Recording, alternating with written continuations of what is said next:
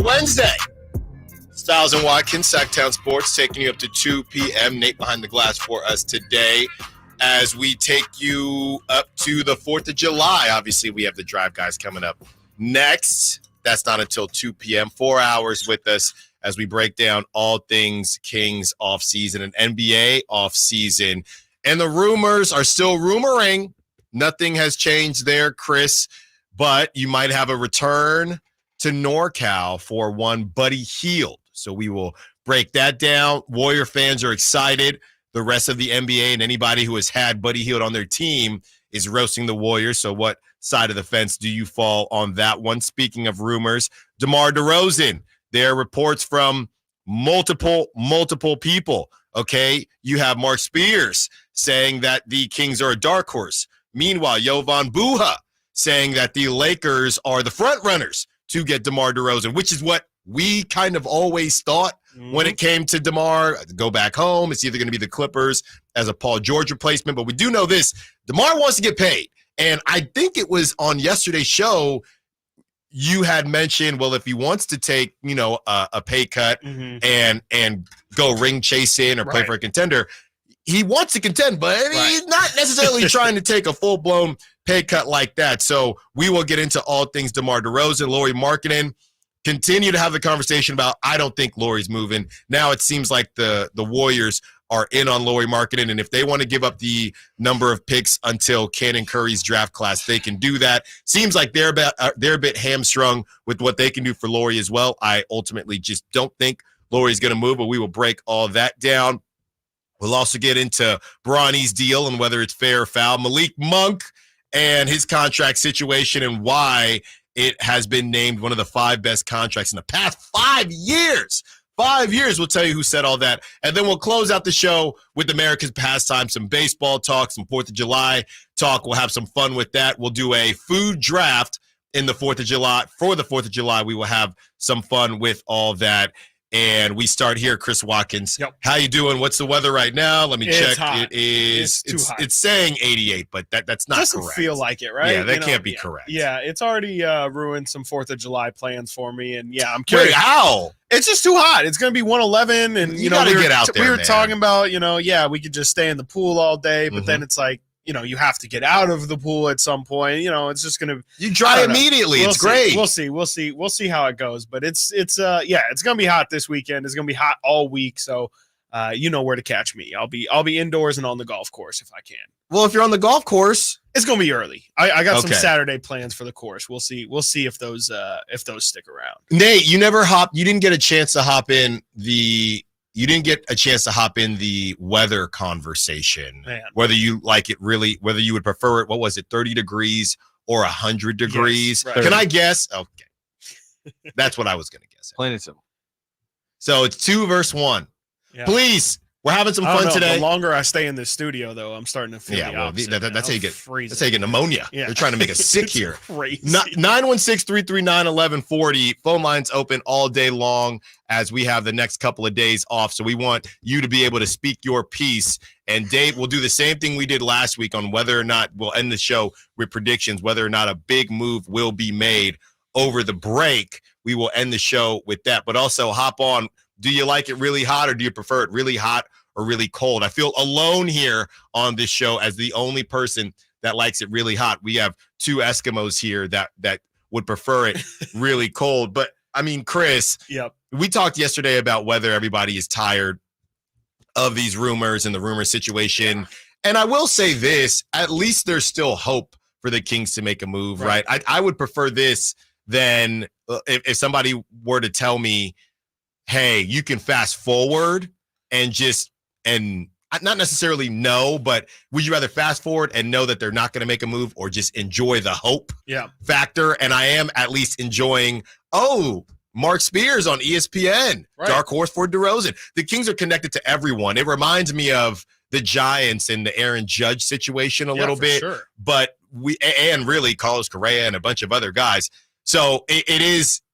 I like the hopium, but also this could be a really, really sad offseason if they do run it back because we are connected to. So if they weren't connected to anybody, then you would say, okay, I mean, who really knows what's happening? But they're connected to almost every available or known available trade asset. Yeah, no, for sure. I mean, we talked about it a bit yesterday, but in a way, it's almost like college football recruiting. Like when if you're a really big fan of any of the big universities, it's the similar feeling of, when you're out there chasing one of the 5-star recruits and you keep hearing, oh man, he's got interest in this school, he's got interest in this school. Yeah. And it's just the excitement. Like that's, a lot of people say the offseason in college football is the real most exciting part. And during the season is just a formality to get more towards the offseason and get towards some of the recruiting stuff. And I think that's kind of what we're seeing here with the Kings right now is, like you said, I mean, being in all the rumors, being in every single article you read, Mark Spears talking about them on ESPN. Yeah, it can be anxiety inducing for sure, because you're like, oh my gosh, are we going to get a deal? There's so much pressure on them to get a deal. It better be the right deal. But it's also what's fun about this. Like, this is what you're in the game for, is to be in the headlines and try and get the exciting names or the biggest names that are at least available. And again, I said it yesterday, the Kings are not typically in this situation. Maybe there'll be a name that in the past was thrown in as one of the teams interested, one of the 4, but they are the headline of every single one of these big names out there. And sure, some of it is probably for leverage and agents trying to get some steam behind their client's name. But I do think it's a sign that the Kings are actively trying to get each and every single one of these guys, which is fun, which should tell you that these guys are active. And at the very least, I don't think they're going to settle for nothing. I think that they have so many fallback plans. Hey, this is our priority. And if that doesn't go through, well, we have this guy, and then we have this guy, and then we have this guy.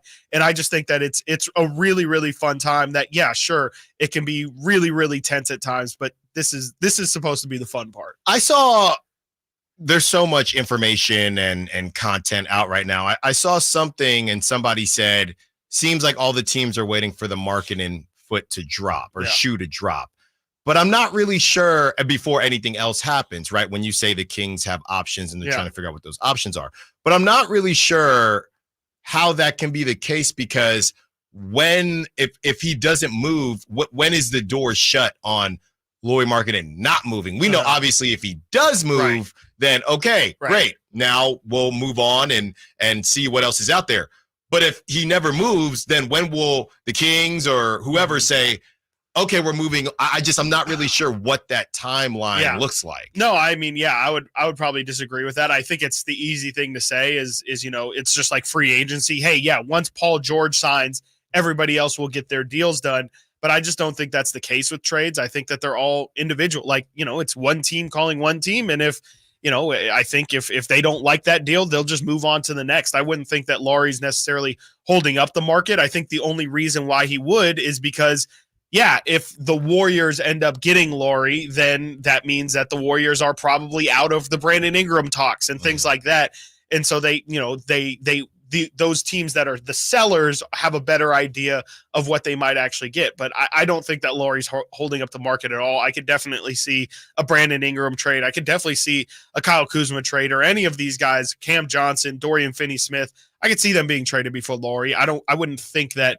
I would think it's actually in teams' best interest to get those deals done before Lauri Markkanen, because the last thing we want to see is, again, a Mikal Bridges haul that might then reaffirm that the market is at a certain level that I just hope it's not, for the Kings' sake. Because, if everybody's going to start asking for 2 to 3 first-round picks, we're just not going to get – that's where you're eating a reaper. That's where I just don't think we're going to get anything done. Yeah, and, the bottom line is – there are a lot of options out there. There are quote unquote big moves. There are quote unquote smaller moves to be made. Tweaks, I guess, would be a better term. But there are a lot of players out there.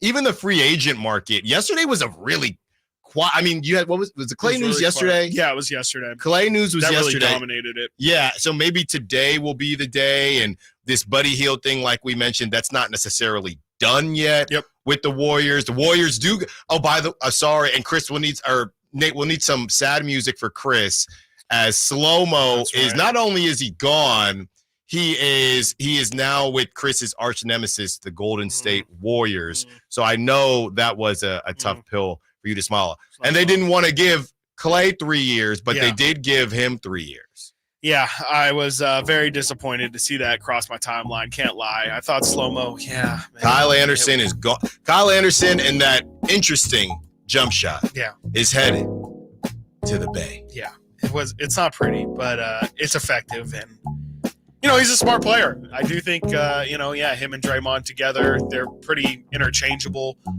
in a way, and I think they could play off each other. And, he's just a high IQ basketball player, and I don't like that on that Warriors team. I think he's going to fit right in offensively. I think defensively he's going to have some issues, but it's a sad day. It's a sad day because I think Kyle Anderson really could have been a different version of Trey Lyles for this team. I saw something, by the way, not to pour salt in the wound, but I did see something that said that he had something like the most assists the last couple of years for anyone over 6'9". Great. That's pretty impressive. It's great. No, it's great. Yeah. He's just, he might move slow, but he moves at his own pace, and, it throws people off, and it's just I think it's just a really good addition. I don't know if I feel great about paying him. You said it was, I think, $327 or something like that. It was. Yeah. But that's like $9 million a year. Yeah. It's not terrible. If that's how the Kings would have used their mid-level exception, I mean, that's not a bad way of using it.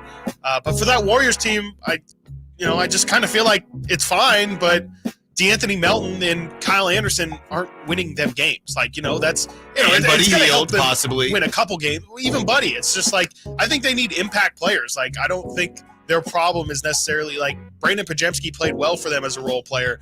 Obviously Kuminga stepped up in his role. Trace Jackson-Davis played well in their role.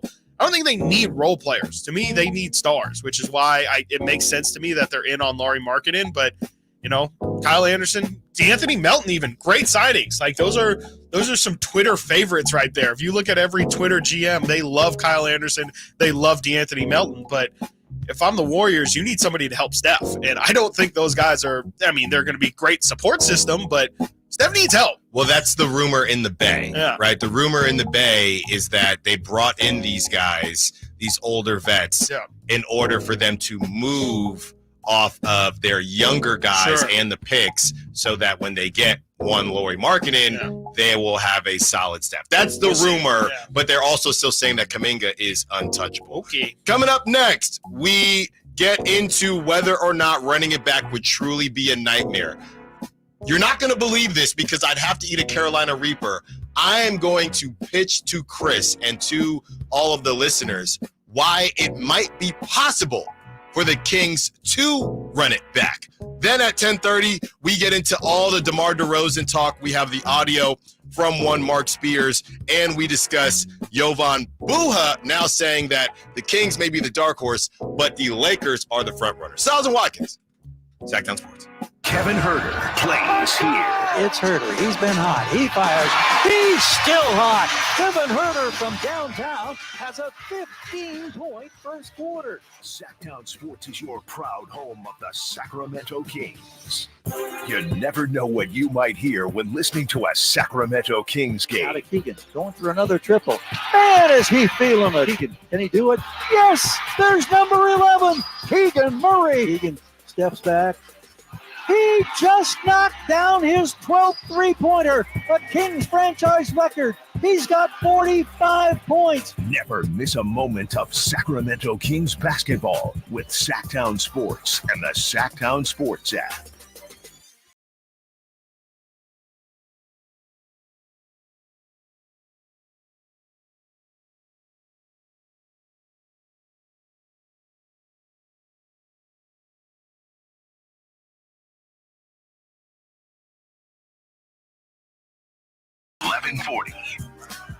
Let's open up the phone lines and see what everybody has to say. Like we said, off tomorrow for the 4th and Friday as well. Thank you, Bonneville. And we will be back on Monday.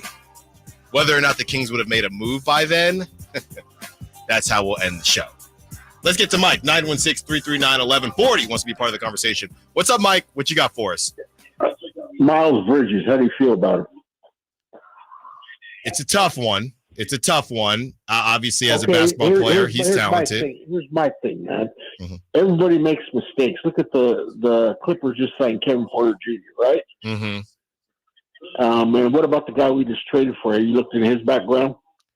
He's not the cleanest. Jalen McDaniels, yeah, we touched on that when they drafted it, when they traded for him. Terrence Davis. Yep, we talked about that. I mean, come on. I know Bridges made a mistake, right? Sure. Yes. I'm willing to let him come to Sacramento, clean slate, play ball. If nothing goes wrong, then you leave him on the team and give him his chance. Yeah. Sure. Thanks for the call, Mike. Look, it's a tough one, man. And when you have a sports show and you want to keep things to sports, but sometimes other things bleed into one another, you really don't have a choice but to address the situation. And the situation is what Miles Bridges did is really just, I want to say unforgivable, but at the same time, you know, it's not my job to forgive someone, right? Yeah. It's not my team and it's not my money. Yep. Okay. And I'm not a higher power or whatever it is. So truly my opinion doesn't matter. Yep. As a basketball player, we know he's a talented dude. There's no doubt about it. If the Kings went in that direction, I'm sure some people would feel some type of way. You know, to Mike's point, you can look at a lot of different people and you know, not to get all Bible-y, but he who is without the first, sin cast the first stone. So I really don't know what's going to happen there. I know the Clippers are interested in him, and you know they're a bit desperate, losing Paul George and trying to keep a winning team. Somebody is going to take him, and he's probably going to play well for them.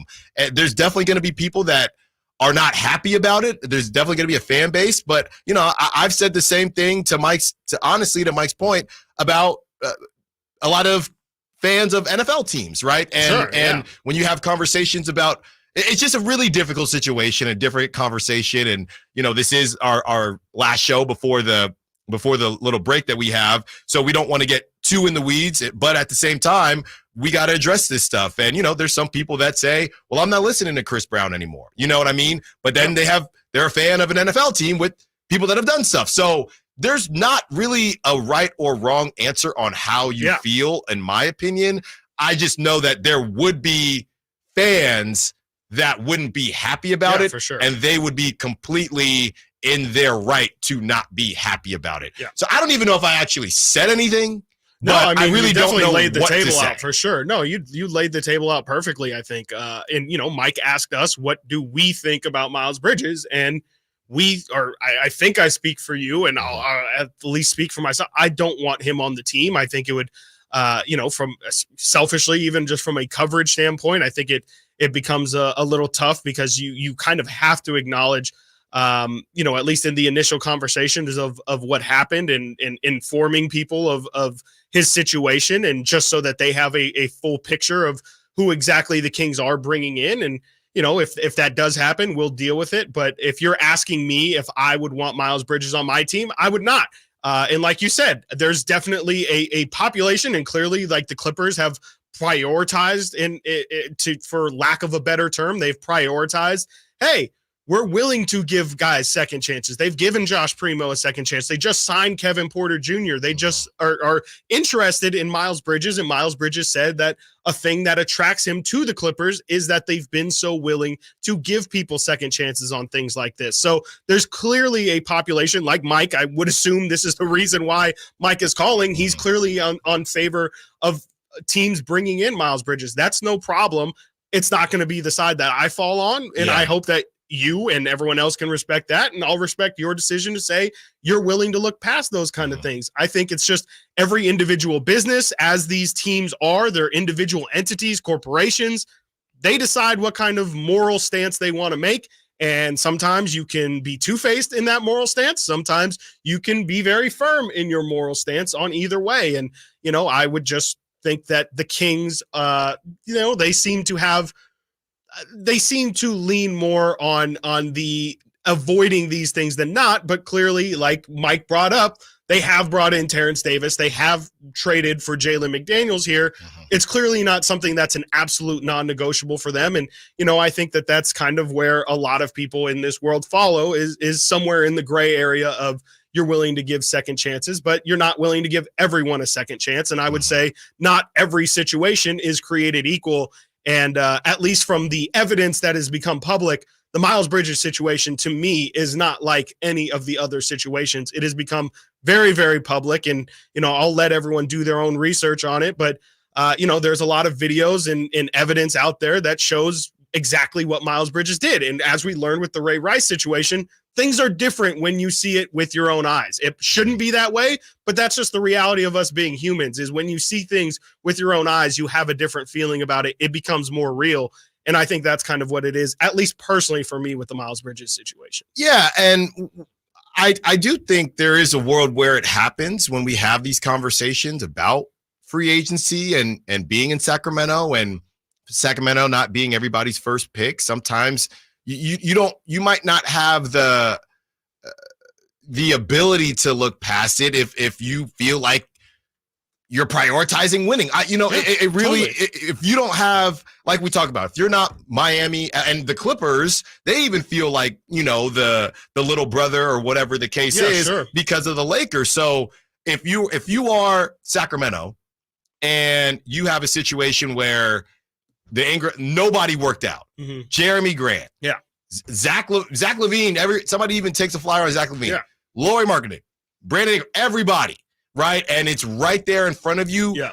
Is it possible they go in that direction? I think it's definitely possible. Absolutely. Yeah. And if they, to your point, a point of desperation. Exactly. Yeah. And if they do that and he comes here and he cooks, then there are going to be people that feel awkward about it. Yeah. There are going to be people that I see people on the Sac chat right now saying, I don't know that if I would tune in. Right. I don't know how everybody would feel. And, I think it's really important to not put yourself, or to always try to put yourself in someone else's shoes when you do see them feel a certain way or go in a certain direction. I mean, I'll never forget the Deshaun Watson thing. Yeah. When Deshaun Watson rolled up to Cleveland and there were fans outside of training camp saying, we're standing by him for what? Yeah.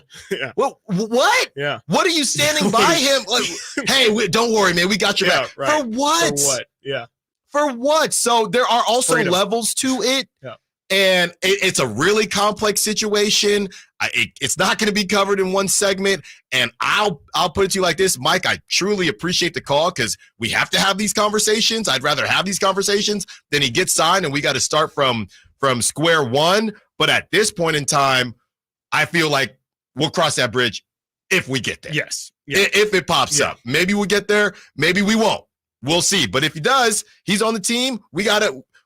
Yeah, we're not going to not talk about him. Right. We're not going to not talk about him. You're not going to not support the Kings, but it gets hairy. Yeah. There's no black and white answer for stuff like that. And this is where a sports show can't just be about sports. And Mike, we appreciate you for bringing it up. And, all opinions, if they are, within the guise of we want the Kings to win, it's hard to, I'm never going to sit there and say, no, we can disagree. We don't have to agree on what it is, but we understand where you're coming from, especially in a situation like Sacramento where we don't know what they're going to be able to do. And we might be having that conversation in the near future. All right, coming up next, I try to convince Chris why the Kings might be able to run it back. I know I sound crazy. Also, we get into the DeMar DeRozan conversation. Where do the Kings truly fall? Stiles and Watkins, Sactown Sports.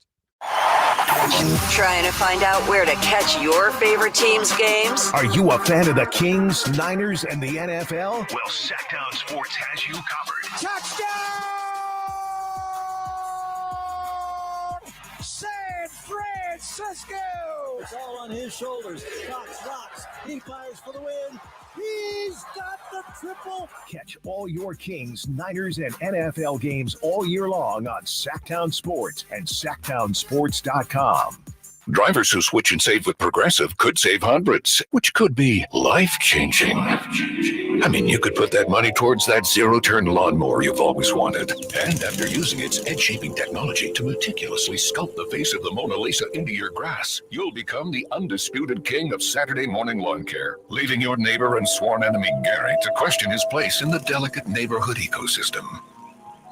And it's all because you could save money switching at Progressive.com. Progressive Casualty Insurance Company and affiliates, not available in all states.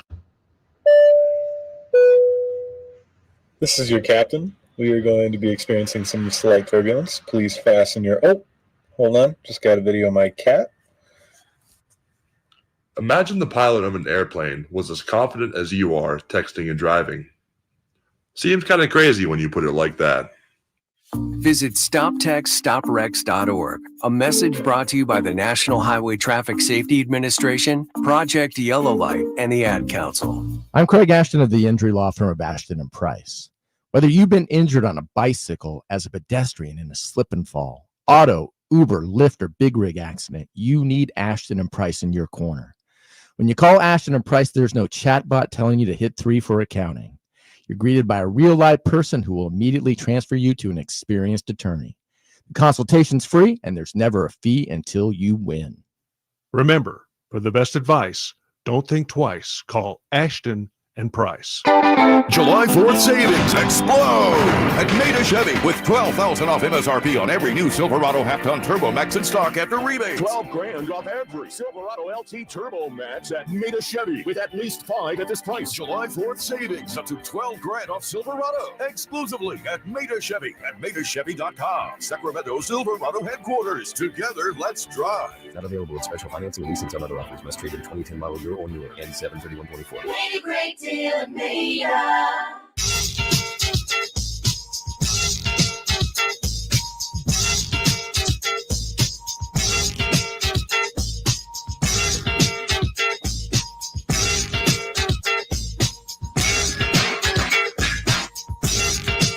Live and local.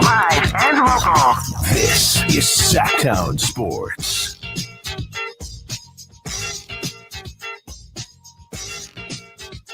Hear me out, Chris. We're going to get to Brandon in a second here, 916-339-1140. Phone lines open all day long. We are off the next 2 days. Real quick, now that we're talking about it. Okay. I golf Silverado, Friday. Okay. So I go up Napa tomorrow. Oh, okay. And then we enjoy ourselves. Then Friday morning, I golf Silverado. Okay. PGA has had a tournament Good there luck. before. You think I show up, or you think I crumble under the pressure? What are you aiming for? You know what's going to happen. Because it's I assume it's got to be a tough course, yeah? Yes. Like, I mean, you're and my buddy, because I've been definitely talking over a lot of 100 trash. here. Yeah. And I've been saying, hey, since my Achilles, I've been cooking. Yeah, right. And he said, okay, well, we're going to see. Major setback for a major comeback. There's two options Minor here. setback, major comeback. I'm either going to have one putt Uh-huh. to break my career low, Okay. which would be 88. I shot at Okay. 89, like once or twice. I'll say unlikely. I'm sorry. Or it's just going to explode.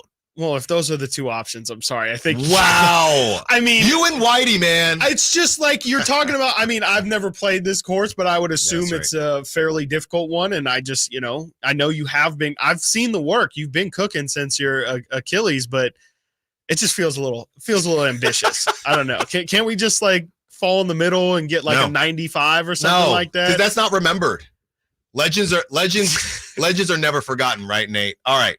Speaking of making history, the Kings are trying to make some history this coming season, Chris. And before we get into the DeMar DeRozan conversation, I'm kicking around some ideas. Okay. So I'm going to almost as if this was a debate, if you will. But I'm going to try to lay this out for you and see if I can convince you for sure that the Kings could possibly run it back. As we have sound from Sam Amick coming up, so who's on the morning show. Sorry, you're not trying to convince me this is a good idea. You're just trying to convince me that this is happening. No, I'm trying to convince you that it could work. Okay. I'm trying to convince you that it could work. I'm very intrigued. Okay. And we have that sound from Sam Amick coming up in the 11 o'clock hour, early in the 11 o'clock hour. He was on the morning show cooking. And there is a chance that this happens. Okay. So he discusses Keegan Murray. If you want to see the whole thing, check it out during the break. It's on our YouTube right now. Also the Sactown Sports app. But let's do it like this, Chris. And Brandon, we see you. We'll get to you. Yes. We'll get to you in a second. Imagine a world. Okay. Next season. De'Aaron Fox. Okay. How he started the season shooting the 3 ball. He continues to shoot the 3 ball that way. Okay. Domantas Sabonis continues his stretch of outstanding play, the double-double champion that he is. Keegan Murray takes the Kawhi Leonard-esque third-year leap. Okay. And all of a sudden, Keegan is not only locking down defensively, he's opened his JanSport bag even more. Okay. The three-pointers, they're back. Yeah. The three-pointers reappear. 40%. Okay. And he's doing stuff within the key. All right.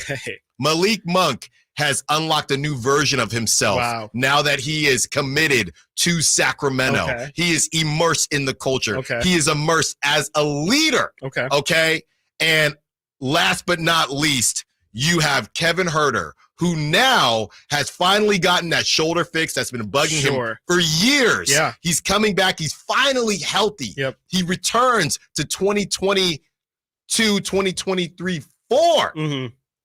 All of those things happen. There are a lot of ifs, but there are a lot of ifs in life. Yes. And they were in the play-in with Malik Monk going down. That's not to mention the ascension of one Keon Ellis. That's not to mention the addition of one Devin Carter. That's not to mention Trey Lyles. He has to have a healthier season than he did last season. And yes, we're still going to complain about Harrison Barnes. Okay, I was like, I'm not going to do all that. I'm not going to mention HB. HB. I can't wait for where this is no, that's the one I'll leave out, respectfully. We're being real here. We're trying to be real here to the We're Swiss not living Army in fantasy land. All of that, Chris, all of that, they went 46 and 36. They were the 9 seed in one of the most competitive Western conferences in the history of the NBA.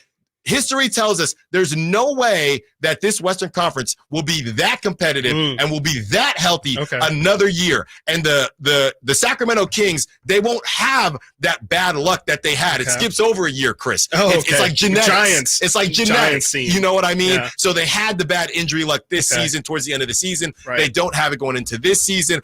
All of that being said, they sneak into a 4 seed. They return to form. They get back that the revenge that they had from 2 years ago. They still have that confidence that they had from making the playoffs. They know how it feels. What did JaVale McGee say? When you taste something like that, you got to learn how you're going to get it back. Okay. Alex Len playing more minutes. Okay. And the question being whether or not they're watching the playoffs being ticked off, saying we should be there. All that being said, they get a 4 seed. They get to the second round. Let's go dancing. What could happen next? Maybe they can run it back, Chris. Tell me I'm crazy. I would say that it's not crazy. It's just obviously incredibly optimistic. I don't think it's crazy, though. Like, I mean, Kevin Huerter had the worst season he's had since his rookie year.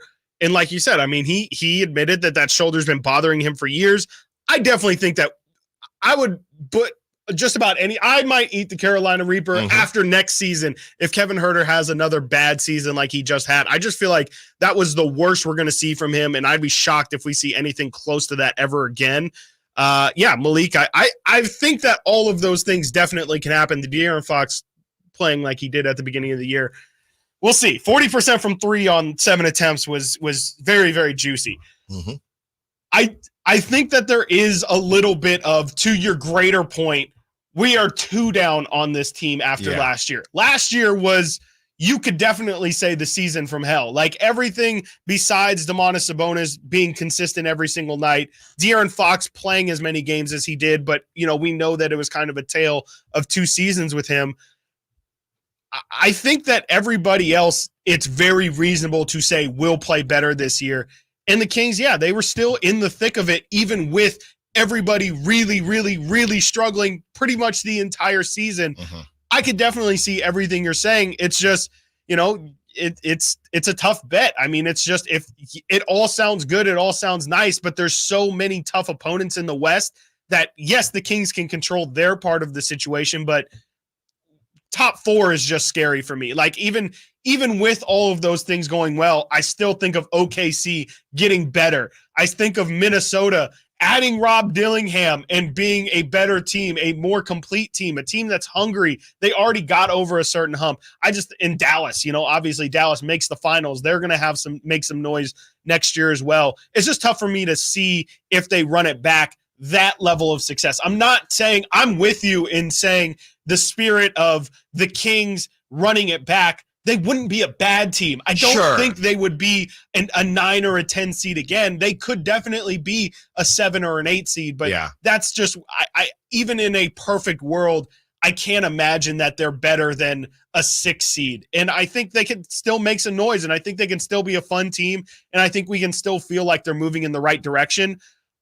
I do think a lot of the things you said are going to come true, though. Like I said, I wholeheartedly believe Kevin Huerter's going to have a better season. I do think Malik's going to be a little bit different with his new contract and a little bit of stability. And, I do kind of think HB is going to at some point shake into something. Like he can't continue he's 31 years old or 30 years old. He can't continue to kind of be this floating guy. He has to understand that if he wants to have a back 9 of his career, he's got to be a more, you have to see more of the production from him on a nightly basis. So I do agree with definitely the spirit of what you're saying. I just don't know if I can, I think I'm just getting lost too much on the top 4. But again, I do think that I agree. Running it back, while it would not be fun and it would be very frustrating, and we would have all of the same, if not many of the same frustrations. I'd lose it. I think that it wouldn't be as bad as maybe what we're making it out. I think emotionally is where it really starts to get bad. And really, the HB conversation, you could get a Cam Johnson or somebody, Dorian Finney, but somebody to give you more production. And it would still be, you wouldn't be running it back anymore, but it's not we had to do this crazy deal. So that was the one I really can't call it on what is going to happen there, but everything else. But I hear you. The issue is the Thunder. The issue, I didn't mention the Grizzlies either. There's the issue is the Thunder. You still got to give respect to the Nuggets, even though I'm not that high on them. The Timberwolves, and you got to give respect to the Mavericks. Those are the 4. Then after that, I'm not locking in the Clippers. I have nothing. I don't know what to do with the Clippers. I don't know what to do with the Suns. I don't know what to do with the Pelicans. I do not. Anybody else? The Warriors, the Lakers. I don't know what to do with any of them. Really, and the Rockets, any of them, and like you said, the Grizzlies. So they're in the second. I see them at the top of the second tier. Absolutely, or at least fighting to be up at the top of that second tier. And I don't think that's necessarily a bad thing. And of course, if they make some additions, like we hope they do, they can be more so towards the bottom of that first tier. And I think that's a really good place to be too. 916-339-1140. Let's go to Brandon, who's been waiting patiently. Brandon, Stiles and Watkins, what you got for us? Guys. Happy early 4th, guys. Happy early 4th, Brandon. Hear me out real quick. So where I'm at with the Ingram and marketing deal is, if I'm putting myself in their shoes, I'm not getting rid of Ingram for a HB or a Huerter. I want Keegan, right? Because if not, I'll just run it this year with them, see how it goes. That's a great starting 5. So I think we're getting further and further from that happening. But hear me out on Zach LaVine. Everyone wants to stress on his contract. It's 3 years. The cap's going up. I really don't think it just completely ruins the franchise if we pick up Zach LaVine. And it's almost borderline slander the way people are talking about him, because a couple of years ago, the dude offensively can run a whole team. So if you add that, we re-signed Monk, we re-signed our coach. It's not really the worst offseason in the world. And then you still got HB. You could find a trade for him later in the season when injuries happen. If not, off the bench, he's still a great guy to have. Huerter if he shoots better. So all in all, I like adding Zach LaVine if that's the last or worst thing you could do. I think that actually gives you a lot of weapons and a pretty offensively powerful team. No, thanks for the call, Brandon. And I know you've called in before, and you're a great caller when you do call in, because that's where I'm kind of going with this, Chris. You just saw, and obviously Jason Tatum is much better than Zach LaVine, but these numbers, this is going to be the norm for players of Zach LaVine's caliber. Derek White is making $32 million. I don't know if Derek White is better than Zach LaVine. I do think there is a level of slander going on with Zach LaVine to where the scale has tilted in the opposite direction. And if the Bulls just want to give him away and you're going to have to pay these guys anyway, the issue that we're running into with Zach LaVine is the injuries, right? But if you feel like and he's the contract. I'm not saying I'm saying the contract is not great, but all these contracts are going to start to look like that. That's how I feel. I feel like the problem with LaVine is he puts you in the second apron, if I'm not mistaken, we don't want to do potentially. And that's the problem, is that you might end up being too cap locked, and that's kind of the problem with the LaVine thing, though you do get the assets, I think the reason why everybody's running from fear from that contract is because, it's going to prevent you. We played the audio yesterday. It's going to prevent you from doing a ton of stuff. And if Zach LaVine does get hurt, or if he isn't hurt and isn't good enough to get you where you want to, it'd be really tough to pivot. And I think that's the problem with Zach is, at least with Brandon Ingram, he's good enough to where you could sell yourself that there's going to be something there. And if it doesn't work out, you can maybe trade off from him. Zach LaVine, I just don't think that's ever going to be a tradable contract. Yeah. The bottom line is, what do you care about more? Your draft capital or just the ability to be flexible? We know how much Monty does like being flexible, because you're coming off more draft capital. You're coming off the least amount of draft capital for Zach LaVine. You're getting draft capital. Yeah, but you're going to be hamstrung moving forward. So it depends on how you feel about it. Jay Lee on the Sac chat is saying Ingram is injury prone. He definitely is not. Yeah. Iron Man. Yeah. He is definitely not Kevon Looney. No, he is not Kevon. He ain't Harrison Barnes. No. He's not Harrison Barnes or Sabonis. So all these guys are flawed in different ways. It's just a matter of which flaw do you mind the least. Yeah. That is really the question. All right, coming up next, we get into the DeMar DeRozan conversation and where the Kings land on that list as far as whether they're a dark horse or a front runner. TC, we see you. We'll get you on the other side. Stiles and Watkins, Sactown Sports. The NFL's leading rusher plays here. A handoff to McCaffrey, walks in the end zone. Handoff to McCaffrey, takes it right down to the goal line. He does his thing again. McCaffrey goes in motion right. Backwards pass led by Juszczyk. A block there. Hurdles a man. 10, 5, touchdown! CMC! You can hear all of Christian McCaffrey's touchdowns on your home for 49ers football. Sactown Sports. I didn't ask to be thrown in the streets with nowhere to go. I didn't think I'd survive. But I did ask for help, and Covenant House was there for me. 1 in 10 young adults will experience a form of homelessness this year. For these kids who didn't ask to be put in this unthinkable situation, Covenant House is there. Covenant House helped me break the cycle of homelessness in my family. They gave me the love that I needed. Over 2,000 young people will sleep safely in a Covenant House bed tonight. When youth who are experiencing homelessness have a hot meal, a safe place to sleep, medical care, and love, they can overcome heartbreaking challenges and have a brighter future. They just really genuinely just wanted to help me succeed, and I'm succeeding. I'm a speaker, I'm an author. Covenant House really helped me and really helped mold me into the woman I am today. If you or someone you love is asking for help, go to safeplacetosleep.org today. Whitey here, reminding you that not all gas grills are created equal. Bring out all the delicious flavors in your grilled meats with the amazing Napoleon Prestige and Prestige Pro line of outdoor cookers. My Napoleon Stainless Steel Pro Series gas grill has turned me into a grilling pro with features other grills cannot match. They're built different, built better, built to last. Made with premium stainless steel that boasts quality and a lifetime warranty. I may never want to cook indoors again. Napoleon grills and accessories are now available at your nearby Amy's, Ace Hardware in Sacramento, and now El Dorado. Elk Grove Kia and Elk Grove Auto Mall is under new management, but you can still expect that same 5-star experience. Celebrate 4th of July in a 2024 Kia Forte for only $169 a month, or get 4.99% APR for 72 months on a new Kia Seltos. Come take a test drive Elk Grove Kias in the Elk Grove Auto Mall and online at elkgrovekia.com. Forte lease plus tax, $4,999 due at signing, $0 security deposit, 10,000 miles per year, 26 per mile excess, 5 available. Seltos offers $16.06 per month per $1,000 finance. No down payment required. Available on approval of credit. Ends July 8th, 2024. Drivers who switch and save with Progressive could save hundreds, which could be life-changing. I mean, you could put that money towards that zero-turn lawnmower you've always wanted. And after using its edge-shaping technology to meticulously sculpt the face of the Mona Lisa into your grass, you'll become the undisputed king of Saturday morning lawn care, leaving your neighbor and sworn enemy Gary to question his place in the delicate neighborhood ecosystem.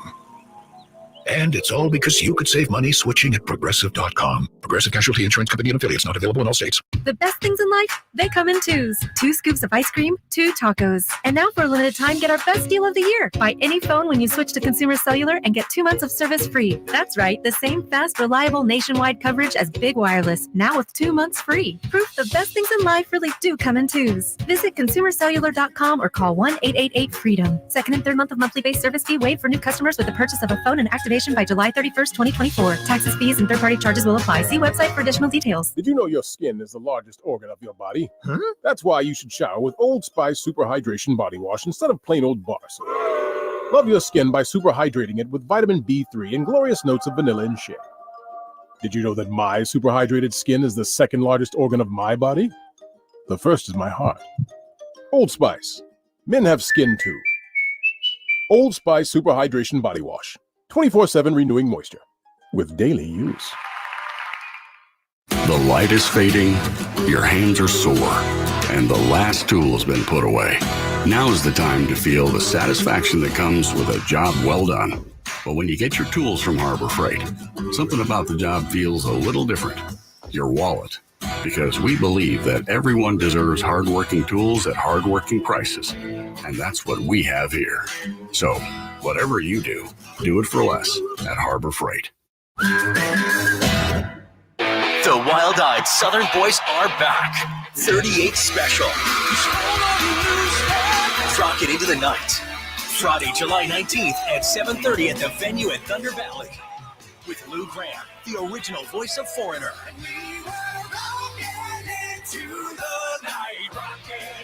Tickets on sale now. For tickets, visit ThunderValleyResort.com. Don't miss 38 Special Live.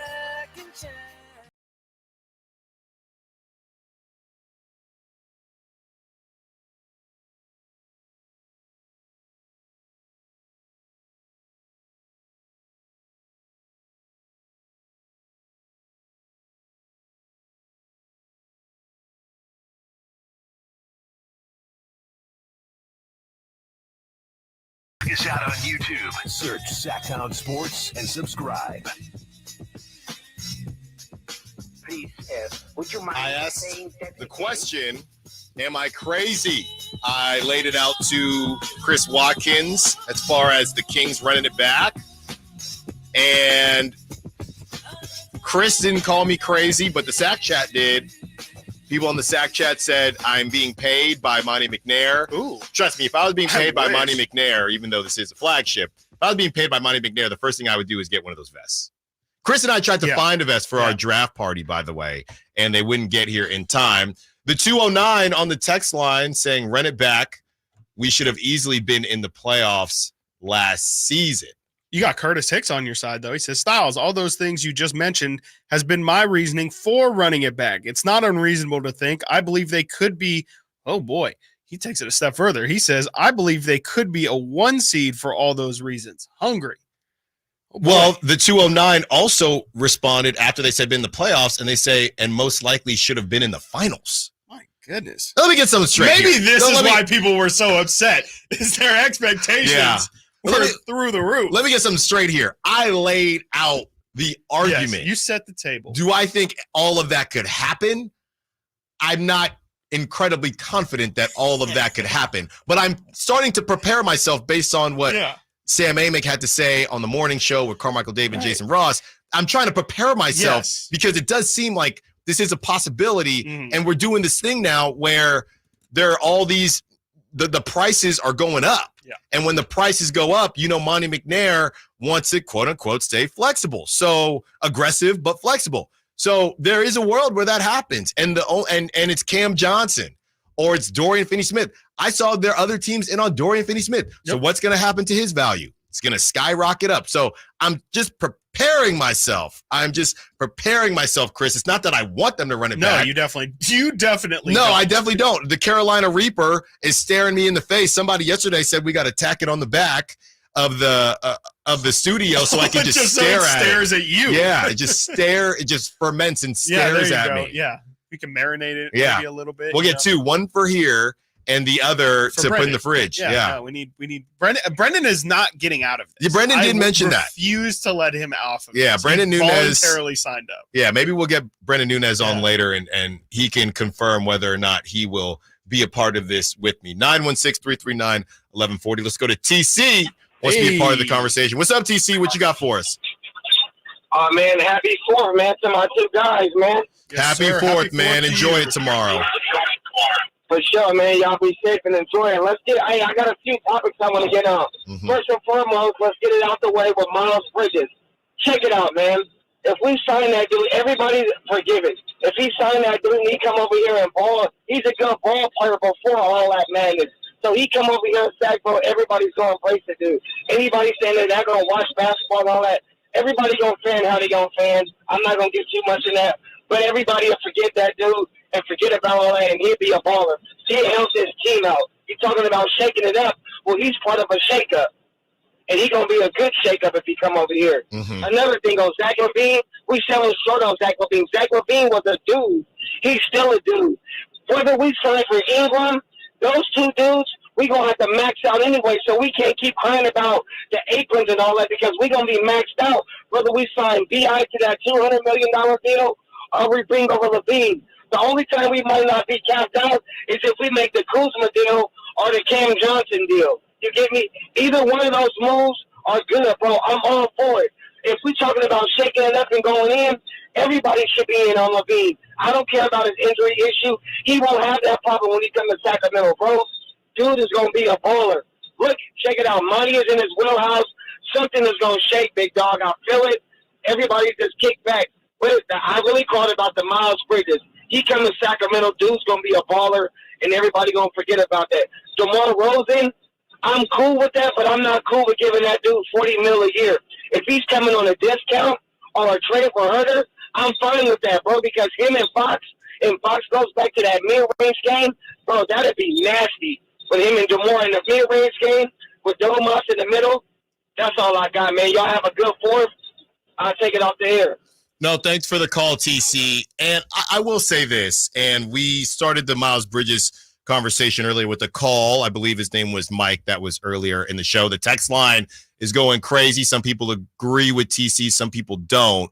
And, yeah, we touched on it earlier. If you want to dial back on YouTube or check it out on the Sactown Sports app. The one thing I would say is this. If you are a diehard Sacramento Kings fan, not that it matters, but I think one thing I kind of can see TC going with is if you get on that side, you got to stay on that side. How do you leave that side? Because it can't be, I'm not with Miles Bridges. What it is, right. And then he balls out. The windmill dunk of him. Exactly. And now it's, well, actually, there's issues everywhere. So I do think it can be hard to stay consistent there. And not that anybody's going to necessarily judge you and say, well, you said you weren't, but your family or your friends or whoever it is, if you say, no, I'm out. Yeah. If you're saying I'm out, if they get Miles Bridges, I'm not doing it. I don't care.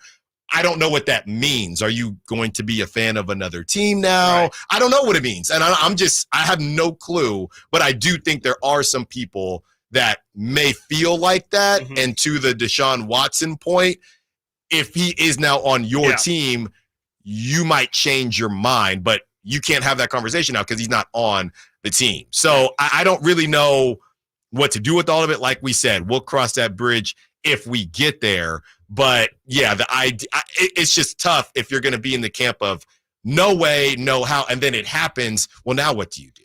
Yeah, I think that's kind of why, even forget like your personal feelings on the situation aside, I just think that's kind of why a team like Sacramento should be out. Just again, from a business perspective, you're talking about splitting a fan base, regardless of how the organization itself even feels about the issue. Exactly what you just detailed is what's going to happen with each individual fan. Every fan has to make a decision, whether it's conscious or not even thinking about it, whether or not they're going to have a feeling towards it and how strong that feeling is going to be. And to your point, what actions you're going to take on those feelings.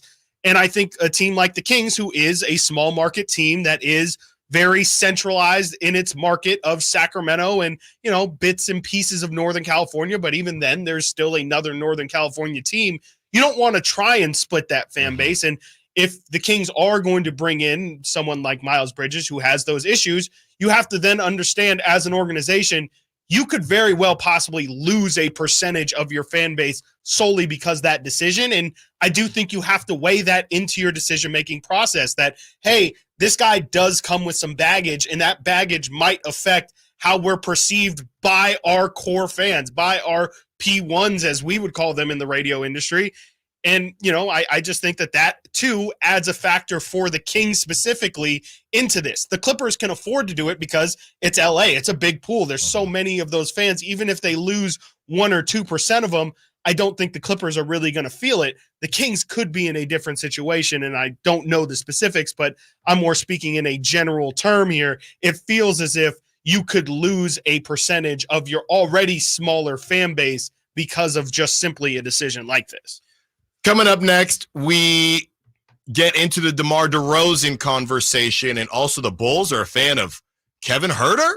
Let's talk about it. Stiles and Watkins, Sactown Sports. Did you miss any part of our live local shows? Don't worry, you never have to miss them again. Check out SactownSports.com and search our podcast page and play our shows when you want. The Carmichael Dave Show with Jason Ross, Stiles and Watkins, and The Drive Guys. Plus, other podcasts like Return of the Empire, Return of the Roar, The Stingers Up podcast, and Golf to Go with Frank LaRosa. They're all available right now on SactownSports.com. It's a myth to think you don't play golf well enough to get fitted for golf clubs. The professionals at the Hagen Oaks Player Performance Studio would argue that playing the game with golf clubs properly fitted to your body and swing characteristics is the best way to improve your game and have more fun on the golf course. With a professional staff of fitters, all the major brands of equipment, and cutting-edge technology featuring TrackMan, the indoor-outdoor Hagen Oaks Player Performance Studio is worth a look. See for yourself, Fulton Avenue at the Cap City Freeway. Schedule your fitting at 916-808-2531, 808-2531. 18 number ones. What was I thinking? Countless ACM and CMA awards. Sold out world tours. And now Dierks Bentley is coming to Sacramento for Country in the Park 2. September 28th at Hart Health Park at Cal Expo with Parmalee,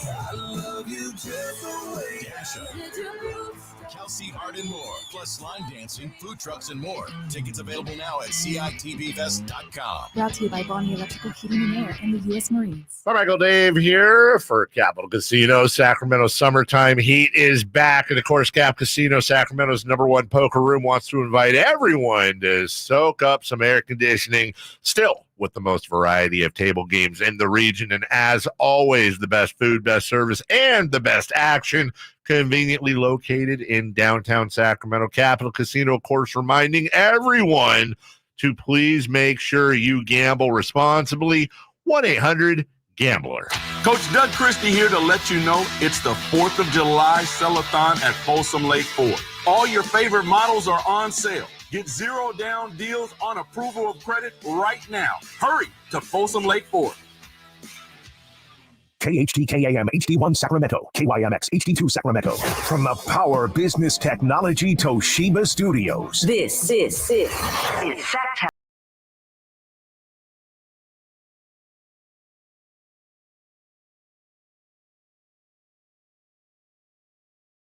Sactown Sports. Call or text at 916-339-1140. Man, oh man, we'll never tell people what to and to not talk about on the show, but Miles Bridges break. Is that okay? Please. Yeah. Chris, I think we've done enough. During the break, Chris said, this is not where I thought this show before our break would go, but hey, people want to talk about it. We'll talk about it. It's uncomfortable. Exactly. Right. And, people aren't going to be happy about it. I'm responding to some people in the text line about it, but we say, hey, who do you guys want? And then someone comes in and has something to say about it.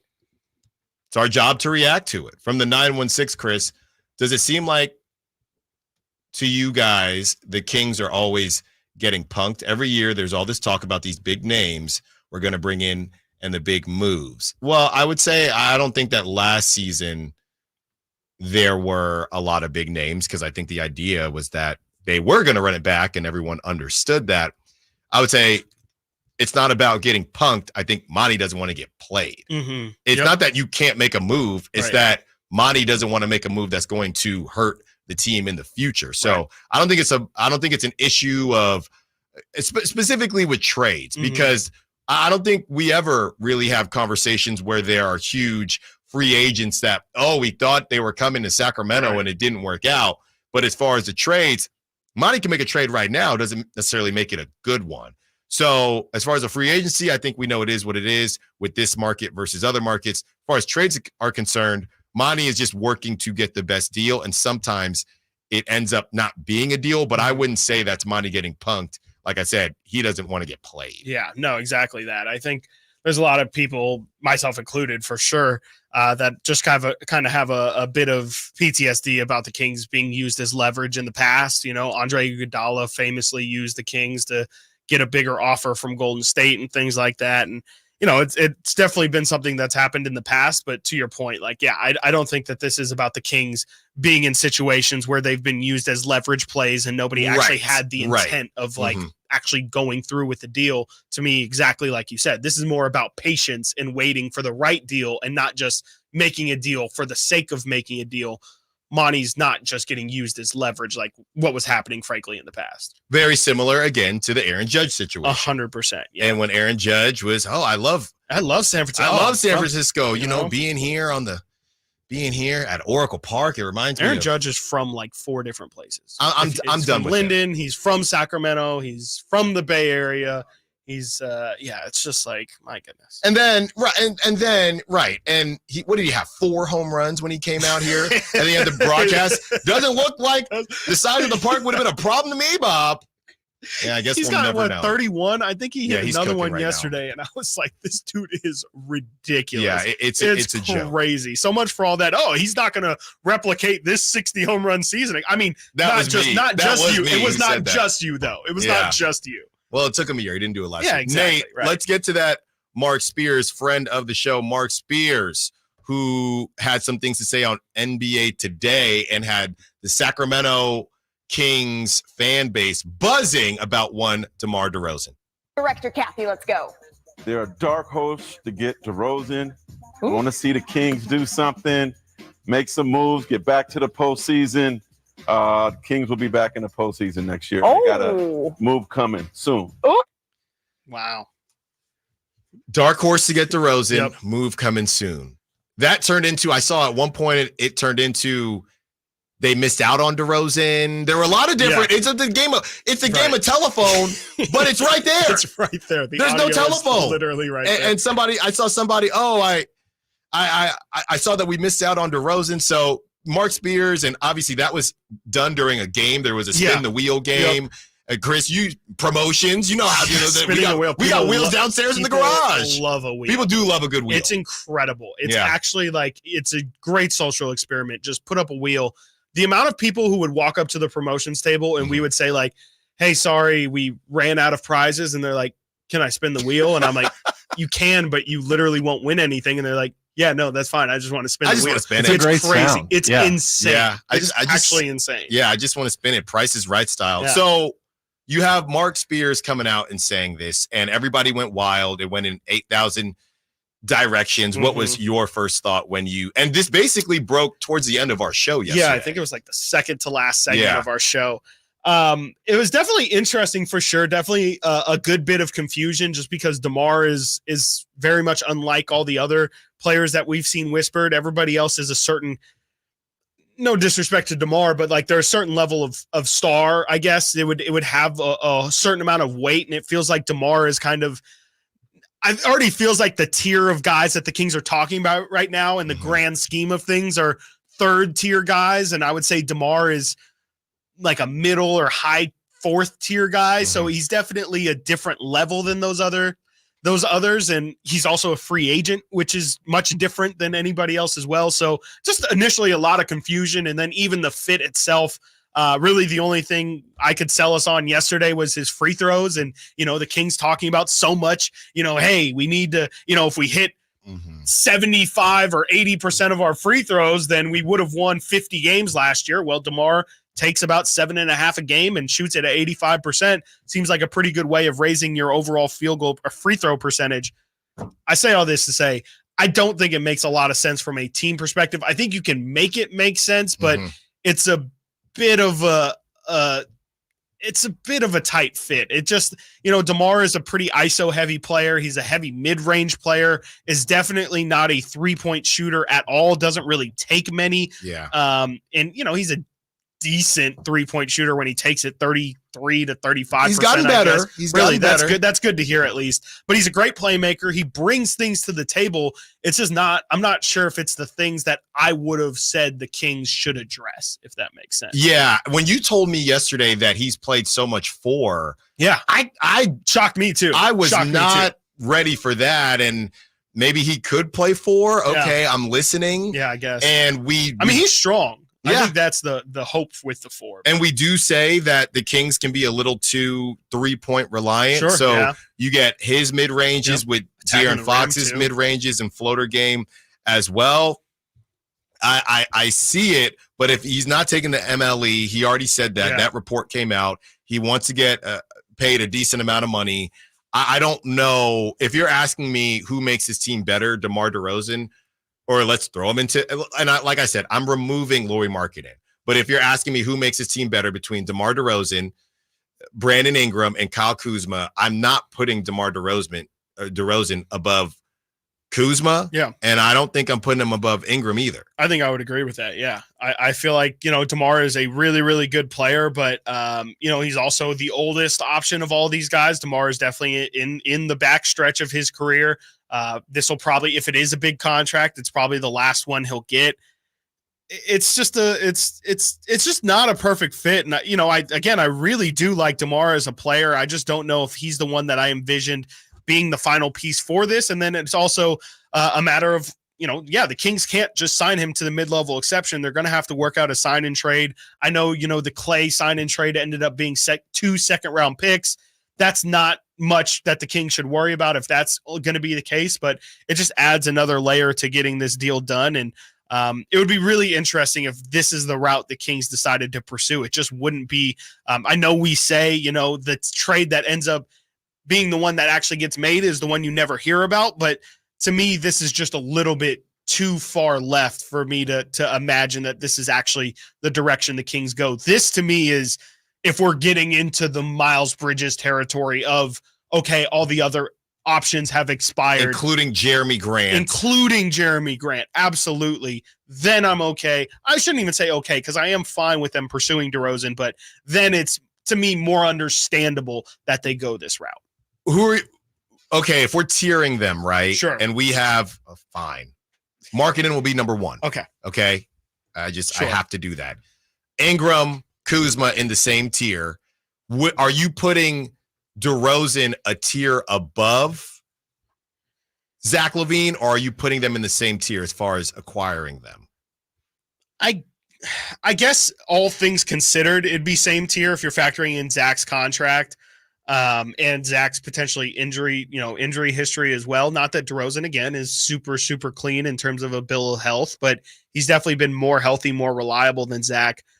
I would probably rather have DeRozan than everything that comes with LaVine. Mm-hmm. But I might change my mind if I see that the Kings get 2 second-round picks with LaVine. But just as the options on a surface level, I would say I would probably do, Lauri tier 1. I would put Kuzma, Grant, and Ingram in tier 2 for me, probably in that order as well. And then I would probably in the third tier have DeRozan, LaVine, and then probably in a fourth tier have Miles Bridges and I should also put Cam Johnson probably in the bottom. I'd rather have Cam Johnson than DeMar DeRozan because positionally he fits better. Wow. I think I would probably rather have better contract. I might rather have Dorian Finney-Smith than DeMar too, just because he's more of the actual fit itself. I think I would probably rather have Dorian Finney-Smith because he's definitely not the caliber of player of DeMar, but to me, he fits the role that I think, he would come in as a role player, no illusion of being a star, but I think the dirty work he would do at that 3 spot would be more beneficial than what DeMar could bring. I hear you on that. And he's again, more of a 3 and D. Like if you're saying, hey, the Kings need a 3 clutch, and D3. what was the clutch is fantastic. What did he finish? Second? He finished, I think, third? second and then third this past year. But who's taking the last shot on that team? DeMar DeRozan or De'Aaron Fox? That's a real question. And that's something that they would probably have to work through. Who do you want taking the last shot? Probably DeMar. DeMar's nasty in the mid-range. I think as good as De'Aaron is in the mid-range, DeMar is the mid. DeMar and KD and Kawhi, to me, the 3 best mid-range shooters in the league right now. De'Aaron's great. De'Aaron, when he got to that spot 2 years ago, he was at that level. But DeMar's been doing it for so long, and he's got a signature shot. He backs you down and takes that turnaround jumper. It's cash from anywhere. He's hit corner threes, corner game winners, hitting that turnaround shot. I feel maybe I'm crazy. I feel like the numbers might justify it. I'm taking DeMar in the last minutes over De'Aaron. I don't think you're crazy. I think it leads to a larger conversation that I don't know if we want to have today. But if he was on the team, I definitely don't think he would be crazy. And I don't even know how much De'Aaron would be opposed to it, to be completely honest with you. No, I don't know either. I mean, he let Malik kind of take a bit of the reins last year, but I do wonder how much De'Aaron feels like that's kind of my thing, not necessarily in a super selfish way, but kind of like this is where I make my impact felt the most. We talk about how this Kings team really does kind of play in patterns, and Sabonis usually murders the first quarter. We'll have 11, 7, and 7 by the end of the first quarter. And then Malik kind of gets going, and you want Kevin and Keegan to get going. And then by the time the fourth quarter comes, that's all De'Aaron Fox. He usually has 10, 12, maybe 14 points heading into that fourth. And then you kind of expect a double-digit fourth quarter from him. So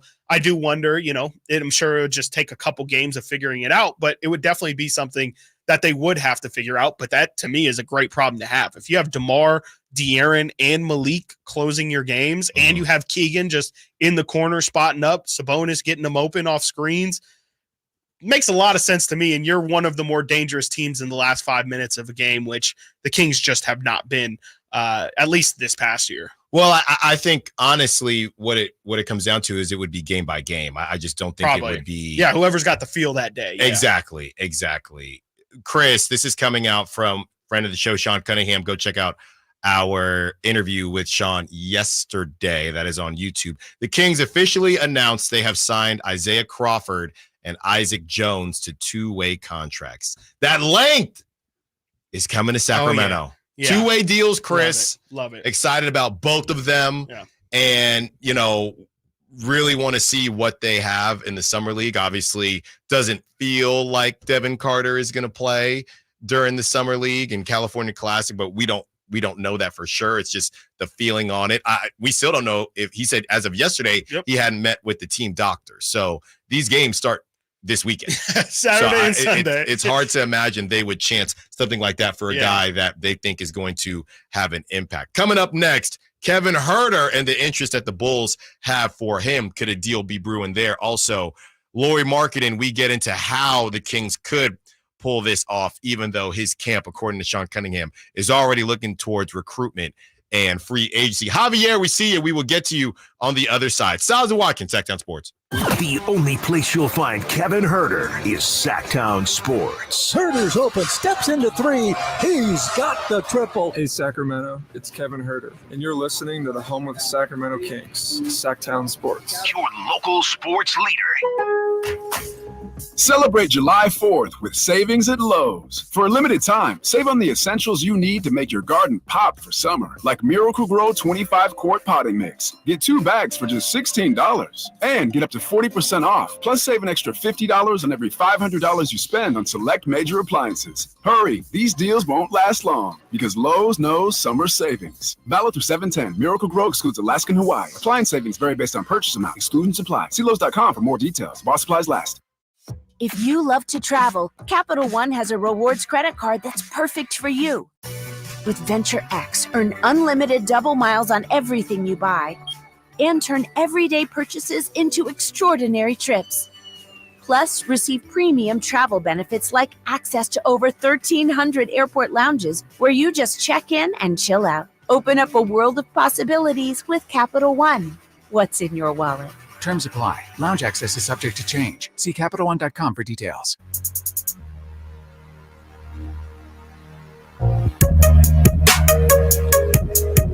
Live and local.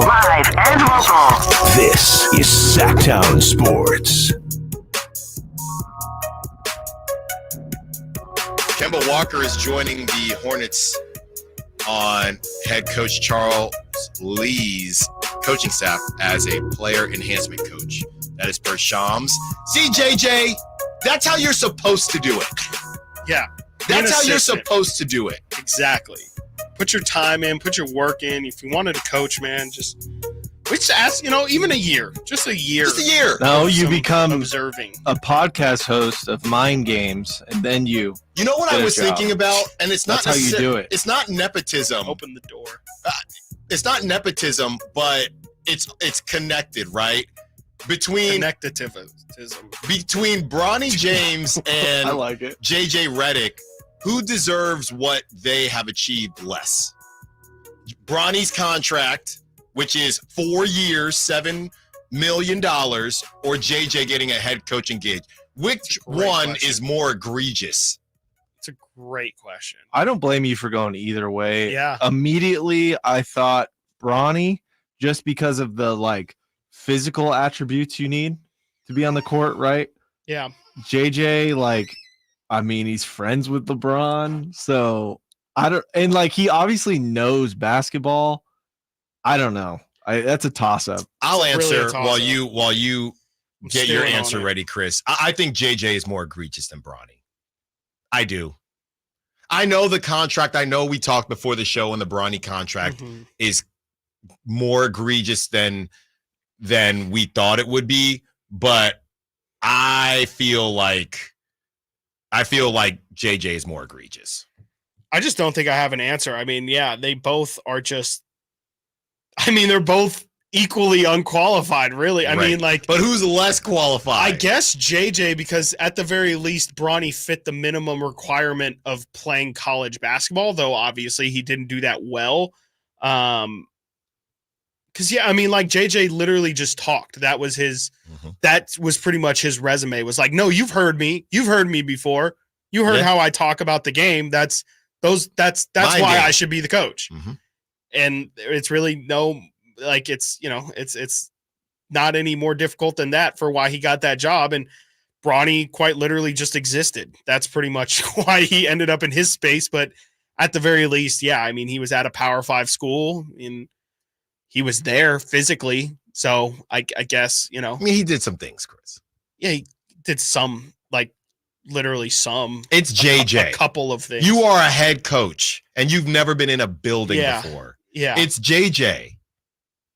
And I don't know how close it is. I think Bronny's is more unprecedented though.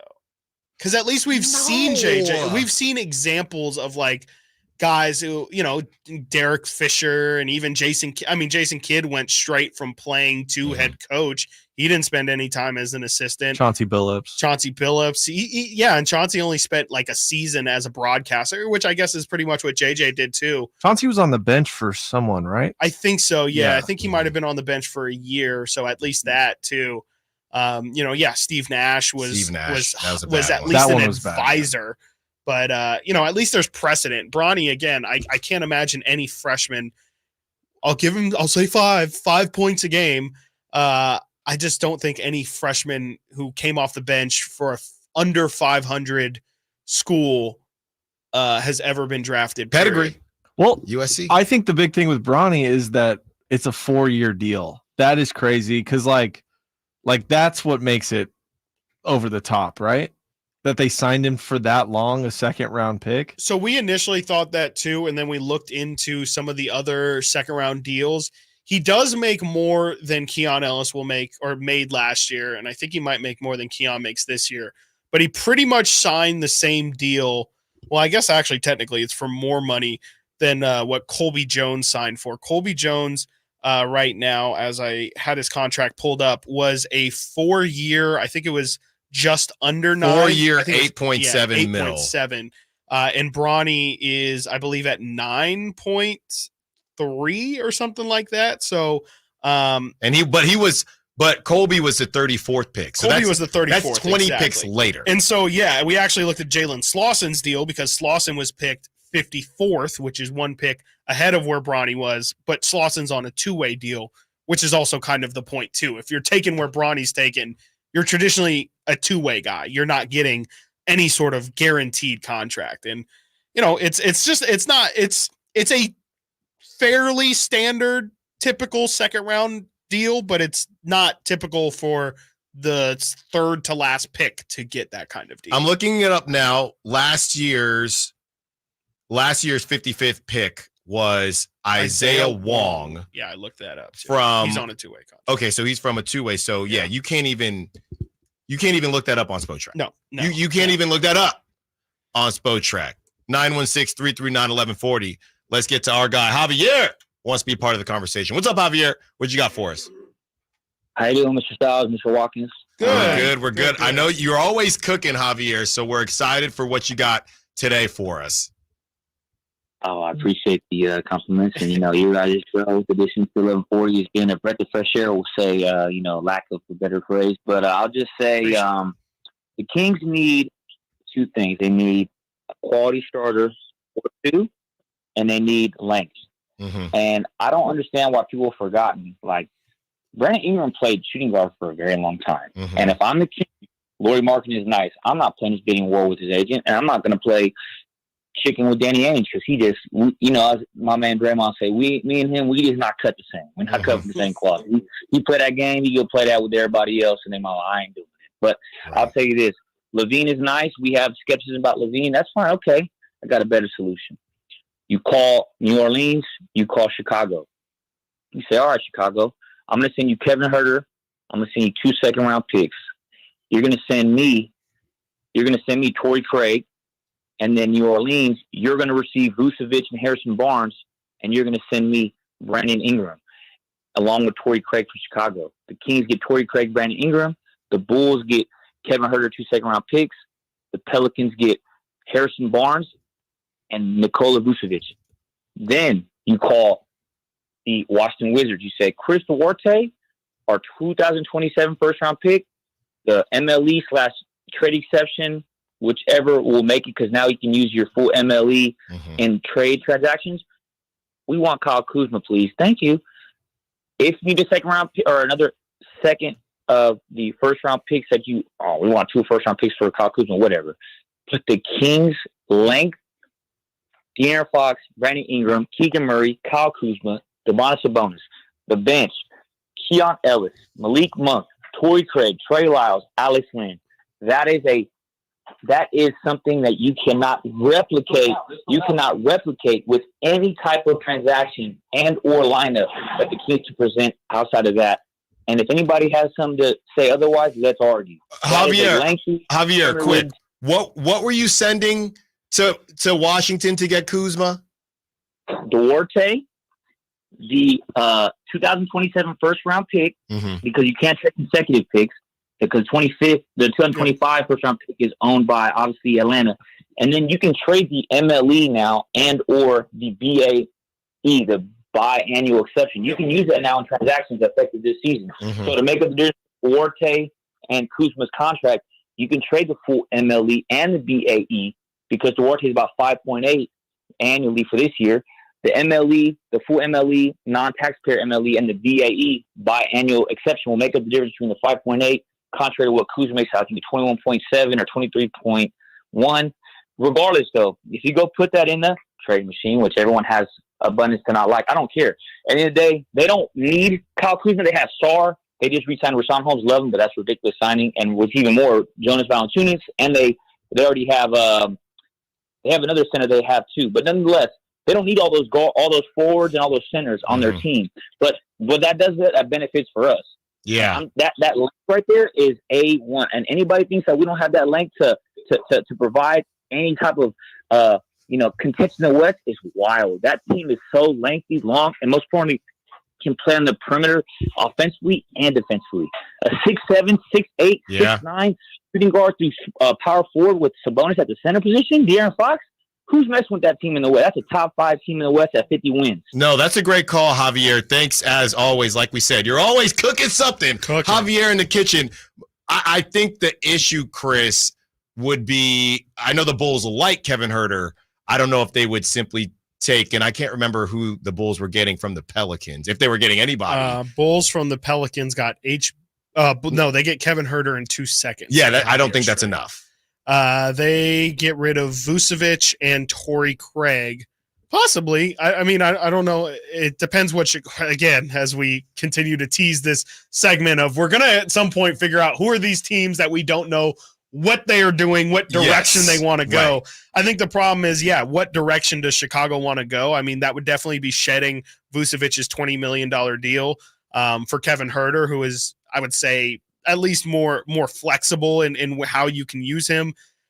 I love it. I mean, I'm kind of I'll take this OG stance on trying to get this double deal done with Chicago and Washington and trying to solve all the Kings' problems. But as much as I would love for this to happen, I do think that just reality tells me that you would have to make these one move at a time. I think you kind of have to pick one. You have to see how it plays out, and then you make another one. To me, the Kings this is chips all the way in. This might, again, we're talking possible second apron. I know Javier's talking about using the mid-level exception or the biannual, or I know the Kings have a traded player exception as well that they can use. That means that they're unloading salary, and that means that they're potentially going up the aprons, and we've just talked a lot these past couple of days about why that's something that every team is going to avoid. Yeah, and by the way, the Lakers, as it stands, they are $500,000 into the second apron, which is not a good look. I know Rich Paul is still working with the Lakers to see if LeBron can take $1 million off to get him out of the second apron. So good call, Javier. Still working on how we can convince the Bulls and maybe to a lesser degree the Wizards, but great stuff. Coming up next, we continue the conversation and whether or not the Kings have any interest in moving Keegan Murray. This is from Sam Amick, the great writer from The Athletic. Stiles and Watkins, Sactown Sports. You never know what you might hear when listening to a Sacramento Kings game. Out of Keegan, going for another triple. Man, is he feeling it. Keegan, can he do it? Yes, there's number 11, Keegan Murray. Keegan steps back. He just knocked down his 12th three-pointer, a Kings franchise record. He's got 45 points. Never miss a moment of Sacramento Kings basketball with Sactown Sports and the Sactown Sports app. This 4th of July, celebrate in style with Amy's Outdoor Living, your grilling headquarters. From burgers to brisket, Amy's Outdoor Living's got perfect grills for your Independence Day celebration. See the new Red Hot barbecue brands, Napoleon and Rectech. Napoleon grills perfect gas and infrared grilling, and they're built to last. Rectech pellet grills built like a tank and offer the #1 rated grilling app. Free setup and delivery with Amy's for grills, $3.99 and up. Amy's also features Weber, Big Green Egg, and Traeger gas and pellet grills. And you got to see the one I got, the Gosney Professional Pizza Ovens. Oh, my goodness. Add some style to your backyard party with new furniture, and Amy's will pay the sales tax on all in-stock furniture and outdoor decor items. Visit their clearance center in the Sacramento store for scratch and dent savings. Amy's Outdoor Living, El Camino near Watt, and inside Amy Ace Hardware in the El Dorado Town Center. Eric was way behind on his taxes. I owed a lot of money to the IRS, almost $15,000. I tried to make payments. The IRS wasn't satisfied with Eric's efforts, so they came after him full force. They're coming to put a lien and a hold on all my income, my home, my car. I was just overwhelmed at what to do. Then Eric called Optima Tax Relief. When Optima Tax got involved, the calls would stop, the threats would stop. It was easy like 1, 2, 3. Optima Tax Relief is A+ rated by the Better Business Bureau, and their team of expert tax professionals took care of Eric's problem. I owe $15,000, and now my debt is clean. I don't owe anything. Take Eric's advice. If you have a tax problem, you need to call Optima Tax now. Call Optima Tax Relief for a free consultation. Call 800-343-6460. 800-343-6460. 800-343-6460. Optima Tax Relief. Some restrictions apply. For complete details, please visit OptimaTaxRelief.com. The 4th of July sales event is here at Folsom Lake Kia. Special offers on your favorite models. Plus, buy with 0 down on approval of credit. Shop Folsom Lake Kia in the Folsom Auto Mall and tell them Coach Doug Christie sent you. Your water heater. Old, rusty, forgotten. We hardly ever even think about them until there's no hot water. Right now, get incredible rebates up to $3,000 off and financing available for as little as $40 a month. Leave it to Bonnie to crank up the heat. At Ashton & Price, over the last 25 years, we've won just about every injury case you can think of. Slip and fall, falling merchandise, fell through rotted decking, we won those. Dangerous stairs, falls into holes, dog bites, won them. Injured while pedestrian or on a bicycle, auto, motorcycle, big rig, company vehicle, Uber, or Lyft accident, we've won them all. And the best news is there's no fee until you win. So no matter how you got injured, remember, for the best advice, don't think twice. Call Ashton & Price. Increase leads and get more customers. We create tailored digital marketing strategies that deliver results. On your next campaign, aim higher. Go to aimyourdigital.com and get started today. aimyourdigital.com. I'm a very active person that likes to move around and go. The pain I was in was really excruciating. It was actually debilitating. I was basically heading towards a sedentary lifestyle. I had really tried everything, but I quickly lost hope with all of the things that we had tried, and that's what led me to the Good Feet store. And when I found the Good Feet system, it really just changed everything. It brought me back to life. I have my active lifestyle back. The Good Feet store in Sacramento, Roseville, and Vacaville. A-Team number one. What was I thinking? Countless ACM and CMA awards. Sold out world tours. And now, Dierks Bentley is coming to Sacramento for Country in the Park 2. September 28th at Hart Health Park at Cal Expo with Parmalee. I love you just the way Dasha. Kelsey Hart and more, plus line dancing, food trucks, and more. Tickets available now at CITVFest.com. Brought to you by Bonnie Electrical Heating and Air and the U.S. Marines. Sponsored by Xfinity Internet. Enjoy ultimate control of your home network. Personalize your Wi-Fi name and password. Assign user profiles. View and control connected devices and more with the Xfinity Internet app.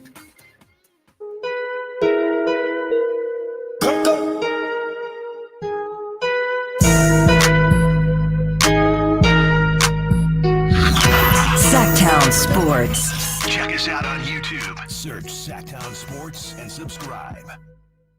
We're taking your trades. Javier cooked one up. We are taking all your thoughts on free agents as well. 925. Maybe if we have Danny Ainge as our GM, we could get Javier's deal done. Shots fired at Monty McNair. That's crazy. Yeah. If Danny Ainge were our GM, we'd probably get a lot more picks or something. We'd probably be trading De'Aaron and Domas right now. You know what's funny though, when people do say that, and you can go to different situations and different things happen, but it's funny because I mean Danny Ainge is with the Jazz now, and they're not setting the world on fire right now. Not right now. I mean, they're all set up though. How long? But how much of a leash does Danny Ainge get? Is what I'm curious about. Pretty long, I would imagine. Okay. I mean, he's got picks for. I mean, he's got like the ultimate war chest of picks for like the next the Gobert 8 years. Yeah, he's got the Mitchell trade. He's got the Gobert and Mitchell trade, and he's talking about trading Laurie for another 4 first-round picks. Is that a good move? Is that the best move as a GM to come in somewhere with some stars that have been underproducing, and then just cook them because it gives you 5 years, whatever it is. Hey, you can't get rid of me. We were supposed to lose now. 100%. Yeah, I just have to, and then after I make the draft picks, we have to figure out if they're good or not. Yeah. So you're not going to fire me before I get to make the picks that I traded for, right? Like I did all the hard work. It's actually genius. Yeah, absolutely. If the team is okay with that, and I they would usually say are. I mean, going to a if you're smaller making a market switch, team, where drafting is so important anyway, versus free agency. It's a great job. It's a tough one, though, because, I mean, we've seen if it were that easy, the Kings would have been in a good situation a long time ago. The tough thing is, Kings have been trying to rebuild through their 16-year drought, but there's fear in rebuilding through the draft, and that's you have to make the right picks. And, at some point, it is nice to leverage these guys into actual players at some point. Let's get to Jason, who is on the phone line, wants to be part of the conversation. Stiles and Watkins. Jason, what you got for us? Hey, I got a question. I was wondering, for the Zach LaVine, if the Kings traded, how many first-round picks do you think they could get out of that trade? Because they already got the Bulls already added one first-round pick. If they really want to get off of it, I mean, I'm thinking maybe 2, another pick. So yeah, no, thanks for the call, Jason. I would say, Chris, I can't see. Look, it's a bad contract. It's a bad contract, but very bad. It gets to a point where it's kind of disrespectful to Zach LaVine, and I get it. He hasn't sign played. That contract then. What, you think the Bulls? Okay, but then answer Jason's question. How many? They're going to give you 2 first-rounders. Yeah. To take on Zach LaVine's contract. That's where they're at right now. Yeah, because it's that bad of a contract. It's a really, really terrible contract. He is not a $50 million per year player. And then you throw on top of it that he doesn't play the games. Mm-hmm. There's no justification in today's NBA world with the new aprons to bring on that deal without it being incredibly beneficial for you. And Chicago's got to decide, okay, are we willing to part with those picks? Because nobody wants just one first-round pick. You've got to give up actual things to try and reach that LaVine number in the first place. And a lot of teams don't already want to give up anything for him. Mm-hmm. And now you're telling me we have to get rid of Harrison Barnes and Kevin Huerter and something else. Yeah, well, I'm going to need at least 2 first-round picks back, and even then, it better make a whole lot of sense for me because I can't do anything once he's here. Let's get to that sound from Sam Amick, who basically broke down where the Kings are as far as Keegan Murray when we have conversations about Lauri Markkanen and things like that. This is what he had to say. You know, the DeRozan one, even from the Kings and beyond, I don't know exactly how they see DeMar. That one is tricky because, you know, he's still a good enough player that he wants a big-time payday. So then it becomes about, you know, you could probably get a sign and trade done without losing, you know, a ton of assets. You saw the Warriors and their Klay Thompson deal with Dallas where it was 2 second-round picks. Almost got it done with 1 second-round pick. So, but then it becomes about money and luxury tax and, you know, payroll and how you see DeMar. So he feels like the next guy on the board for somebody, but, you know, in terms of like real substantive progress with the Kings right now with a player, I'm not aware of it. So that was Sam Amick on DeRozan and the Kings' interest level. We're going to fire up the Keegan Murray sound in just a second here. But yeah, Chris, I mean, I don't see the Kings moving off of Keegan. And we've talked about how it's a gamble for the Kings because if Keegan doesn't take that Herculean leap that we want him to, his value won't be the same. If the Kings say, okay, we've had a little bit with Keegan and now it's time to see what else is out there, other teams are going to say, we have a whole new crop of draft picks. Right. We have a lot of other guys, and, you know, the price is not the same. All right, here's Sam Amick on Keegan Murray. Teams go through this is that when you have a young player and a prospect for the Lakers, you know, Austin Reeves for the Kings, Keegan Murray, you run into these scenarios where you got to choose. Like, are you all in to the point that this veteran player is going to move the needle enough that you justify trading that young player? Or do you want to keep growing with the guy that you're pretty high on? And for the Kings right now, my understanding is they're taking a very, very hard stance on Keegan, and he's not going anywhere. As I'm watching Lauri Markkanen highlights, they popped up on my feed. It's tough, Chris. It is tough, but I feel like you have to be in the camp of keeping Keegan for now.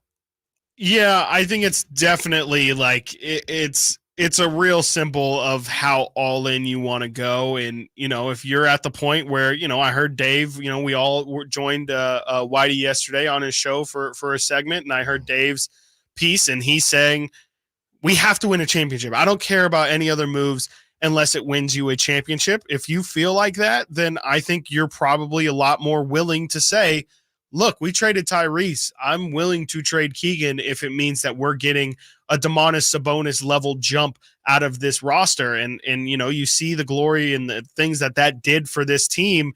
If you make another version of that and you imagine the leap that then takes you, I could see why you would be all in and say, I'm willing to do it, forget it. But I just think it's a really big risk to take. And frankly, I mean, I'm lower on Lauri Markkanen than I think most are. I'm pretty unsure that if you do trade him for Keegan, you're going to get the result that you want. I think if you're at this point moving on from Keegan, who is a perfect modern day 3 or even can slide to the 4, I think you have to be certain that that's going to bring you to a certain level. And I personally am just not that sold on Lauri Markkanen.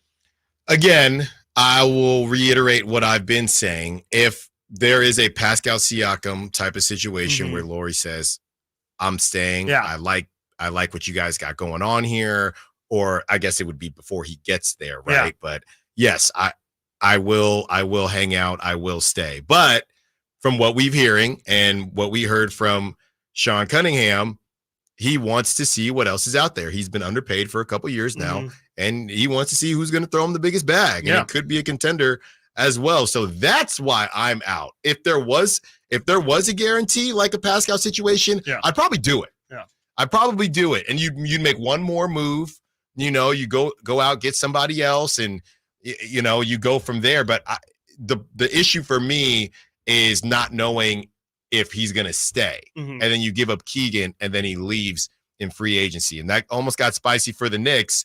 And I would say that the Knicks, what they gave up for OG wasn't as important to the Knicks as what Keegan is for the Kings. Yeah. And they almost look stupid, but OG ended up staying. Leezy, we see you. We will get to you on the other side. Continuing the conversation, is Keegan untouchable to you? If there was a guarantee that Markkanen would then re-sign with Sacramento, would that make Keegan more available? Stiles and Watkins, Sactown Sports. The Sacramento Kings play here. He's got the triple. Sacramento takes the lead. Outstanding ball movement by Sacramento. Every triple, every jam, every Kings win. Sabonis with the jam over the Joker. He's got the three-point shot. Get your Kings fix all season long. Right here on your home of the Sacramento Kings. Here's a steal by Fox, the breakaway. He's got the rip with the left hand. Sactown Sports and SactownSports.com. The wild-eyed Southern boys are back. 38 special. Rock it into the night. Friday, July 19th at 7:30 at the venue at Thunder Valley. With Lou Graham, the original voice of Foreigner.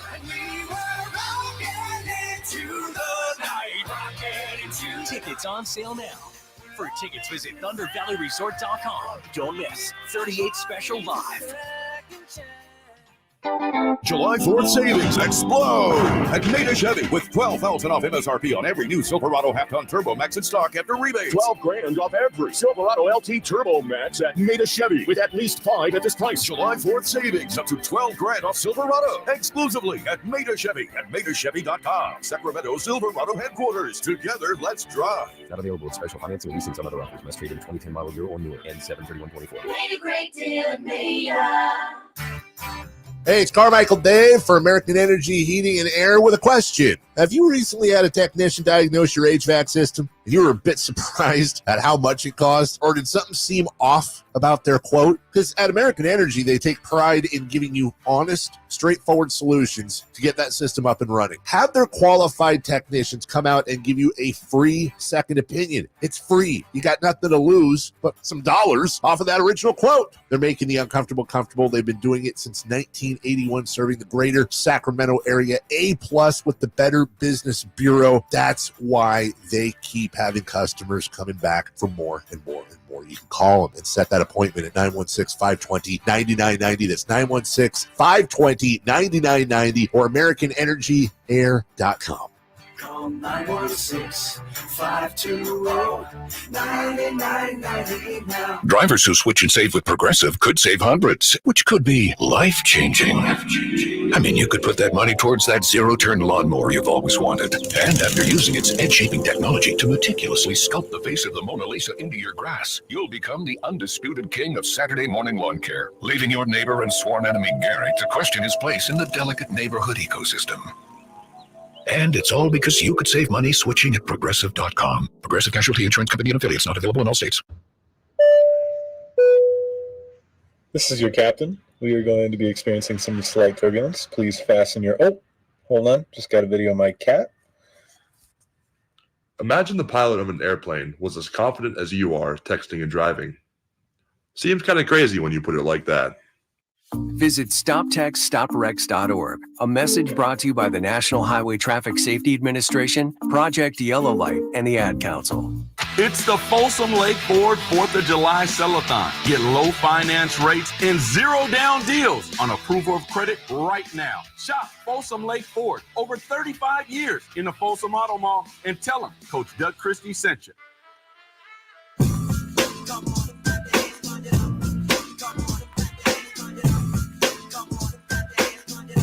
Sactown Sports. Call or text at 916-339-1140.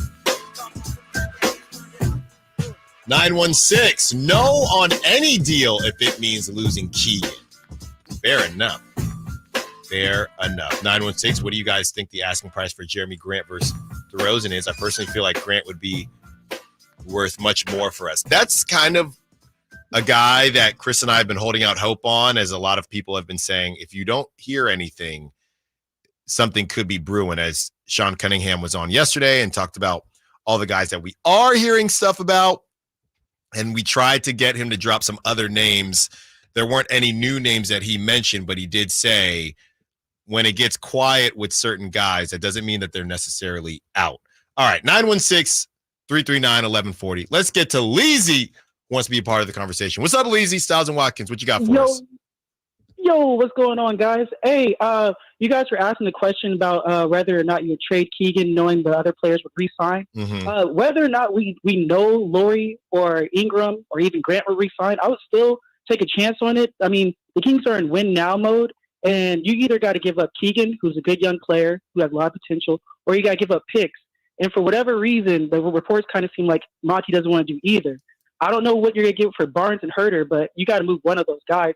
And if it means getting an all-star in Ingram and Markkanen, I would do it. That's just me. So you would do it even if you don't know if they're going to walk or not? Yes, exactly, because like you're making the trade for them and you think you're going to win now if you get either of those guys. You got to believe in your system. You got to believe in Mike Brown, who you just paid. You got to believe in your all-star Fox and Sabonis, who you traded Tyrese for. If you don't believe you can get it done with an all-star, then why are you making these moves? Like, you got to go for it, man. And Jeremy Grant is a great player. I understand the Kings need defense, but he doesn't move the needle for me. Like, I'd rather have Markkanen or Ingram. And like I said, I would personally do it. It's a lot harder for Monty, I understand, but you're not going to get much with just Herter and Barnes. You got to make the deal sweet for the other party. Yeah, no, thanks for the call, Leezy. Great stuff. Good to hear. Or it's a bunch of picks, yeah, right? Or it's a bunch of picks. That would be tough, man, because if you are moving off of Keegan, then you probably can keep either one of Herter or Barnes, yeah, right?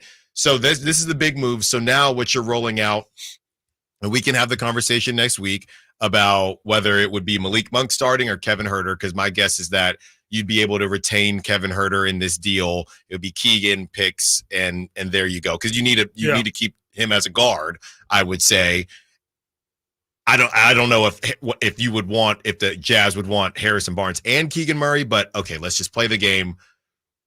De'Aaron Fox, either Malik Monk or Kevin Herter at the 2. All right. And then you have Lauri Markkanen, and I almost said Keegan Murray, but he's gone now. Harrison Barnes and Domantas Sabonis. So that's your starting 5 now. You got Malik Monk or Kevin Herter coming off the bench. You still have Trey Lyles, we think. And whether or not that moves the needle for you, Chris, I mean, if I'm sitting here and saying, oh, okay, if these guys do all these things, they could be a 4 or 5 seed. Yeah, I think it should make you safe from the play-in. If I put you like that, so. I think if you stand pat, definitely. if you stand pat this season and you don't make a move or a big move, you could find yourself back in playing territory. Yeah. I think this, at the very least, gets you out of playing territory. Is that good enough to give up Keegan? I think it depends on who you ask. And somebody's saying Keon could be the 2 that's starting. Yeah, possibly. Yeah, yes. Yeah.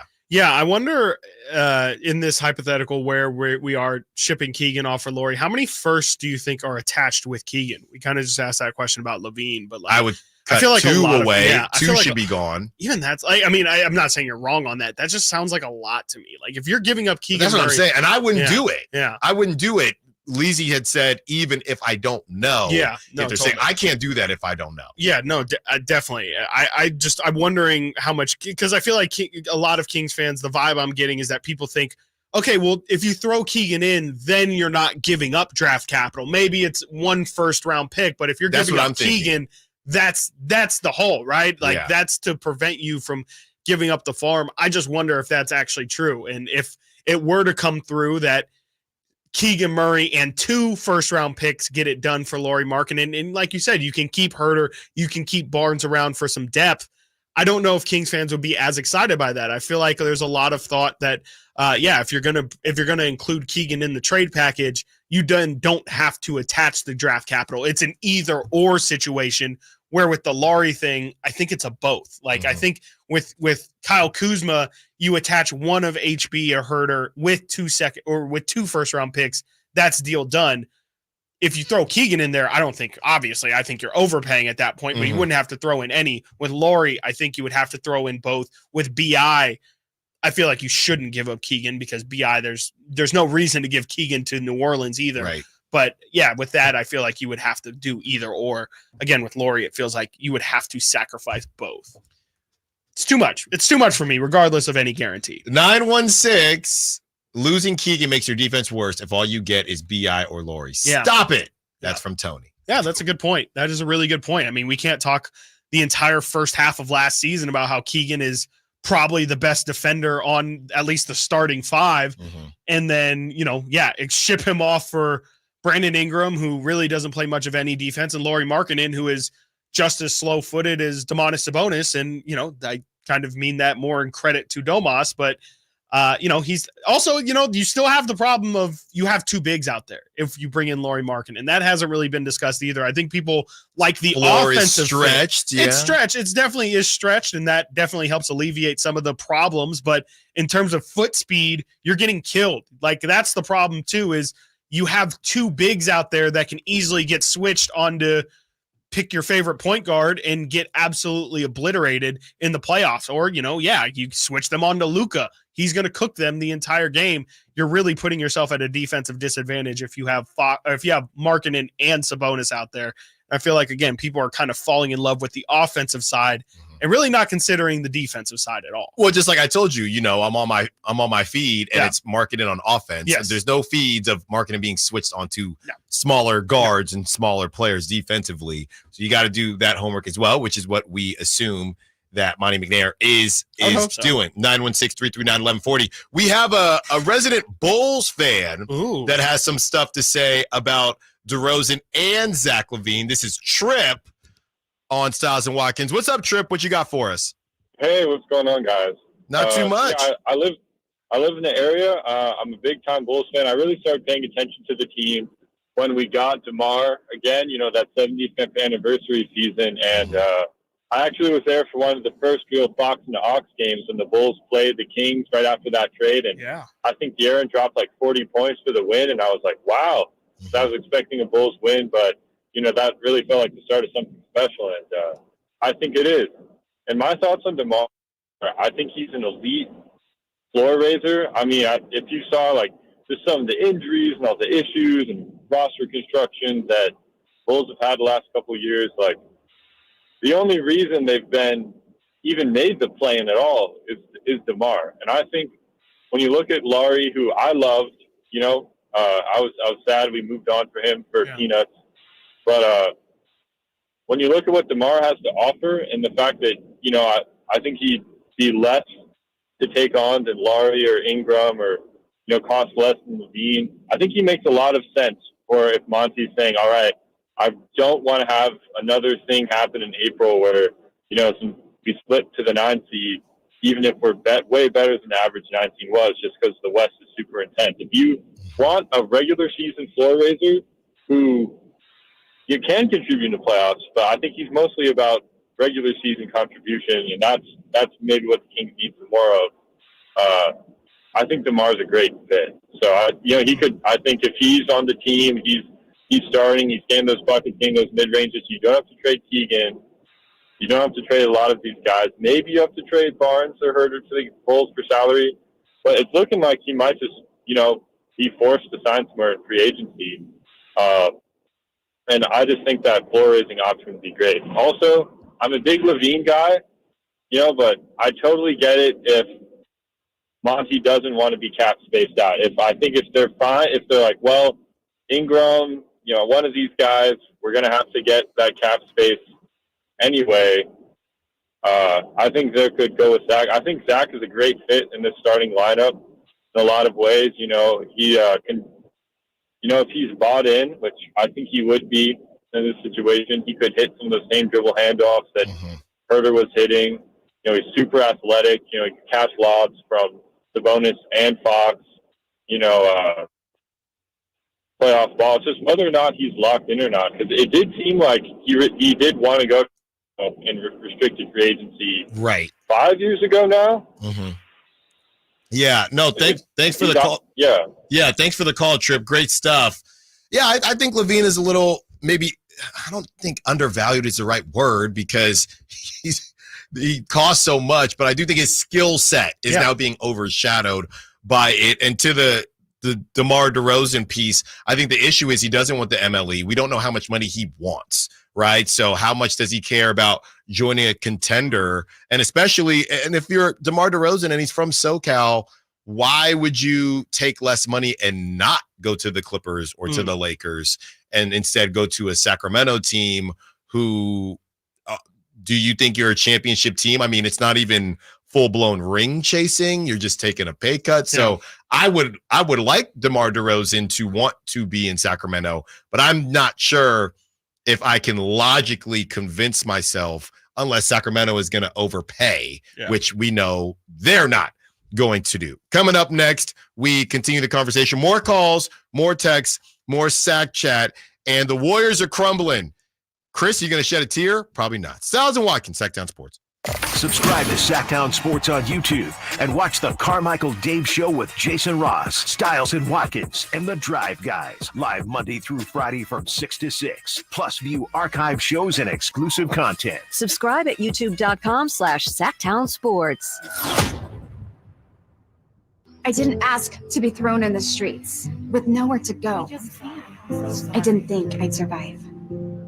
But I did ask for help, and Covenant House was there for me. 1 in 10 young adults will experience a form of homelessness this year. For these kids who didn't ask to be put in this unthinkable situation, Covenant House is there. Covenant House helped me break the cycle of homelessness in my family. They gave me the love that I needed. Over 2,000 young people will sleep safely in a Covenant House bed tonight. When youth who are experiencing homelessness have a hot meal, a safe place to sleep, medical care, and love, they can overcome heartbreaking challenges and have a brighter future. They just really genuinely just wanted to help me succeed, and I'm succeeding. I'm a speaker, I'm an author. Covenant House really helped me and really helped mold me into the woman I am today. If you or someone you love is asking for help, go to safeplacetosleep.org today. If you love to travel, Capital One has a rewards credit card that's perfect for you. With Venture X, earn unlimited double miles on everything you buy and turn everyday purchases into extraordinary trips. Plus, receive premium travel benefits like access to over 1,300 airport lounges where you just check in and chill out. Open up a world of possibilities with Capital One.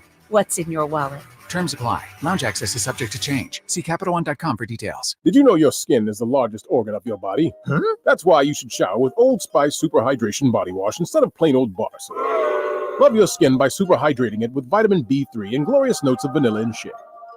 Did you know that my super hydrated skin is the second largest organ of my body? The first is my heart. Old Spice. Men have skin too. Old Spice Super Hydration Body Wash. 24/7 renewing moisture. With daily use. Hey, California. Sellathon means big savings. Sellathon means great selection. Sellathon means 6 days to save. So visit your California Ford dealer now through July 8th and get great offers across the lineup of Ford trucks and SUVs. Like the built Ford Tough F-150, part of Ford F-Series, America's best-selling trucks for 47 years and counting. Or the adventure-ready Ford Bronco Sport with GOAT modes to help you conquer the great outdoors. And the always electrifying Ford Mustang Mach-E with 0 to 60 thrills and 0 emissions. It's the Ford 4th of July Sellathon. That means choices. Whether it's gas, hybrid, or all electric, now is the best time to get behind the wheel of your brand new Ford truck or SUV and drive it home today. But hurry, these offers absolutely end July 8th. So go to your California Ford dealer today. Based on 1977 to 2023 calendar year total sales. At Ashton & Price, we get injury victims to yes. Experience, yes. Ashton & Price has been around for over 25 years. No more insurance companies? Yes. Our clients focus on getting better, and we handle all the rest. Results? Yes. We've collected over $100 million for injury victims. No fee until we win? Yes. Our clients pay nothing until we win. Ashton & Price, the best at getting to yes. Remember, for the best advice, don't think twice. Call Ashton & Price. I would end the day with sore feet, sore legs. The drugstore inserts that I was purchasing were really not very useful at all. I walked into the Good Feet store and the guy kind of grinned at me and said, I hear that a lot. I was living with chronic pain before going to the Good Feet store. Now I don't really have that problem. I'm able to do the things that I expect to be able to do, even at my advanced age. I feel pretty good about what's going on. The Good Feet Store in Sacramento, Roseville, and Vacaville. KHTKAM Sacramento, KYMX HD2 Sacramento. Take it on the local level. Live and local, 6 a.m. to 6 p.m., Monday through Friday. From the Power Business Technology Toshiba Studios. Sactown Sports. Now here's what I want you all to do for me.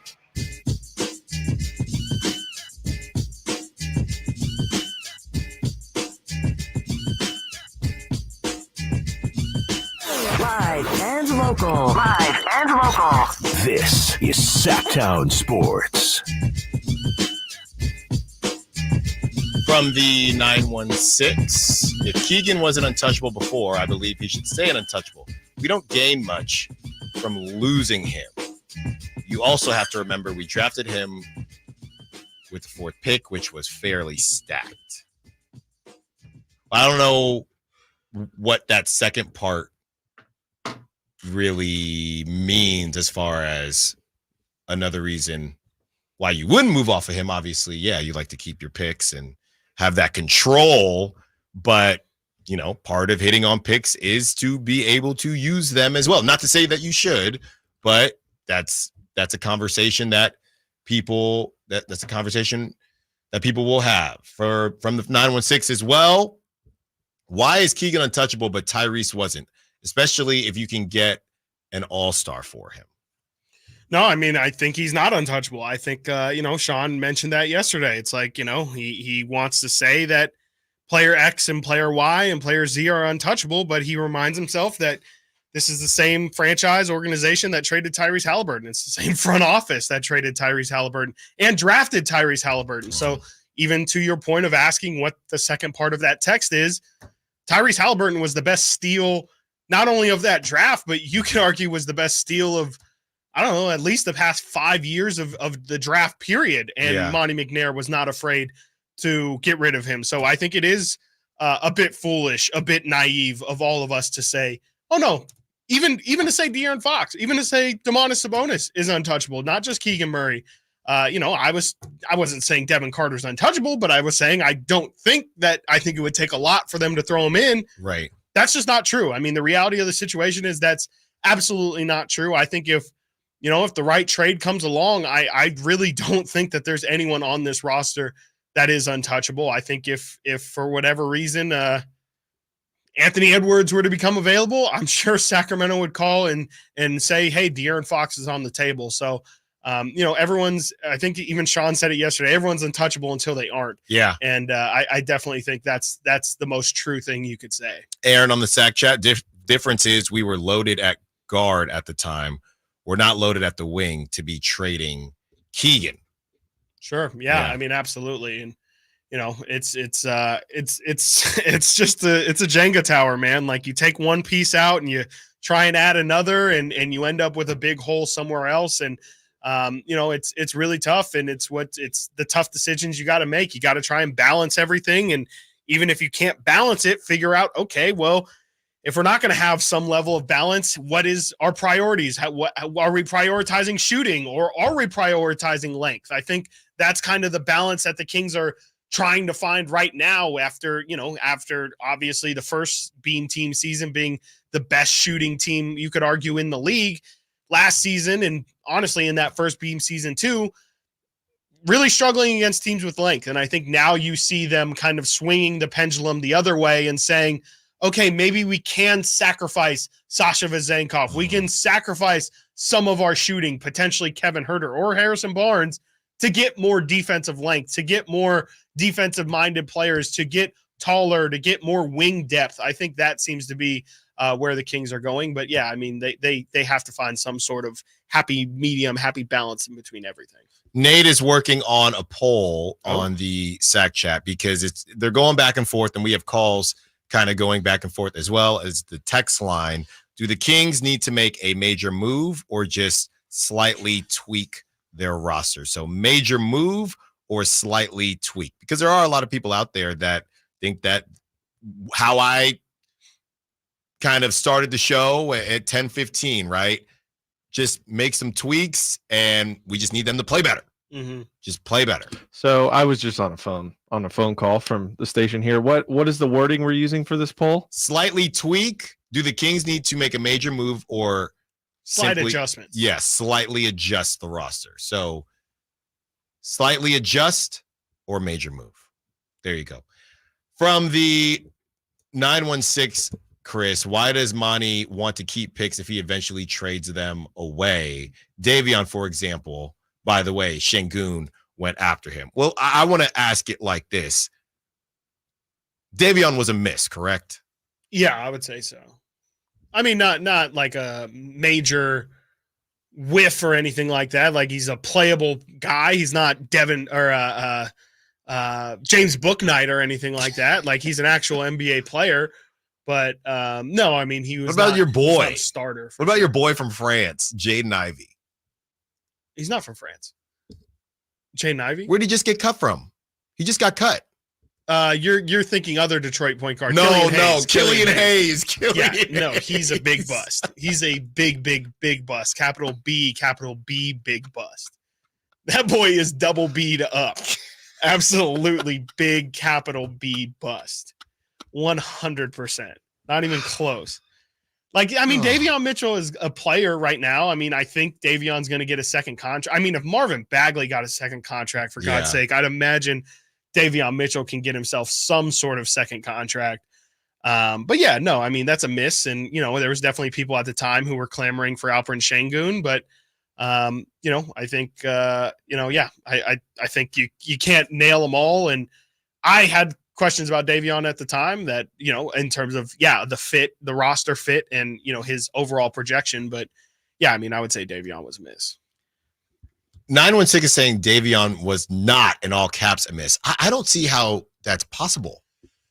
I mean, it kind of depends. I mean, I think it goes to like our Jonathan Kuminga bust conversation all the way back, where it's like, how do you define that term? Like, some people say miss. Again, miss for somebody might be he's not a player and you're just trying to get wasn't a hit player. He wasn't a hit, definitely. I mean, what is the middle ground between a miss and a hit, or a bust and a good pick? Just a draft pick. Was he a good pick?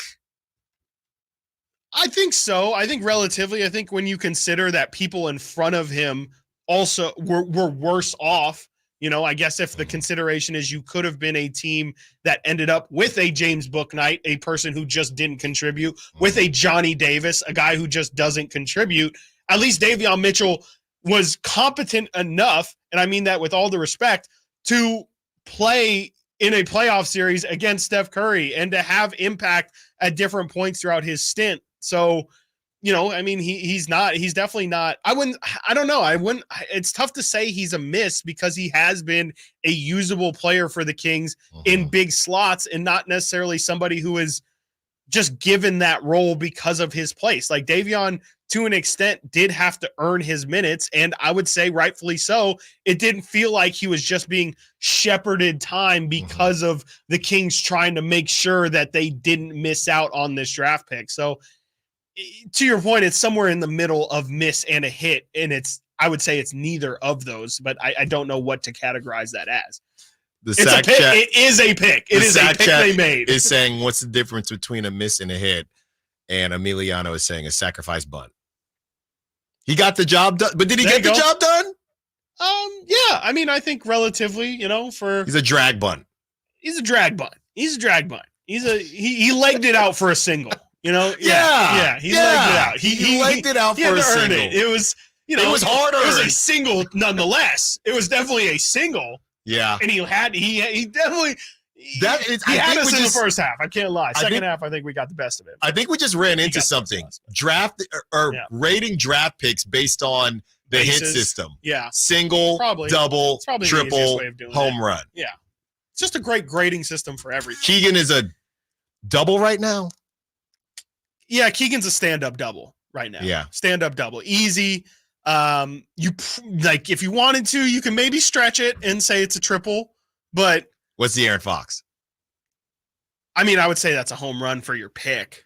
If we're just talking value of the pick, I would say that's a home run. Okay. You can't really expect, if you're expecting to get anything more than what De'Aaron Fox brings, I think you're being unrealistic.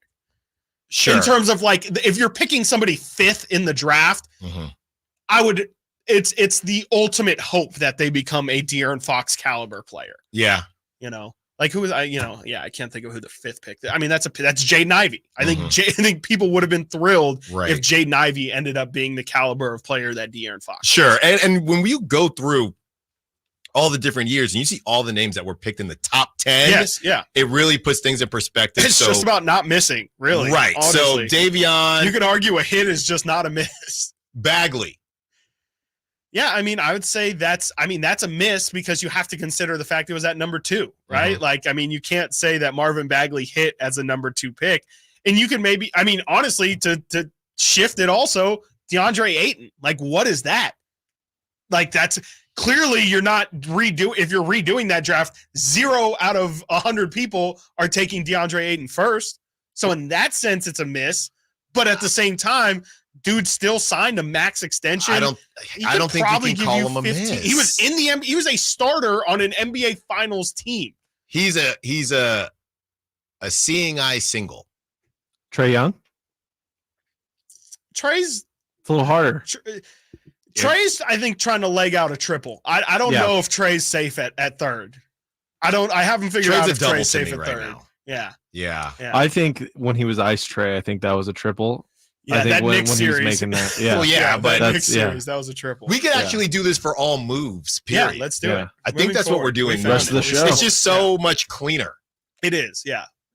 It's 916. There's a lot more nuance too. We can do barely getting in. Yeah, I love this. It's a close call. We might have to go to replay or something. Who was that? Emiliano. Thank you, Emiliano, on the sack chat. Figured it out. 916. Marvin Bagley was a called third strikeout. Didn't even swing. That thing's staying on your shoulder. Didn't even swing all though. All three. 916. Fox is a 2-run homer.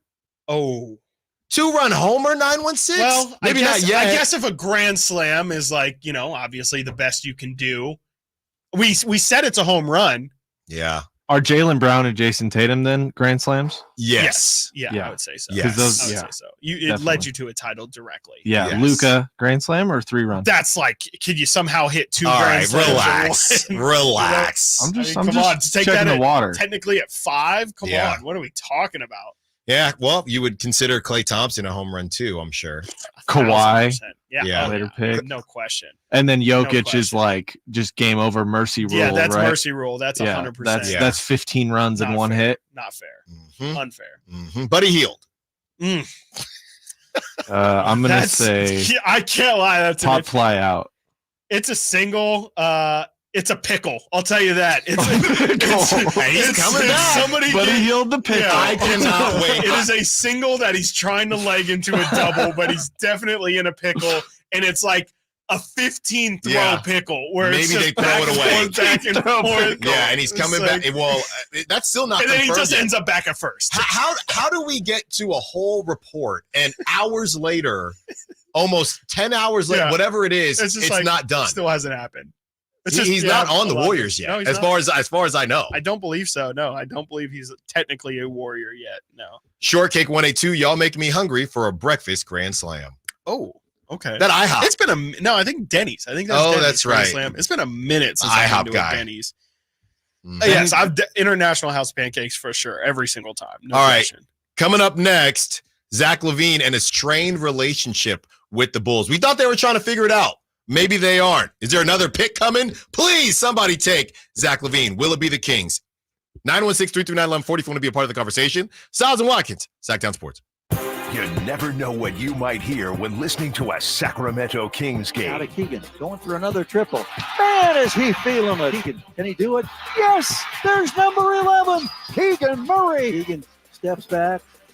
He just knocked down his 12th three-pointer, a Kings franchise record. He's got 45 points. Never miss a moment of Sacramento Kings basketball with Sactown Sports and the Sactown Sports app.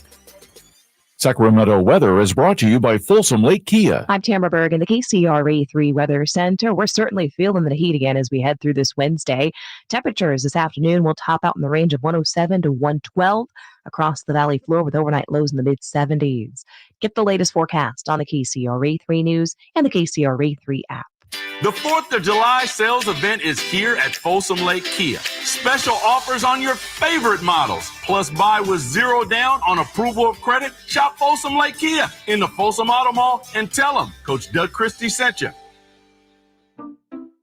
At Fisher Investments, we may seem like other money managers, but we're different. Are you really that different than the rest of us? We are. As a fiduciary, we always focus on what's best for our clients. What services do you offer besides investing? We have a team of specialists in financial planning, estate planning, and more. Your clients rely on you for all that? Yes, we ensure clients receive unparalleled service at every step of the relationship. Okay, but you still sell commission-based products, right? No, because we believe that's a conflict of interest. We prioritize service over sales goals. So then how do your fees work? We have a simple and transparent fee that's a percentage of our clients' portfolios. So we do better when our clients do better. Wow, we're more different than I thought. At Fisher Investments, we're clearly different. Learn more at fisherinvestments.com. Investing in securities involves the risk of loss.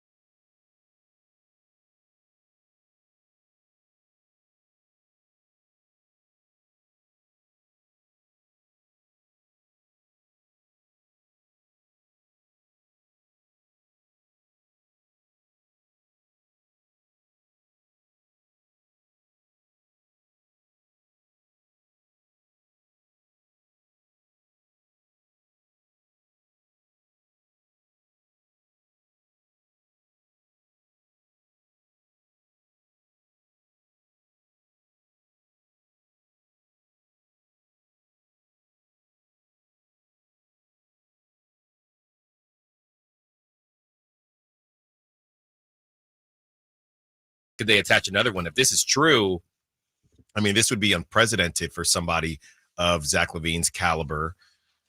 2 first-round picks and the player, Zach LaVine, to get rid of the contract. But again, this goes to that second apron boogeyman, right? But if you're talking about 2 picks now and Zach LaVine, are you swayed at all? Not really. I still think the contract is a massive problem. I would have to figure out exactly if that would truly put them in the second apron or not, or if there's any, sort of wiggle room they can have to maybe get under it. If they're somehow able to stay out of the second apron, I mean, I would consider it. I still think it would make you, again, restricted because any then move after that would put you in the second apron if it's not already.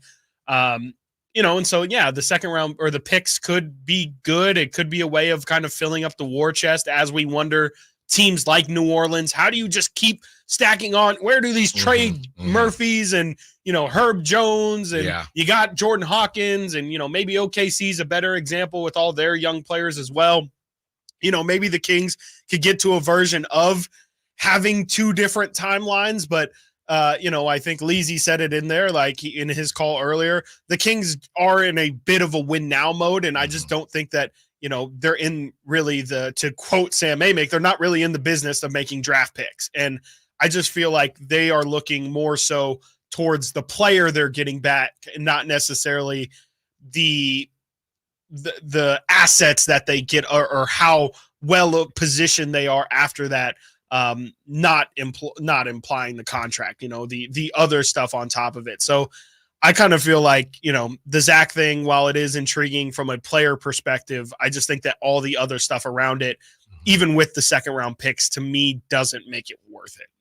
I just don't think they're good enough. Yeah, and this strain coming out, it isn't helping the situation for the Bulls, because I think everybody's just going to say, look, man, you guys are in a terrible situation. Yeah.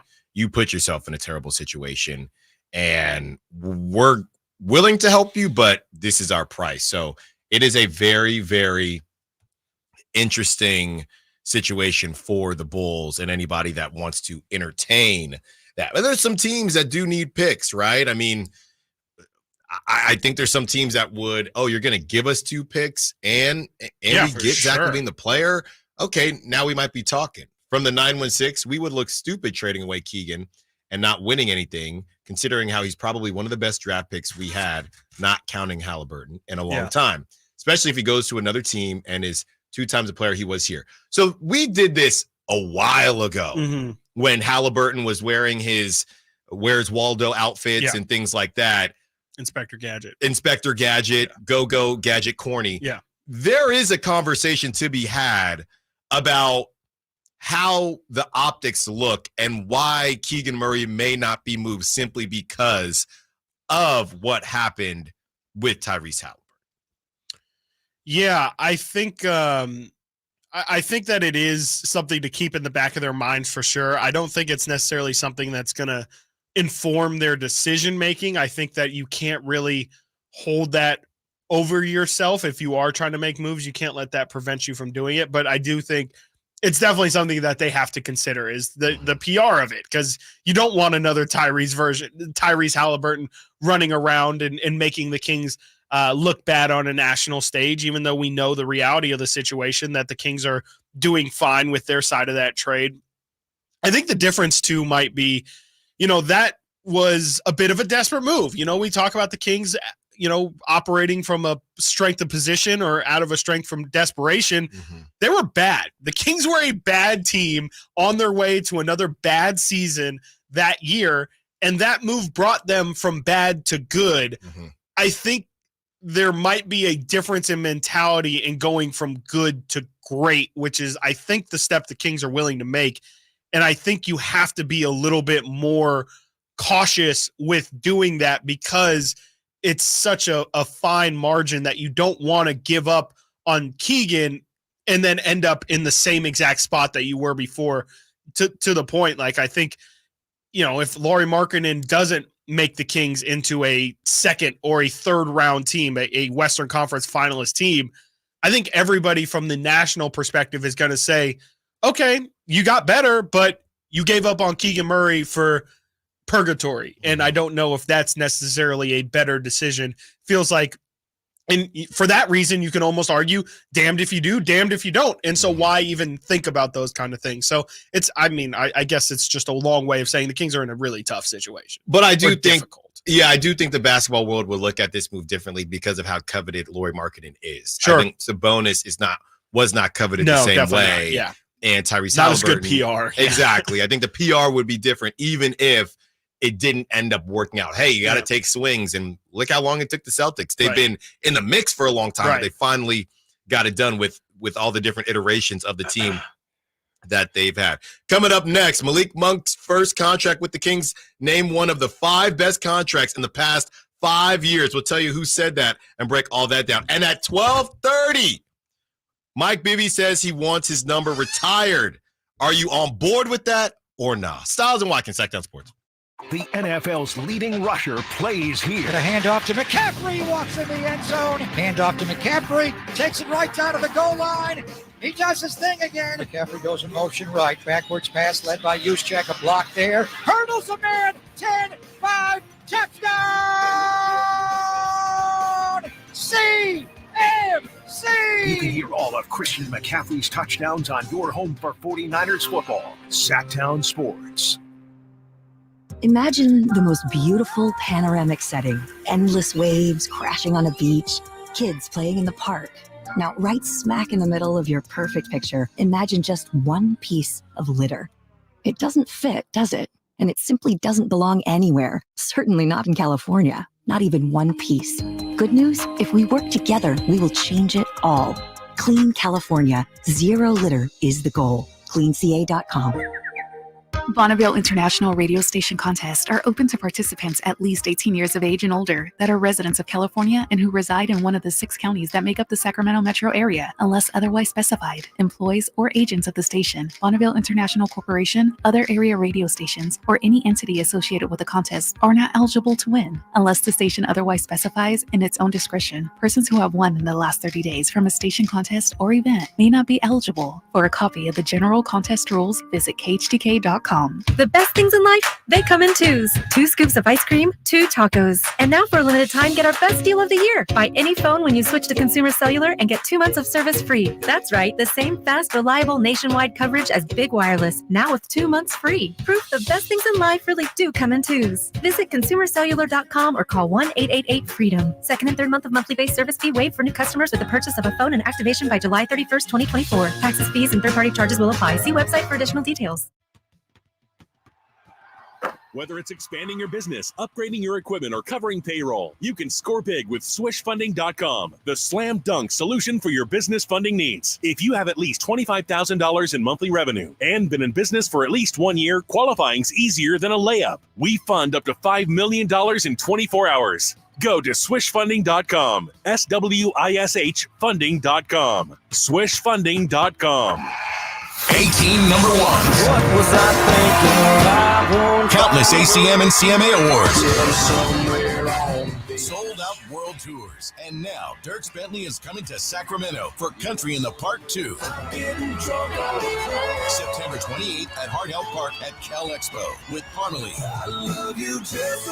Dancer, Kelsey Hart, and more. Plus line dancing, food trucks, and more. Tickets available now at CITVFest.com. Brought to you by Bonnie Electrical Heating and Air and the U.S. Marines. Hey, what's up, everybody? It's Kyle Draper from Mercedes-Benz of Stockton. The July 4th holiday is right around the corner, and now's the perfect time to come celebrate with incredible lease offers from Mercedes-Benz of Stockton. Drive home your dream car right now for just $444 per month with just $4,000 down. Or you can enjoy 1.99% APR on select certified pre-owned models. Get your dream car today and enjoy it over the holiday weekend. Just head on down to Mercedes-Benz of Stockton or online at mbofstockton.com.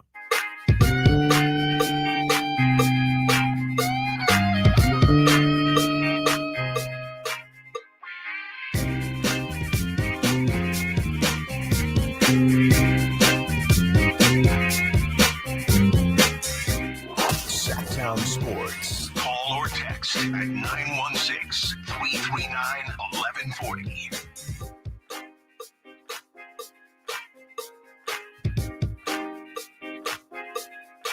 Grab Levine and the 2 picks. Utilize picks to grab BI, Kuzma, or Laurie.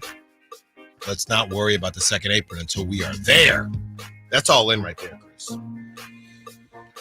Yeah, that is. That's all in.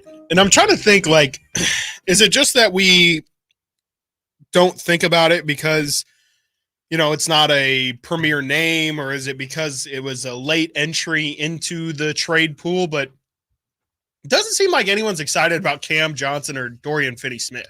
No, well, it's funny, right? You people say, this is literally the text line. It's, why do you keep picking Zach LaVine and Kyle Kuzma? 2 trade deadlines later, and the Kings, and they are not on the Kings. Isn't there anyone else? That's from Sam. From the 209. Sam. Can you stop with the market and trade talk? Oh, okay. Nobody wants him here. If it means that Murray goes, that's what the 209 is saying. So shout out Lazy. There you go, right? And then people said, and then on the Sac chat, oh no, more Levine talk on the text line 916. Grab Levine. And what about our favorite texter who said all we do is talk Kuzma? Yeah, right. We haven't even brought up Kuzma, but I gotta. So I guess Brandon Ingram is the one that everyone wants to talk about. That actually, by doing that math, everybody's saying stop talking about Laurie. Everyone's saying stop talking about Levine. Everyone's saying stop talking about Kuzma. So Brandon Ingram, that's the one. I gotta finish this 209 for you, please. I gotta finish this 209 for you, though. Please. Can you stop with the market and trade talk? Okay. Nobody wants him here if it means Murray goes. Why aren't we talking about getting rid of Fox if you actually want to move someone? That's a better move for us, money and talent-wise. And I couldn't make that up if I tried.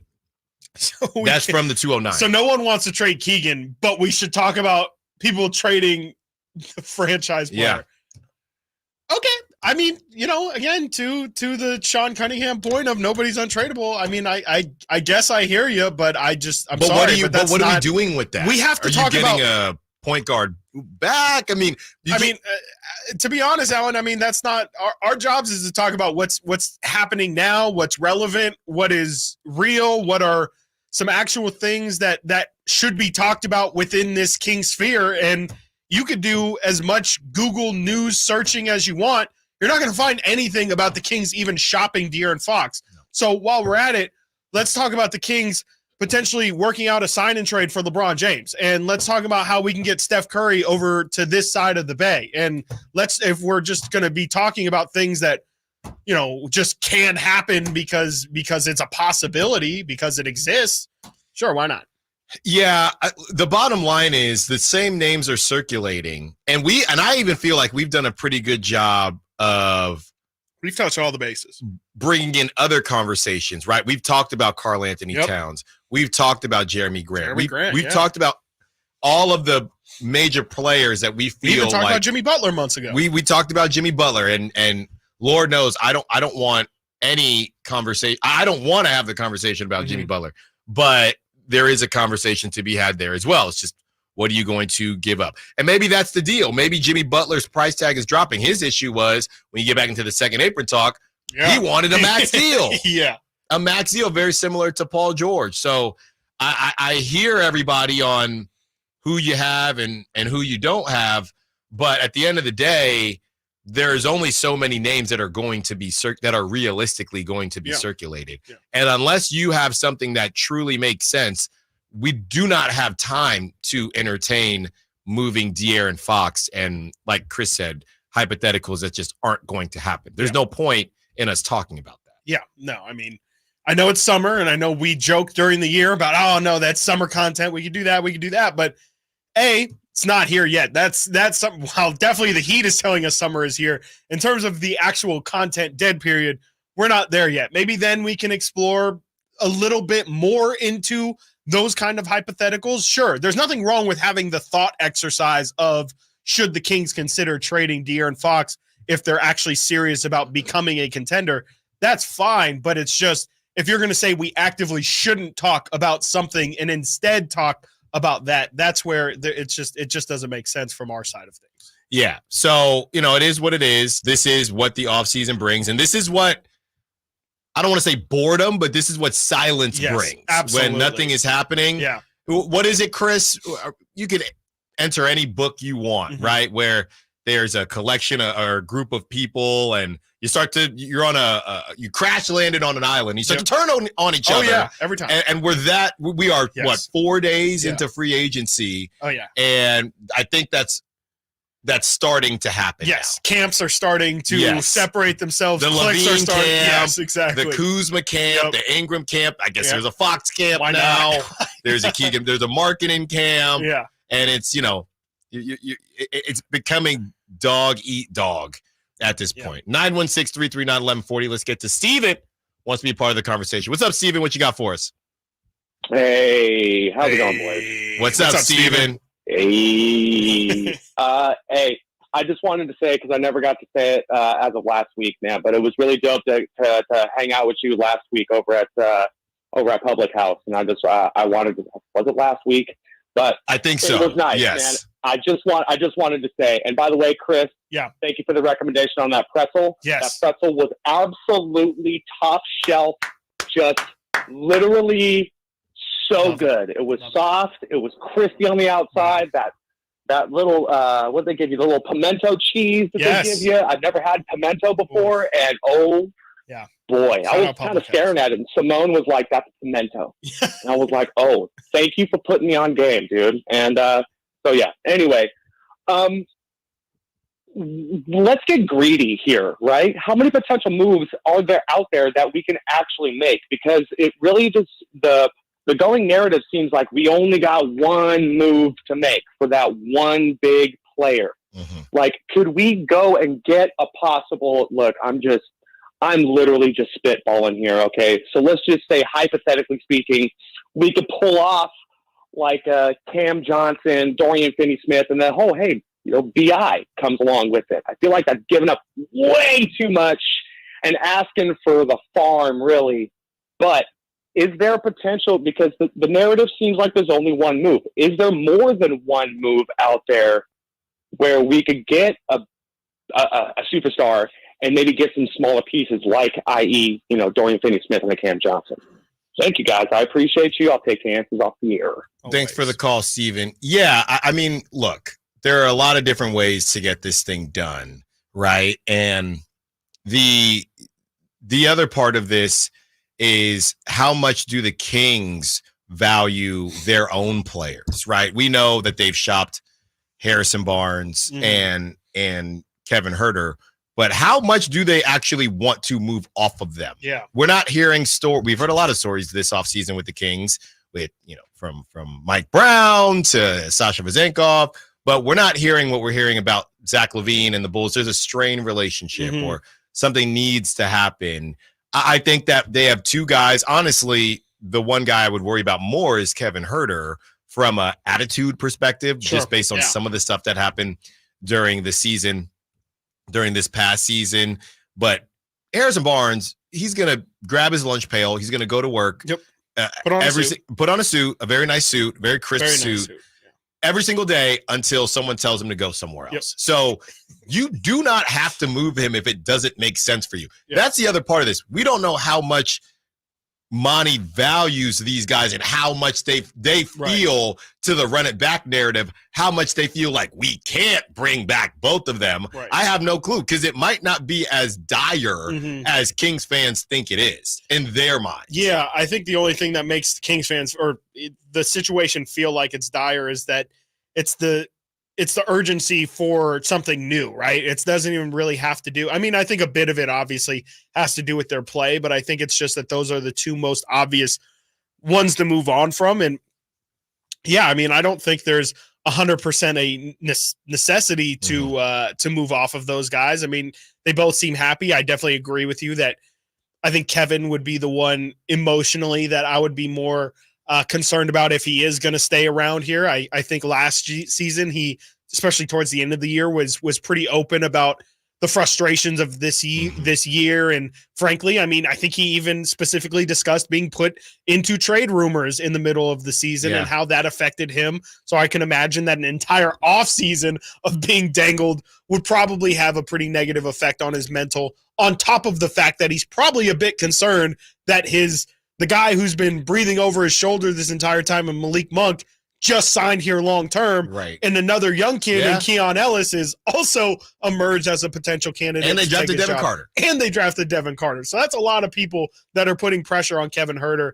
And so, yeah, I mean, saying all that, I feel like I'm honestly convincing myself that it's almost impossible for Kevin to come back, because that is a lot of damage that you would have to imagine would have to be, sowed in some sort of way. They would have to have some sort of come together and say, hey man, we all know what it is. We tried to shop you. It didn't happen, but we're happy to have you moving forward, because I can't imagine Kevin's not going to feel some type of way about it. But yeah, I mean, long story short, I definitely think that there's other options besides the ones that are out there. And I do think, to me, Dorian Finney-Smith and Cam Johnson are just as big a part of this as every single name we've brought up. And I feel like, again, I wonder if that's because they're late entrants into this talk, if it's because they didn't really become available until after the Mikal Bridges trade. But I fully believe that from what I have heard, which it's been probably a couple days since I've really super checked up on this, but I from what I have understood, it's Kyle Kuzma option one, and Cam Johnson is probably the second one that I've heard the most smoke about.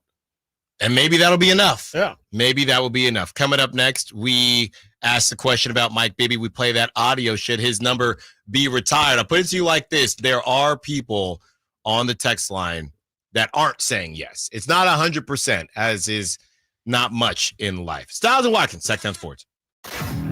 What's the missing piece for the 49ers? Which names will they add during free agency? Whether it's in season or off season, the coverage never stops. Get the latest 49ers news on Sactown Sports and Sactownsports.com. Toyota's 4th of July sales event ends soon, so get in today for deals on the hottest lineup around.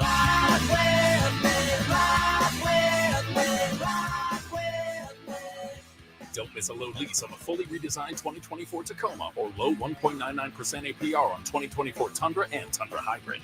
Get your ride on with Toyota's 4th of July sales event today. Toyota, let's go places. Offers available to TFS devices with premium rated credit. Excludes TRD Pro and Capstone. Offers end 7/31/24. I'm Craig Ashton of the injury law firm of Ashton and Price.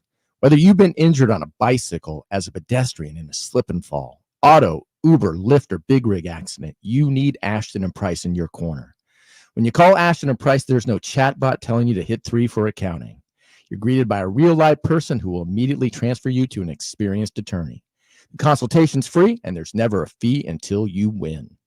Remember, for the best advice, don't think twice. Call Ashton and Price. If you've been on the American River, it's uphill, it's downhill. There's trails everywhere that you can walk, and it just makes you happy. And I couldn't walk, and it was terrible. I was turning into a real crab. I went to the Good Feet store, and I tried on the arch supports. I could not believe that I was not in pain. I can walk, I can run, I can jump, I can do anything. My name's Terry, and that's my Good Feet story. The Good Feet store in Sacramento, Roseville, and Vacaville. Golf to Go is brought to you by the Hagen Oaks Golf Super Shop. Here's Frank LaRosa. Golf.com's Alan Bastable offers 8 sneaky ways for stubbornly average players to break 80. First, play sensible tees. Hitting 7 and 8 irons into greens instead of hybrids give chances at 4s and 3s. Check the par. There's no shame in doing so on a par 70 course.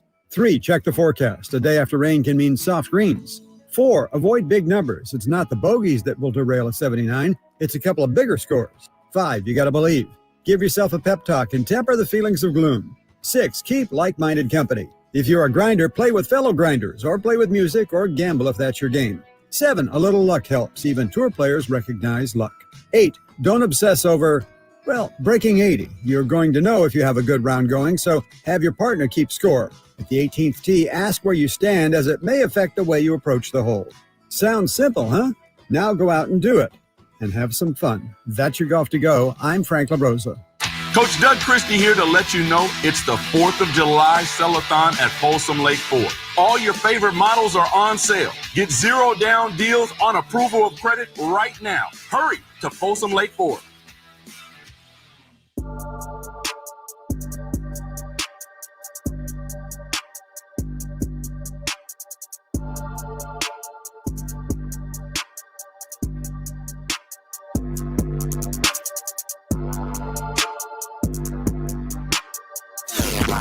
And local. Live and local.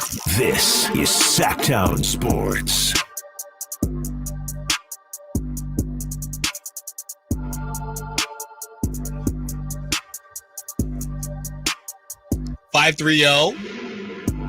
Can we talk about the real offseason move? Unretire Jordan, bring back Cousins, maybe even Bibby, and that'll get it going. That's what I'm saying, man. That's what we're talking about, 530. Come on.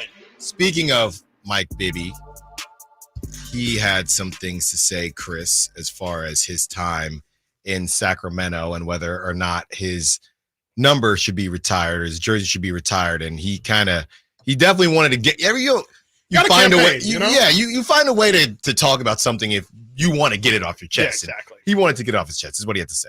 I did NBC Sports Bay Area for the Sacramento Kings this year. I had about 25, 30 games that I was on TV just talking pregame, halftime, and postgame. So, I'm trying to get back in there, trying to get around, stay around, and try to get my number retired in Sacramento if they see this. Hey, tap in, Sac. Hey, what the hell? What we waiting on? Man. Sabonis just had the number. So he switched this year, so he's going to wear number 11. So I'm hoping that translates into something else.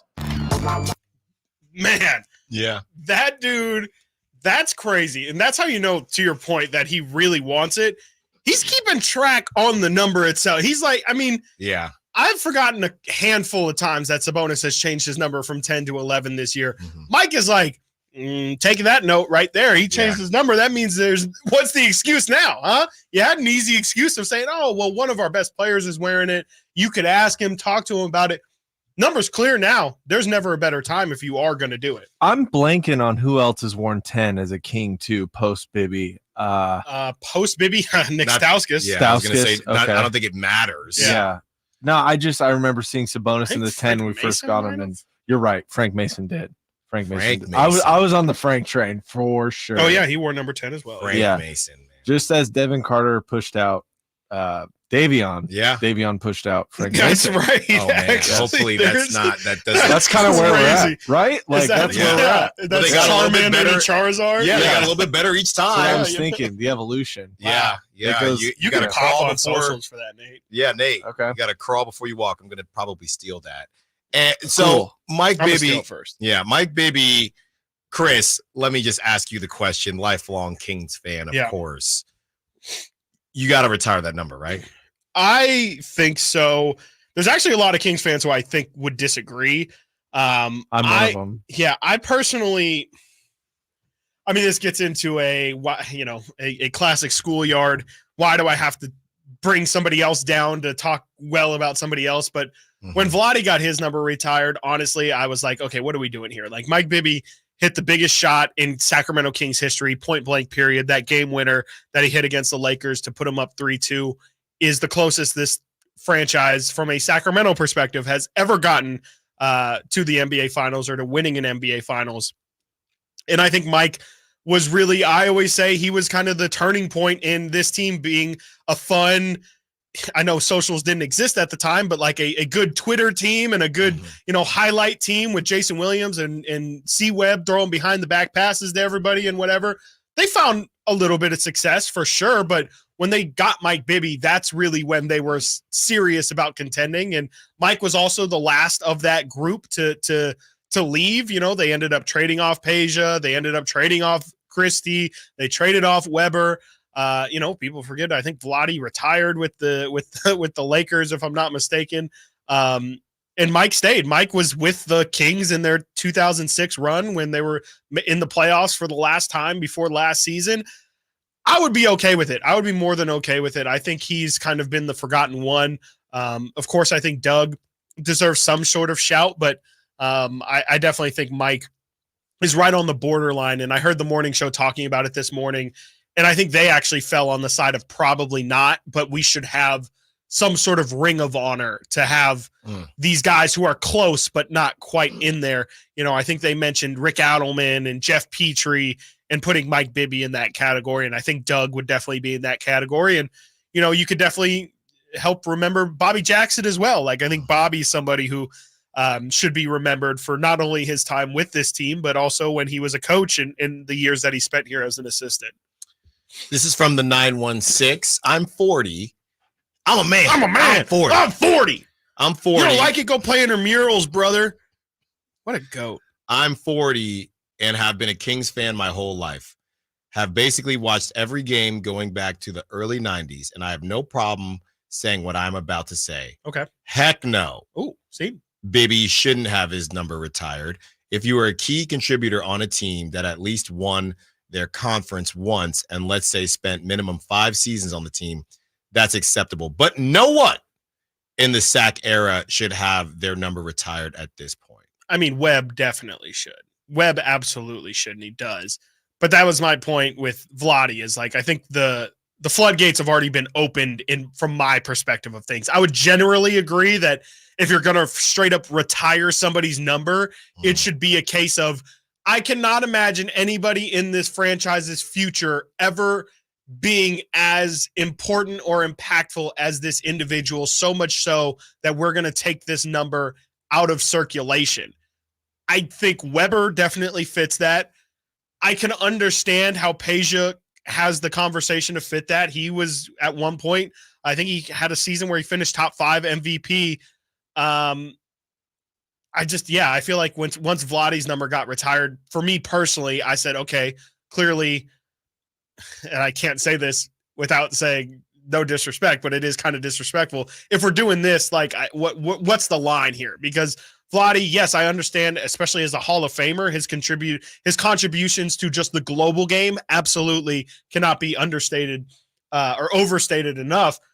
But as a King, if we're just talking raw numbers and looking at the player and the level of impact, Vladdy was everything that I would say Mike Bibby was. And if not, I mean, again, I was also on the younger side of this. Like, I probably have better feelings about Mike because that was my childhood team, and you're always going to remember those guys a little bit more fondly. But, this franchise doesn't really have a lot of good teams and good players to fall back on. And I think to me, I can't. I would love to hear the justification for why Vladdy and not Mike. That's really where my line is drawn. So you would argue neither of them. I would say since Vladdy's in. Yes, it either needs to be neither or both. What about just the entire starting 5 from that era? Like that would have been the cleanest. You got it. Include Doug. You do it all one night. Like, that's hypothetically if you go back, right? Yeah. No, and I mean, this opens up a interesting conversation too of like DeMarcus Cousins. Like, DeMarcus Cousins, they didn't win anything. Like, they didn't win a single thing with DeMarcus Cousins here. But you look at all the numbers, and he's one of the best Kings of all time. One of the best Sacramento Kings, especially of all time. What do you do with that? Well, when De'Aaron is already flying up. De'Aaron is a season away from having the most games played of any Sacramento King. Shout out Jason Thompson. Thompson. He is 71 games away from breaking the all-time record for most games played as a So he does that, and let's say they have another first-round exit, but he owns all of these records and things like that. Would De'Aaron Fox's number get retired? You'd have to. I would say probably. I would say not. I mean, I think that fits more into the DeMarcus category than anything, where it's like, De'Aaron would have been here for a good time and he was great when he was here. But again, if we're saying nobody will ever do what De'Aaron Fox did, then that's where I kind of. But again, I think that it's a slippery slope. I just feel like Vladdy being retired for me really does enter the possibility of I could justify just about any of these guys. Well, Mitch is retired too, which Mitch is kind of. Mitch is great. Mitch was kind of their first superstar. Yeah, put the Sacramento Kings on the map. Yeah. Post Reggie Theus, it's probably Mitch Richmond as the next best player. From Sam, retire Mike Bibby's 10. He epitomizes the class of the best Kings teams ever. Yeah, that too. I mean, he was the attitude. He was like the, he was their clutch shooter. He was the guy that they all turned to and, believed in him a ton. And, again, I think that he really symbolized not taking the game seriously, but that was when it wasn't about being the flashiest, being the funnest team in the league.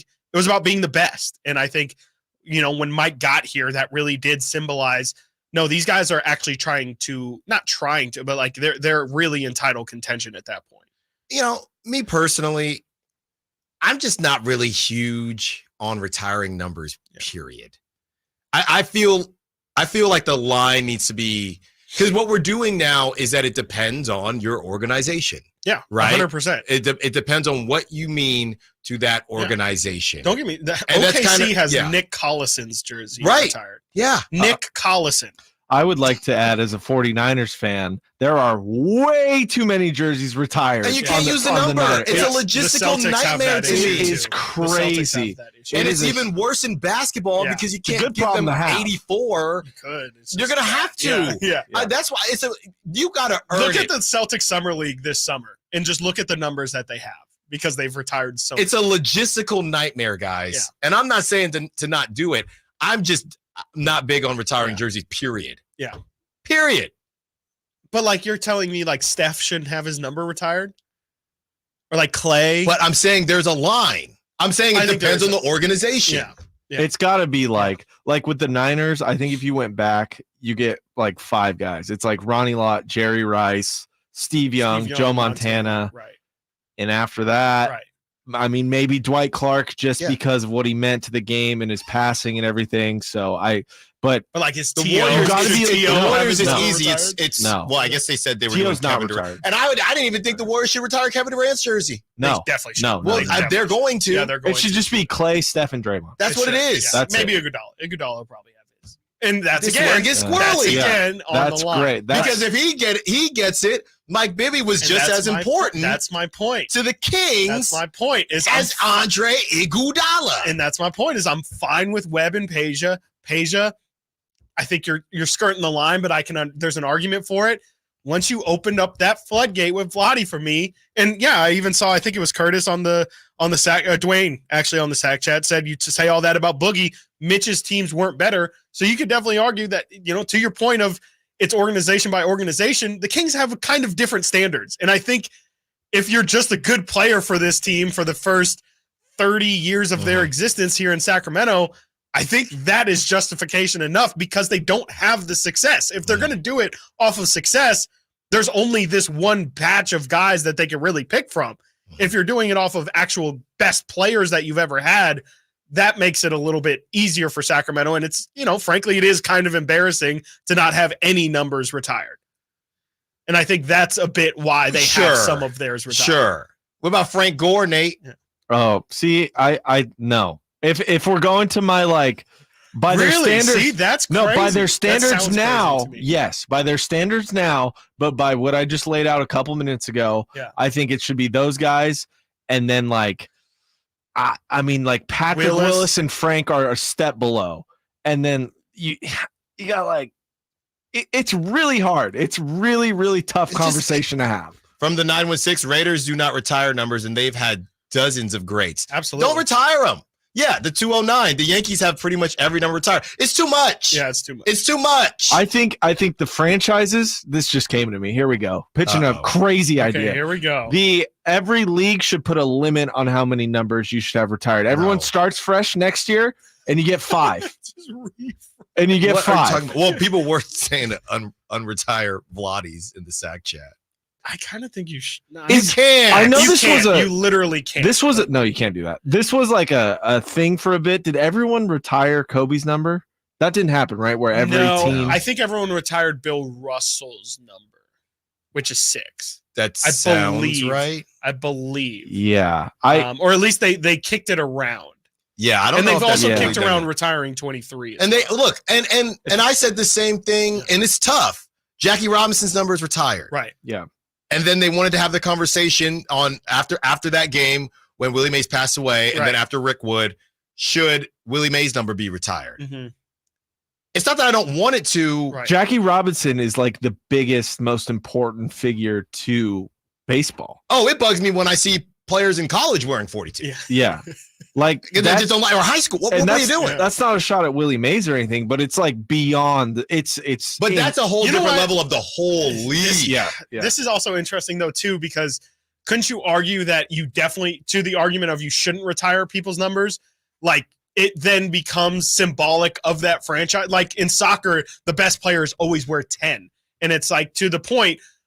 Instead of having Jackie Robinson's number retired, couldn't it be, hey, that's a number that's really special to me. I would like to wear 42 to represent Jackie. Or they instead present of just it, taking it off the board. Yes, or they present it, hey, Alan, you get to wear, exemplify yes, everything. the Jackie Robinson player. Right. One person gets to wear it every year. Alan.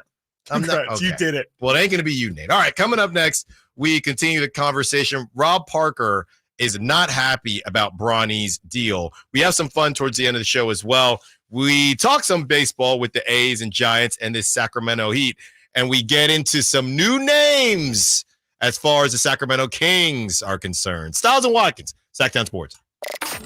Did you miss any part of our live local shows? Don't worry, you never have to miss them again. Check out SactownSports.com and search our podcast page and play our shows when you want. The Carmichael Dave Show with Jason Ross, Stiles and Watkins, and The Drive Guys. Plus, other podcasts like Return of the Empire, Return of the Roar, The Stingers Up podcast, and Golf to Go with Frank LaRosa.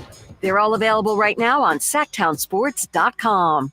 I didn't ask to be thrown in the streets with nowhere to go. I didn't think I'd survive. But I did ask for help, and Covenant House was there for me. 1 in 10 young adults will experience a form of homelessness this year. For these kids who didn't ask to be put in this unthinkable situation, Covenant House is there. Covenant House helped me break the cycle of homelessness in my family. They gave me the love that I needed. Over 2,000 young people will sleep safely in a Covenant House bed tonight. When youth who are experiencing homelessness have a hot meal, a safe place to sleep, medical care, and love, they can overcome heartbreaking challenges and have a brighter future. They just really genuinely just wanted to help me succeed, and I'm succeeding. I'm a speaker, I'm an author. Covenant House really helped me and really helped mold me into the woman I am today. If you or someone you love is asking for help, go to safeplacetosleep.org today. Hey, California, Sellathon means big savings. Sellathon means great selection. Sellathon means 6 days to save. So visit your California Ford dealer now through July 8th and get great offers across the lineup of Ford trucks and SUVs. Like the built Ford Tough F-150, part of Ford F-Series, America's best-selling trucks for 47 years and counting. Or the adventure-ready Ford Bronco Sport with GOAT modes to help you conquer the great outdoors. And the always electrifying Ford Mustang Mach-E with 0 to 60 thrills and 0 emissions. It's the Ford 4th of July Sellathon. That means choices. Whether it's gas, hybrid, or all-electric, now is the best time to get behind the wheel of your brand new Ford truck or SUV and drive it home today. But hurry, these offers absolutely end July 8th. So go to your California Ford dealer today. Based on 1977 to 2023 calendar year total sales. I'm Ken Korak with your Green and Gold Report, brought to you by Xfinity Mobile. Connect to the most reliable 5G network nationwide. Well, looking at the A's top prospects halfway through the season, you have to start with shortstop Jacob Wilson. Now, despite missing a month with a knee injury, he is batting a ridiculous .463. And over the last weekend in June, playing in AAA for Vegas, he went 7 for 10 with 2 doubles and 2 homers. In 11 games in the Coast League, he's batting .447. Want to save on some of the biggest names in streaming on the network made for streaming? Now through September 21st, get 150 megabit Xfinity internet for 12 months with a 1-year contract. And for just $15 a month, add the new Stream Saver. That includes Peacock, Apple TV Plus, and Netflix for just $35 a month. Switch at Xfinity.com today. Restrictions apply. Requires paperless billing and auto pay with stored bank account. Equipment, taxes, and fees extra. After promo, regular internet rates apply. Currently $54 a month. Actual speeds vary. Stream Saver requires Xfinity internet or TV and price subject to change. Quick Quack Car Wash takes the drama out of keeping your car clean. Let's wash the car. Don't spray the hose inside the car. Our convenient wash packages make it easy to get your car soaked, scrubbed, and on your way. Protect your car from sun, rain, and pollen with a ceramic duct wash, and get our in-wash light show and an unbeatable clean. Oh, the kids filled the gas tank with water. Of course they did. Quick Quack Car Wash. Come in today to try our new tropical scent wash. KHTKAM Sacramento, KYMX HD2 Sacramento. From the Power Business Technology Toshiba Studios, your flagship station for the Beam Team. Should we light the beam? Light the beam, baby. Sactown Sports.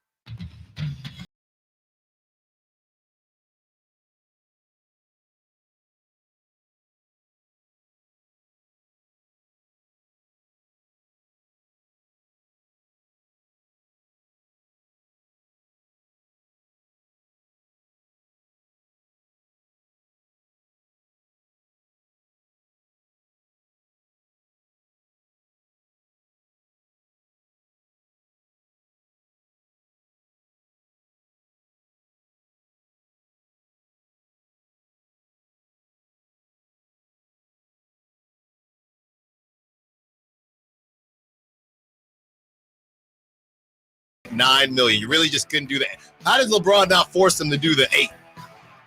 $7.9 million. Yeah, you can't just give him what is that, an extra 100,000 or whatever. $7.9 million is hilarious. He's already forced them to do a lot of things. So Did you see Jason Tatum signed his max extension? It could have been $315 million, but he signed for $314 because St. Louis is area code is 314. Mm-hmm.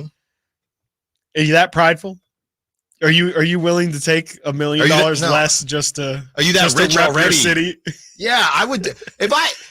I'll take $916 million instead of $917 just because I love Sac like that. But that is a flex and a half.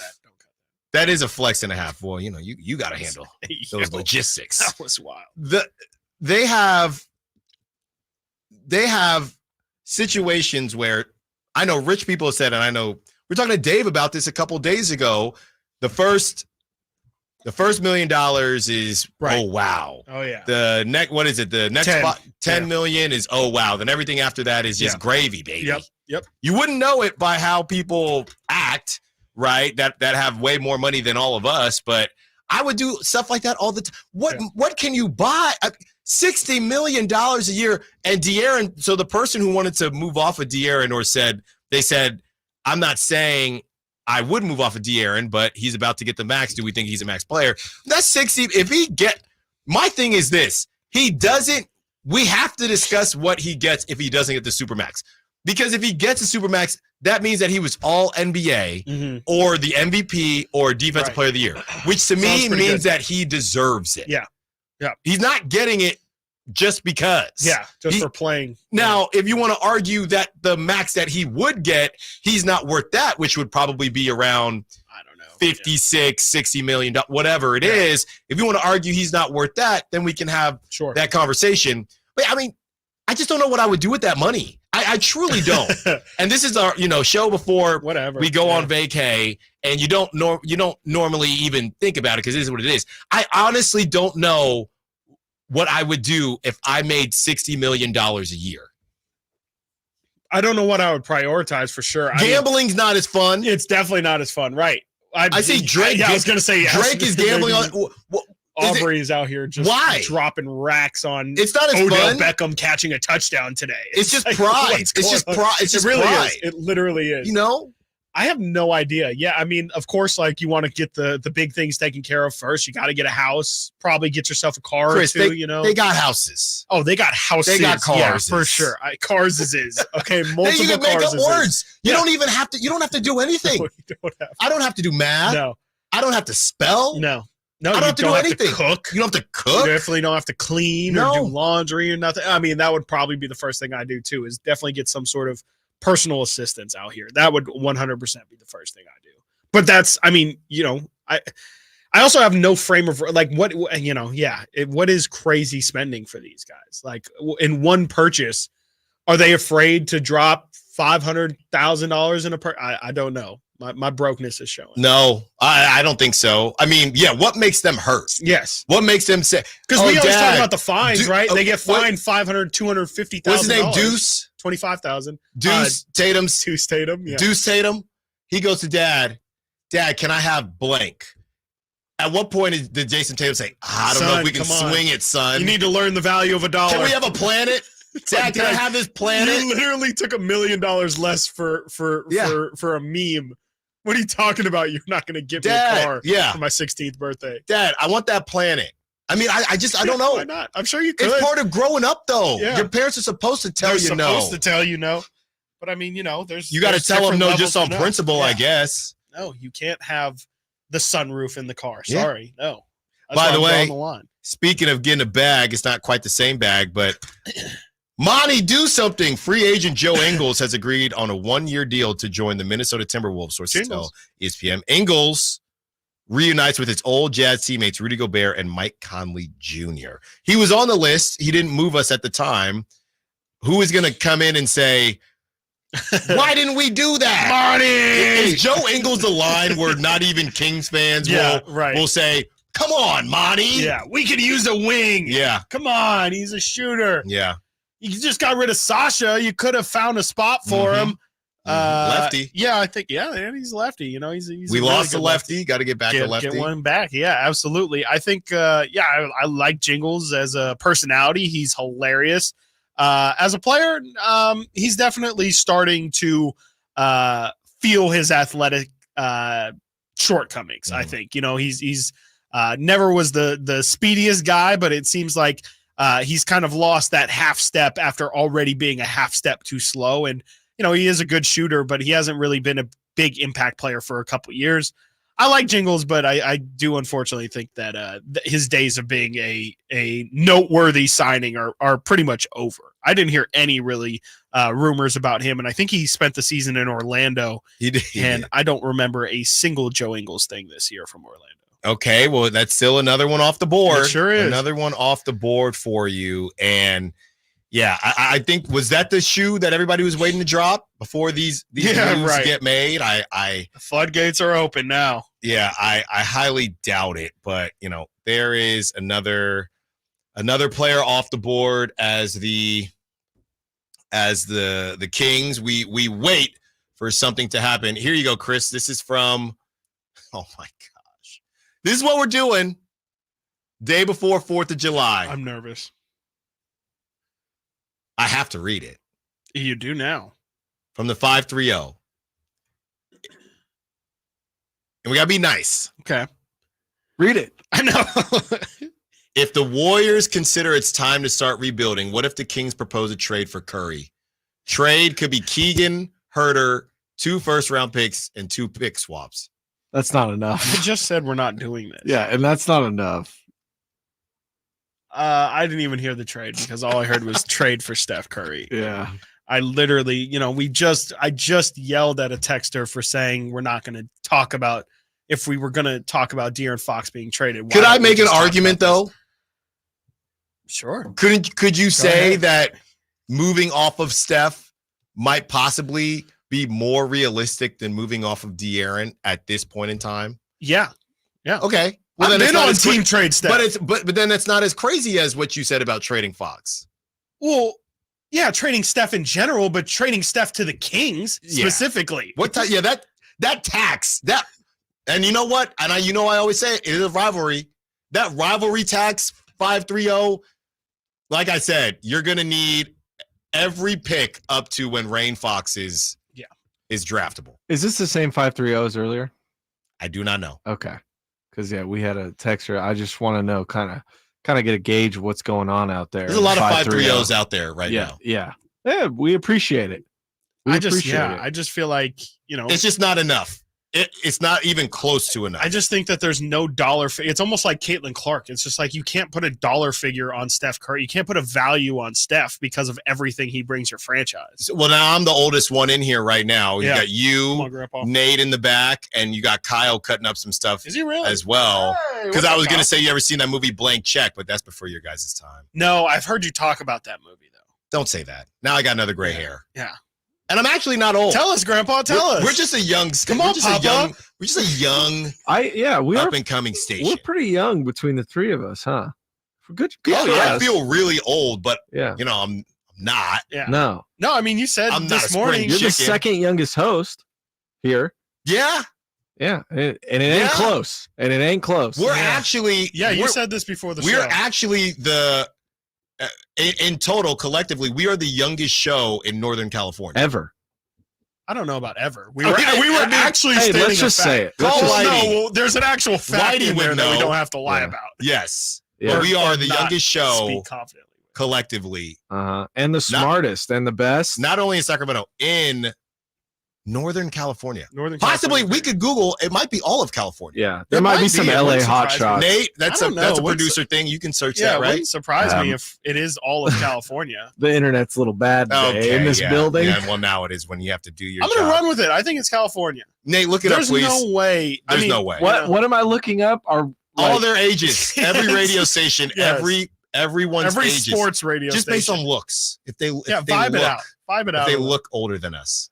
I would guess so. So I have to look at every single radio probably not show that many, Nate. In California? Yeah.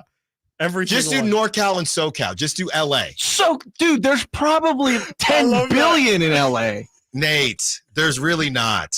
All right. Brandon Deitzman says the most handsome. Well, thank you, Brandon Deitzman. Coming up next, we continue the conversation. We have that sound from Rob Parker as we break down Bronny's deal, and Nate actually does his job. Stiles and Watkins, Sactown Sports. Our first year as the radio home of the San Francisco 49ers is one we will never forget. And Logan Ryan picks him up. Looks like they're playing man. LaPorta's over there as well. It's 5 out. It's empty on 4th down. Goff back.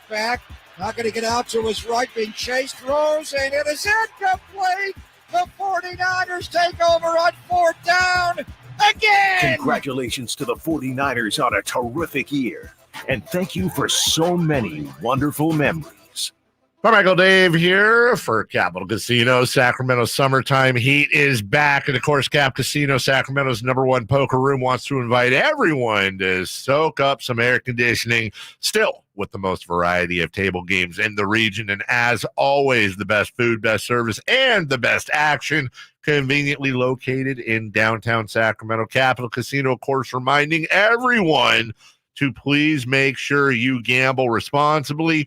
1-800-GAMBLER. Elk Grove Kia and Elk Grove Automall is under new management, but you can still expect that same 5-star experience. Celebrate 4th of July in a 2024 Kia Forte for only $169 a month, or get 4.99% APR for 72 months on a new Kia Seltos. Come take a test drive Elk Grove Kias and the Elk Grove Automall and online at elkgrovekia.com. Forte lease plus tax, $4,999 due at signing, $0 security deposit, 10,000 miles per year, 20 cents per mile excess, 5 available. Seltos offers $16.06 per month per $1,000 financed. No down payment required, available on approval of credit. Ends July 8th, 2024.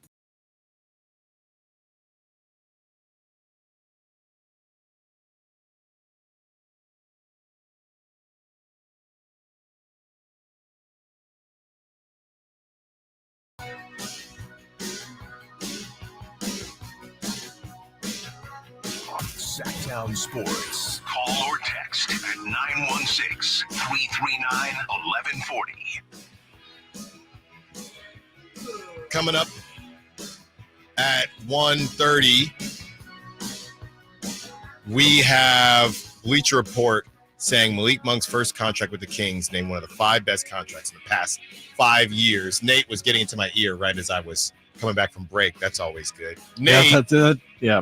You said you have an update on something. It's so important. I got the youngest show here in California. How did you do that? Dude, I can't reveal my secrets on the air. Okay, what is the youngest show? Okay, would you like to guess the age of the person? Well, first of all, it has to be it's not a podcast. No, this is on KDRT in Davis, where I actually used to host the show. Is this a college show? Well, younger than college. So what is it? 14-year-old. There's a 14-year-old who has a show, Madison's Musical Adventure. Oh. On KDRT in Davis. So we're not quite the youngest show, but we're there. Huh. Sports show. Okay. All right. You know what? I've heard Madison's show. Not that good. Not that good. I'm going to say it. You know, she's got some work to do. I don't know. We'll figure it out. They have some work to do. Wow. That was it? That's all I got. Okay. 916? Sports show. We can say sports show. From the 916?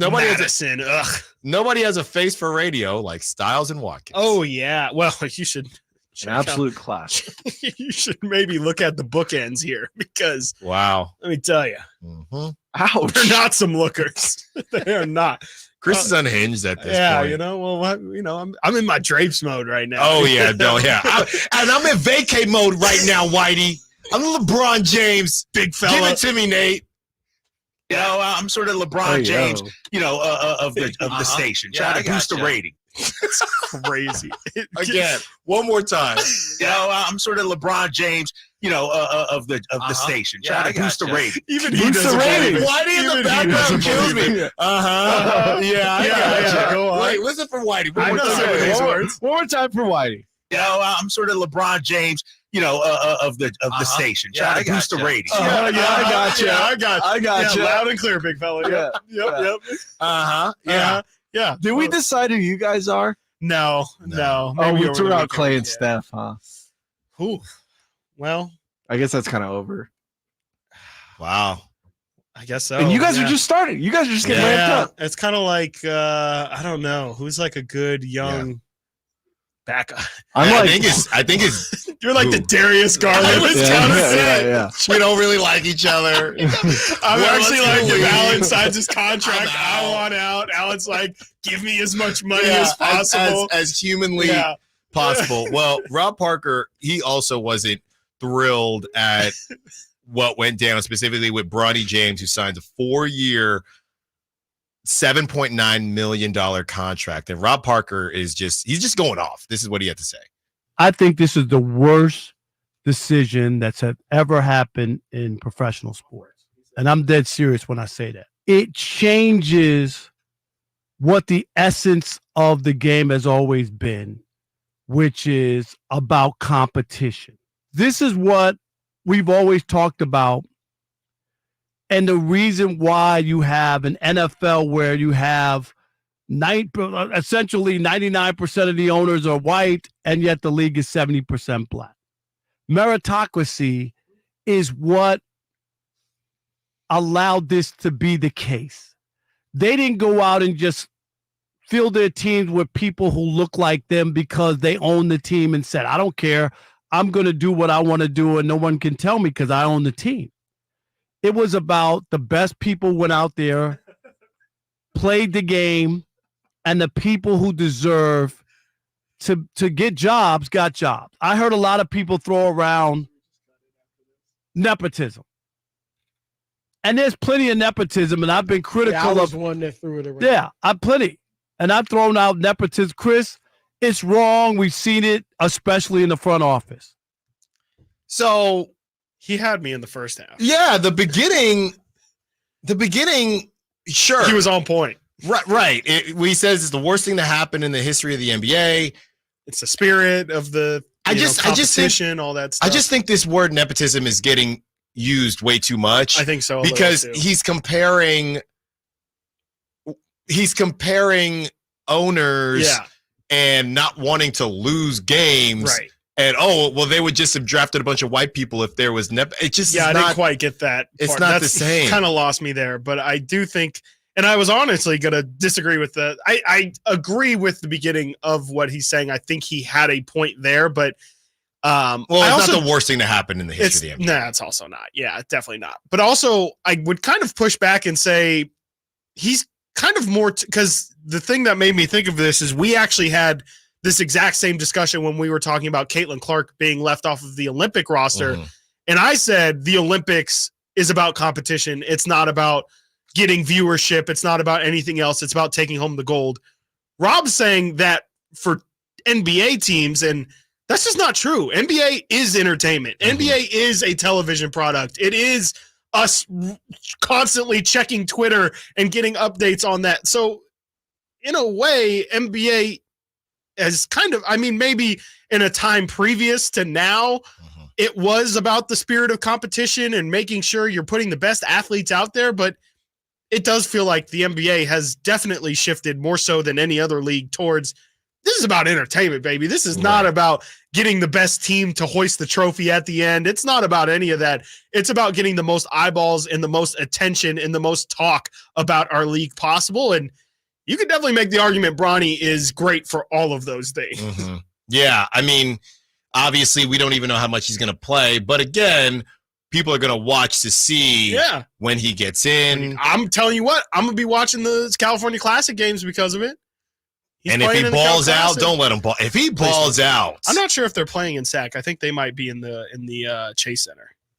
If he balls out, this thing is going to continue to grow and evolve. And look, he's got all the pieces around him, and we'll see what happens. But I definitely don't think it's the worst thing to happen in the history of the NBA. And I definitely don't think that you can compare sports nepotism to nepotism in other industries. It just doesn't make any sense. Didn't he say worst decision? Yes, he did say worst decision. 'Cause I feel like that is a little different than worst thing to ever happen, right? Sure, it could. Semantics of it. Worst decision by a team because only the Lakers made the decision. When I hear that, though, I think, I hate to say this, but like the Kings taking Bagley at 2 might be a worse decision than them using the 55th pick. That's what I'm saying. Yeah, I'm hung up on where he got picked. If they had reached and just took him in the first round just to say he was a first rounder, fine. Right. But I mean, come on now. We got to Google all these second rounders as far as if they're even in the league. I mean, a lot of them are playing overseas at this point. So I don't agree with Rob there, but everybody is entitled to their opinion. Coming up next, Malik Monk, Bleacher Report says his deal, the best in the last 5 years. Malik loves Sactown. Stiles and Watkins, Sactown Sports. On the move?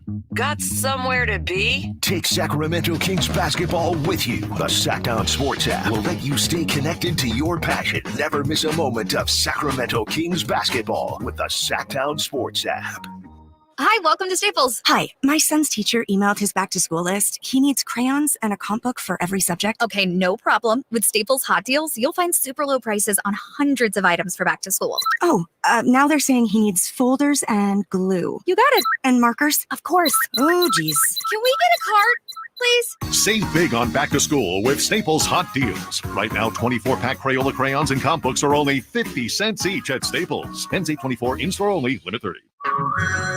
Hey everyone, it's Ted from Consumer Cellular, the guy in the orange sweater, and this is your wake-up call. If you're paying too much for wireless service, you don't have to keep having that nightmare. Consumer Cellular has the same fast, reliable coverage as the leading carriers for up to half the cost. So why keep spending more than you have to? Seriously, wake up and call 1-888-FREEDOM or visit consumercellular.com. Savings based on cost of Consumer Cellular single line 1, 5, and 10 gig data plans with unlimited talk and text compared to lowest cost single line postpaid unlimited talk, text, and data plans offered by T-Mobile and Verizon January 2024. It's the Folsom Lake Ford 4th of July Sell-a-thon. Get low finance rates and zero down deals on approval of credit right now. Shop Folsom Lake Ford over 35 years in the Folsom Auto Mall and tell them Coach Doug Christie sent you. Slash presents Serpent Festival, a celebration of the blues. Friday, July 12th at the venue at Thunder Valley, starring Slash, Warren Haynes Band, Samantha Fish, and Eric Gales. It's gonna be a steep climb. Don't miss an all-star night of blues. Friday, July 12th at the venue at Thunder Valley. For tickets, visit ThunderValleyResort.com. Serpent Festival. Imagine the most beautiful panoramic setting. Endless waves crashing on a beach, kids playing in the park.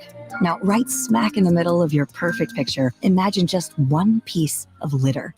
It doesn't fit, does it? And it simply doesn't belong anywhere. Certainly not in California. Not even one piece.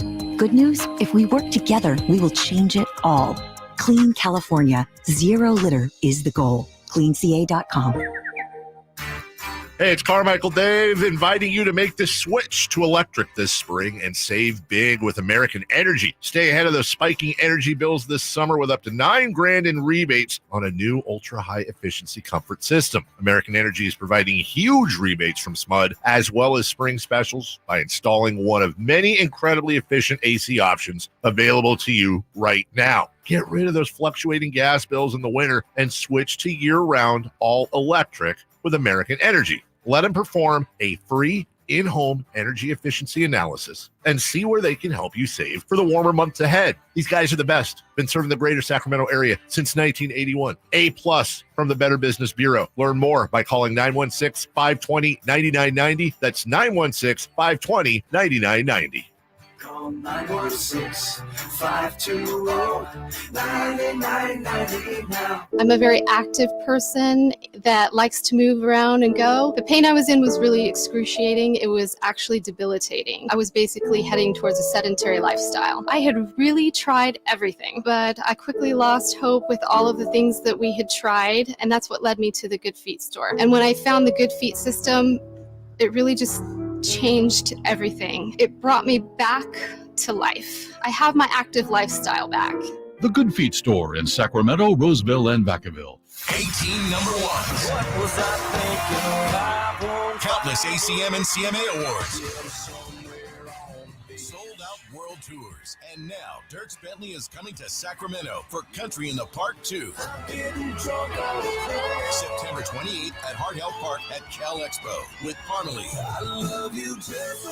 Dasha, Kelsey Hart, and more. Plus line dancing, food trucks, and more. Tickets available now at CITVFest.com. Brought to you by Bonnie Electrical Heating and Air and the U.S. Marines. Maida Chevy saves you $12,000 off MSRP on every new half-ton Silverado LT Turbo Max. In stock after rebates. Always Always 5 to choose from. Exclusive. All in-stock pricing at MaidaChevy.com. Together, let's drive. See dealer for details. 773124.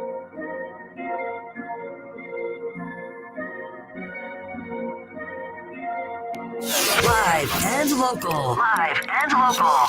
This is Sactown Sports.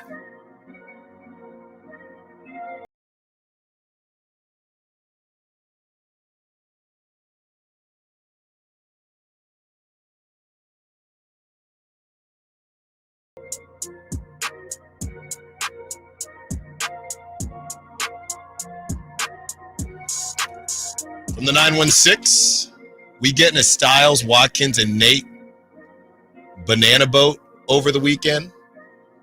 Please post pics. No. I don't know if we're hanging out this weekend. What does that mean? Banana boat picture? I was just thinking LeBron, Carmelo, Chris Paul. It's just like us hanging out with picture. They like do a not reverse let me canoe. hang out with them. No. They Not outside do of work not hours. let me get. Yeah, I barely go in the other room. They tell me to get out. I always invite people places, and you know, What does that mean?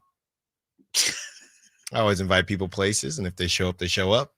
I show up, I show out. You know what I mean? Well, you canceled. Never mind. Sometimes I got to cancel. You know, sometimes things happen. No, you will not catch us on any banana boats. You might. Short answer. You might kayak on the golf course. Nate wants to get on the golf course with us. Yeah. I've been. He's I've been always teasing the weirdly idea. asking when we bring up golf. Yeah. Whether or not he wants to join. It's just, hey man, if you want to, come out. You two I'm have really to be on in the the same fence. card. Yeah. Wait, what? I said you two have to be in the same. I'll walk. Why? Entertainment purposes. Yeah. Absolutely. I mean, entertainment purposes. I haven't played in 10 years. I don't think. Sure. Maybe. Let's About get that. Does anyone really play? Let's get you on the driving You range guys are first. actually pretty good, from what I hear. Let's get you on the driving range first, and then go from there. I got a nasty slice in my. drive. This is when we go out and we're the station. It's a station group, Right. You know, Maybe run a scramble or something. yeah. I would love a station. I feel like we could beat the other shows as a scramble. The three of us. Oh, not Dave and Jason, right? Not Dave and Jason. No, I mean, unless Verlaud hits like a 200 or something. Yeah. I mean, it is a scramble. I don't know. I feel good about it. We beat the other in basketball. I think we got that. Oh, I'm healthy now. I would love to go in the low post with drapes. Cut Hey, that. yo. Cut that now. All right.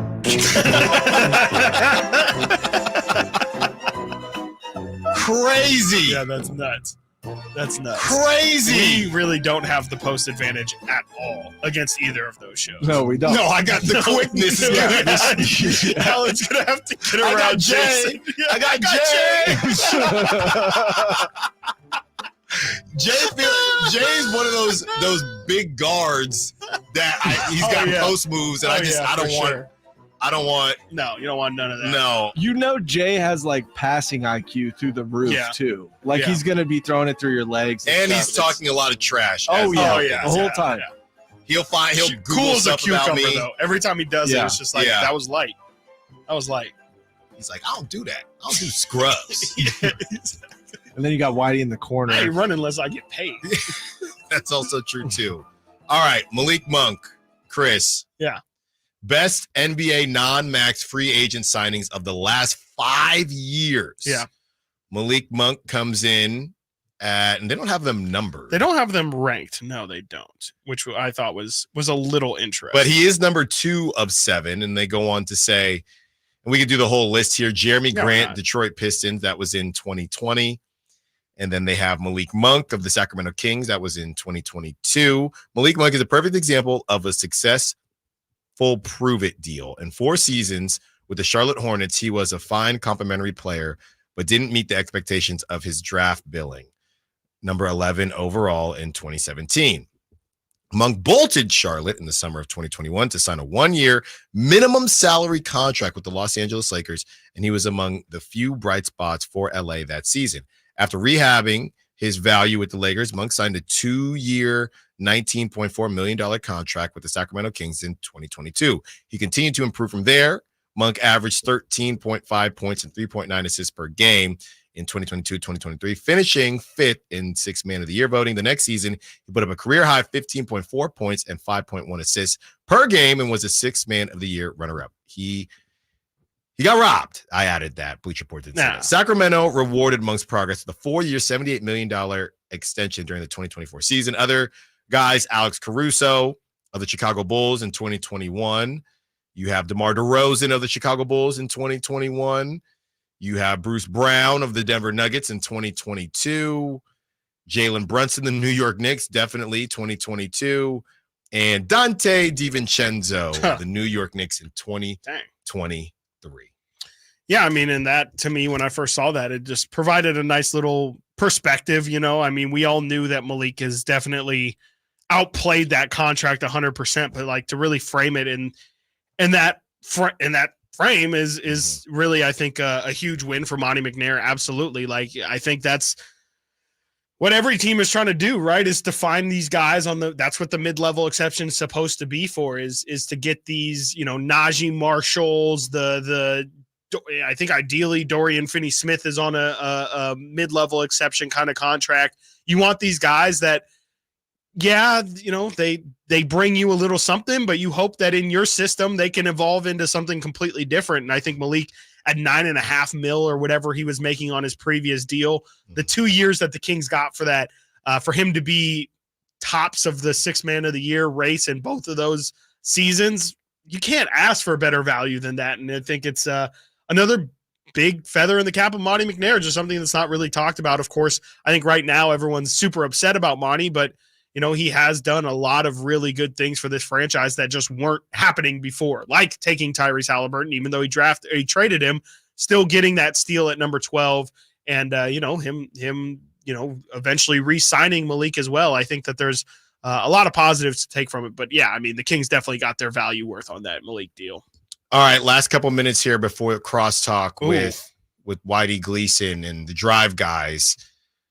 Let's go around the room here, guys. And actually, we have two things to go around. First of all, we have to do our 4th of July food draft. Okay. And second of all, we have to do our prediction on whether or not the Kings will do a deal by the time we're back on Monday. Mm-hmm. Who would like to start? Which one are we doing first? Are we doing both at the same time? Okay. I think Chris should start. Okay. I think I should start too. Thank you. I will say the Kings will make a move. There's so many days in between. And honestly, 201 was my prediction because it's going to be right after the show.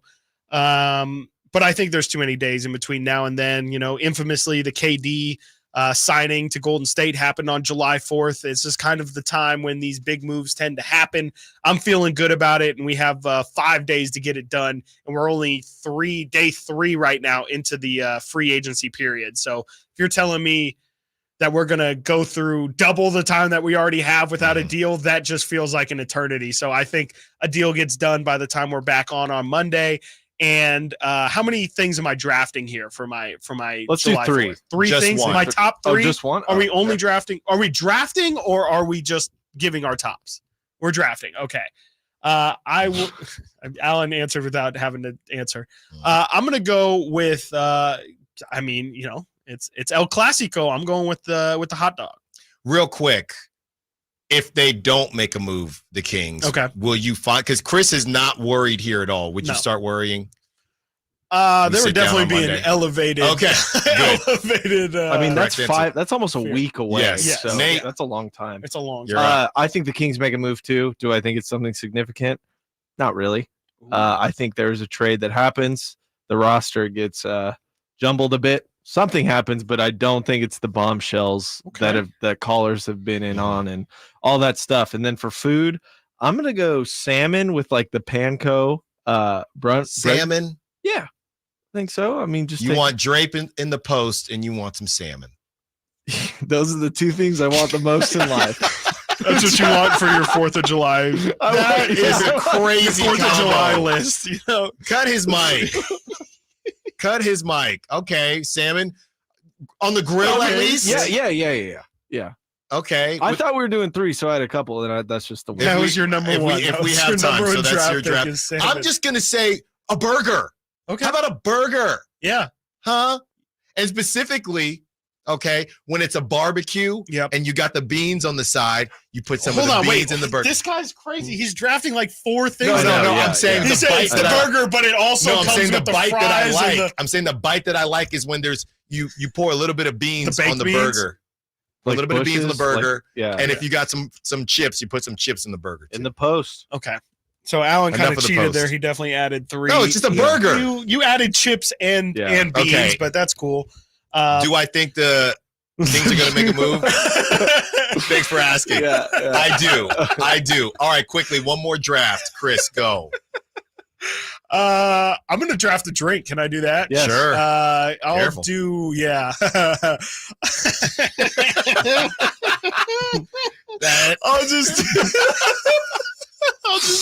I'll just take a lemonade.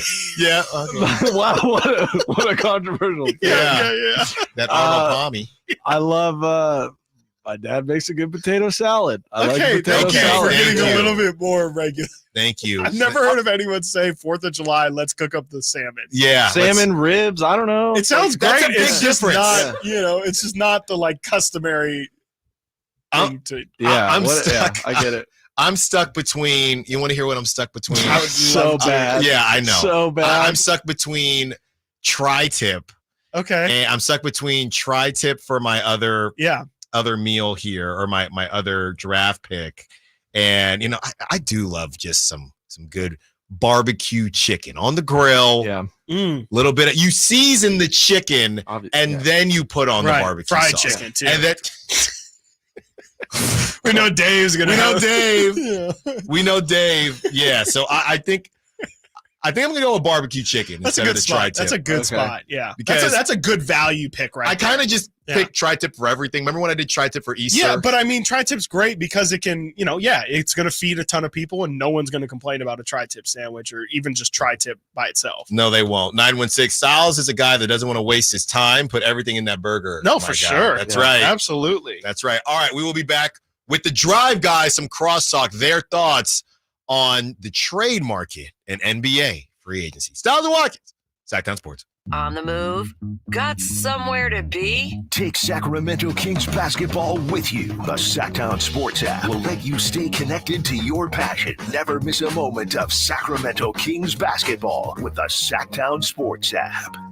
Hello, Sacramento. I'm Emran Plati, owner of True Sports Cards and Collectible Store here in Rockland, California, and the host of the True Sports Cards Show that airs right here on Sactown Sports 1140 every Saturday from 10 to 11 a.m., where we discuss the latest trends, hottest products, and deliver exclusive interviews with other industry leaders. And don't forget to visit our shop, True Sports Cards, at 6661 Stanford Ranch Road in Rockland and see what we have for all your sports card and memorabilia needs.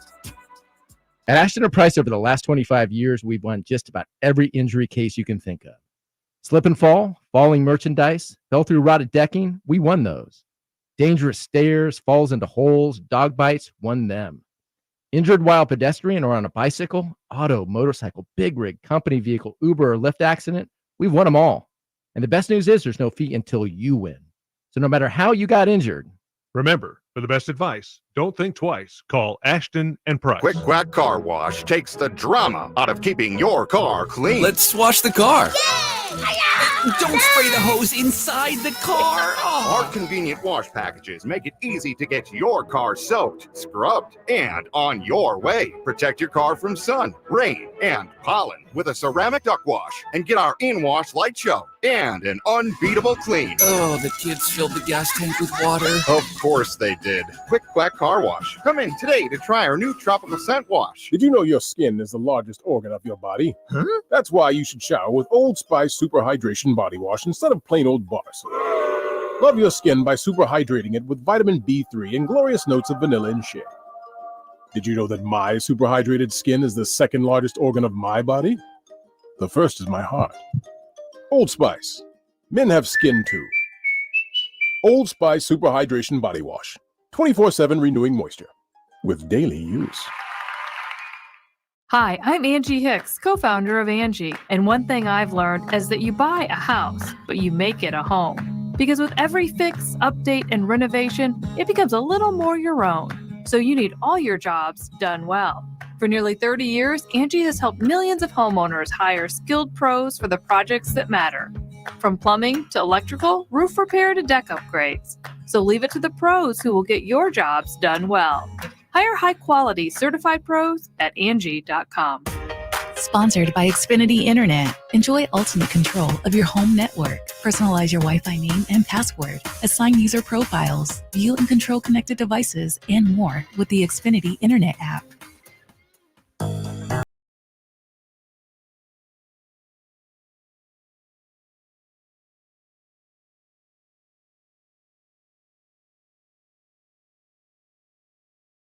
James, of the station. Try to boost the rating. Sactown Sports. Check us out on YouTube. Search Sactown Sports and subscribe. Another domino has fallen in NBA free agency. Really? Free agent Alec Burks has signed on a 1-year deal with the Miami Heat. So now he will be an all-NBA player next season. He fits the Heat. He really can well. cook, though. Yeah. He definitely can cook. As long as he's not on the Kings, he can cook. He just doesn't spend as much time in the kitchen as he used to. That's right. Yeah. Right. That's right. He's a lot of takeout. New and every so often. I am I'm watching. gonna go in there and cook. Yeah. I am Whatever watching the Tim's newest let him. season of MasterChef. Generations, that's all the generations, Whitey. Gen Z, What? millennials, Oh, yeah. Gen X, and what's the last one? Baby boomers. Yeah. Mm-hmm. Who's winning? Well, they had their first elimination, and us millennials, we took a hit. So I don't know what's going on there. Okay. Whitey, you said you had a story that you're not supposed to tell on air. Who said that? Who said such a thing? About Chris Webber's retirement, or Chris Webber retiring his jersey. So now you have to tell us. Yeah, and it's not Chris Webber didn't do anything.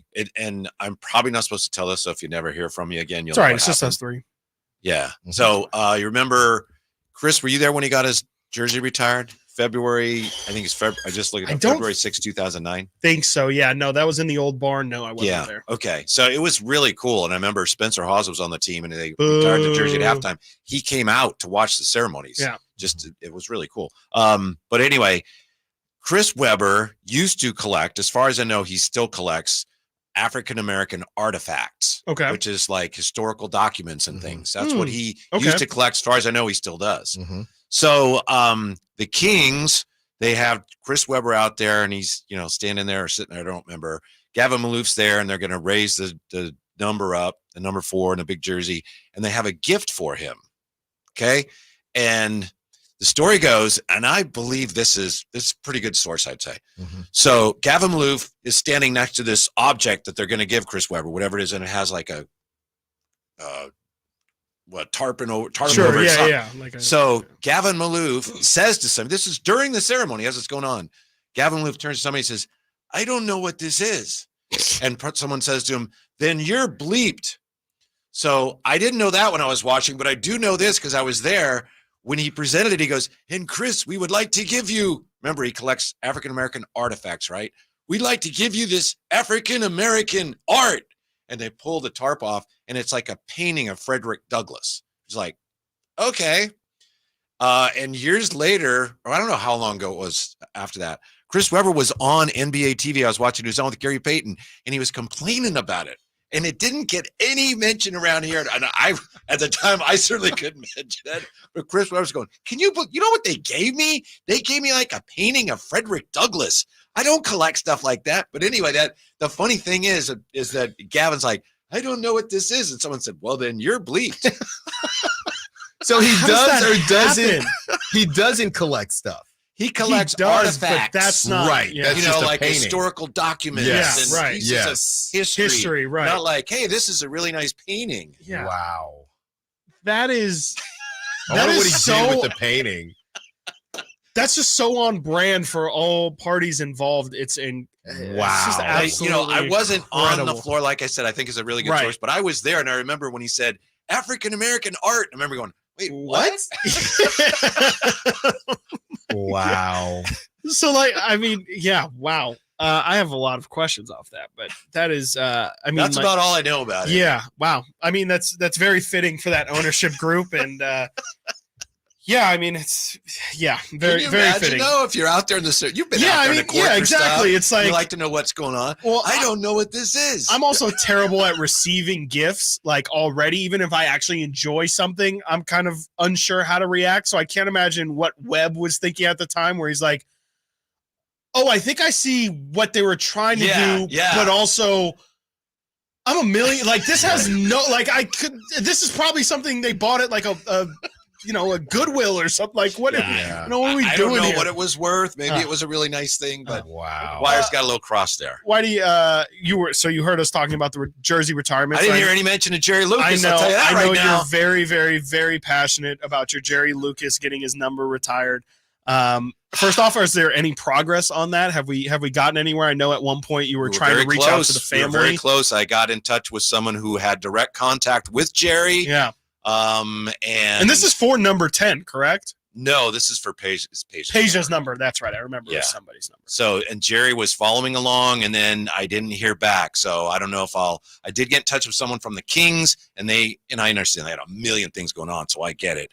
Never heard back from them. So it kind of just, that's where it is. And then second question is, I mean, more to the point of what the conversation we were having, how do you feel about, and excuse me if you're going to talk about it on the show, but about Mike Bibby asking for his number retired? And I kind of made the point of like, I don't see what's the justification for Vlade having his number retired, and why would it be crazy to then have Bibby? Yeah, I see what you mean. That barn door is kind of already Yes, open. exactly. I was looking up retired numbers before I came in today, and you know how many retired numbers the Bulls have from their championship teams? They have overall like 4. Oh man! But from that team, they only have 2. They have Jordan and Pippen. Okay, and that makes sense. If that team were in Sacramento, we would have retired everybody, right? John so Paxton, I think there's all of something them. to be said for it. Should be really special and elite. I get your point, and Mike Bibby was, he made, like you say, one of the biggest shots in franchise history, if not the biggest. But to me, it's like, it's okay to be a really good player and a really good team. That doesn't mean we retire your jersey. Yeah. Plus, to be honest,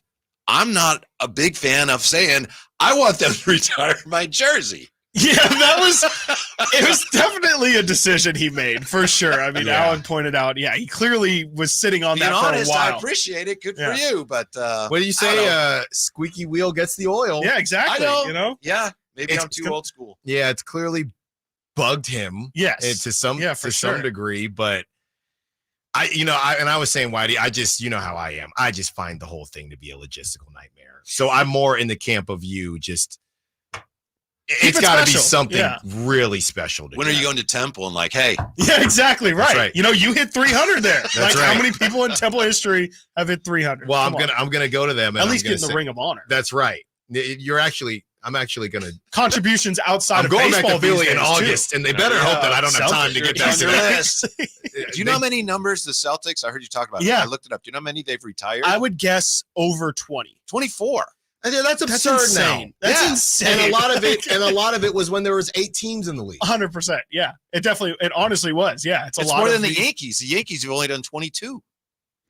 And like you guys are saying, basketball numbers tend to be low. In the old days, the digits, everything. It had to be 1 to 5, right? so that the officials could show. And now will Tatum get his jersey retired? And he couldn't have done it without Jaylen Brown. So is his jersey going to get retired? Al Horford, he's been there for a while. He finally got the ring. What are we doing? Brad Stevens, do you retire? Put him in the rafters too. You might as well. I mean, Sean Livingston, he stopped the runs. He stopped a lot of runs. I mean, do they win without Sean Livingston? Come on. I mean, guys, this came out not too long ago. As far as DeMar DeRozan, and that name has been brought up a lot. And Chris, you said this could have been, it would be a mid-off, not as far as them being mid, but a lot of middies and mid-range jump shots would be taken. The Miami Heat are currently viewed as the favorites to land one DeMar DeRozan from Jovan Buha. The Lakers aggressively pursued Klay Thompson, but Thompson turned down their offer for more years and money from the Lakers to join the Dallas Mavericks, according to league sources. They've now turned their attention to DeMar DeRozan, though the Miami Heat are currently viewed as slight favorites to land the 15-year veteran and 6-time All-Star, according to league sources. Are you moved by that? Well, pairing DeMar with Jimmy? Oh, from A lot their of grit. standpoint, I just know, like, getting back to the Kings mentioned yesterday, Mark Spears did say the Kings are a dark horse. Right. Yeah. He didn't say, watch out, this is going to happen. He said something's going to happen, but he said they're a dark horse. I think everybody forgot what dark horse meant. they thought that meant, the leading candidates. Yeah, right. Maybe so. Miami's to the point now where they're looking for impact players to add. Yeah. It's like Sam Amick said today. Maybe you guys played it. He literally said he's next on somebody's list. Somebody's next list, guy right, up. Yeah. I don't. How does that work for the Kings with DeRozan? I'm Sign still and trying to trade, figure it or- out. Yeah, the sign. Yeah. It would have to be a Herder. sign and trade, but I don't know. Yeah, I don't know logistically where that would put them, and what exactly. I mean, I know Clay was 2 second-round picks. I don't know if it's that kind of sign and trade or if it's like a KD Warrior sign and trade where Right. you're getting D'Angelo Russell. So yeah, to your point, it would be Kevin Herder for DeMar DeRozan. I'm not sure how they would get it done, but and that's I mean, to me, that's a whole nother layer of it. It kind of starts to get to the maybe that's a breaking case of emergency, break glass in case of emergency kind of situation where if you strike out on all these guys and you say we have to do something and DeMar's still sitting there, maybe you kick the tires on it. By the way, thanks to both you guys for coming on with us That was yesterday. a great idea. a lot of fun. It turned out really. you. I thought Dave's comments were interesting. I just didn't expect. Surprisingly so. All of us talk about all these guys, Kuzma, Levine, and I think by nature we kind of have to pick a horse. And I just thought it was interesting to hear Dave say, honestly, I don't like any of them. I thought that was kind of refreshing. Yeah. Let's start here, and we have about a minute here, Whitey. I know you got a great show planned for the good people, so don't go anywhere. Would you rather run it back with what the Kings currently have or take on Zach LaVine? It'd be more fun to take a flyer on Zach LaVine. But here's the thing that worries me about him is we haven't heard anything about his health. We know about his contract. Right. Yeah. I got to check out his Instagram or social media. Are you hooping? I mean, what are you doing right now? I don't even know I if saw a he's video recovered. of Lonzo the other day. Yeah. I saw that, and he looked good. Yeah. He looked good. People talking about buying out Ben Simmons. I could be wrong, but I get the sense from what I'm hearing and reading from people around who cover the Kings, nothing from inside, but maybe there's kind of an ownership basketball ops split on Levine. You know what I mean? Yeah. Wow. I heard the same about Kuzma too. Yeah. The sources are sourcing. If you want to hear more from Whitey Gleason and Kyle Draper, don't move a muscle. That's it for Stiles and Watkins. Thank you to Nate. Thank you to all the callers. Thank you to Kyle as well. Thank you to all the callers, texters, sack chatters. It's been a fun one. We will be back on Monday. Enjoy your 4th of July. If you have it off, if you don't have it off, hopefully it goes quick for you. Stay cool out there. Enjoy your weekend. We will be back on Monday after the Kings make a huge move. And I mean huge. Dave, listening to Stiles and Watkins. Until Monday, secure the bag. Light the beam. Subscribe to Sactown Sports on YouTube.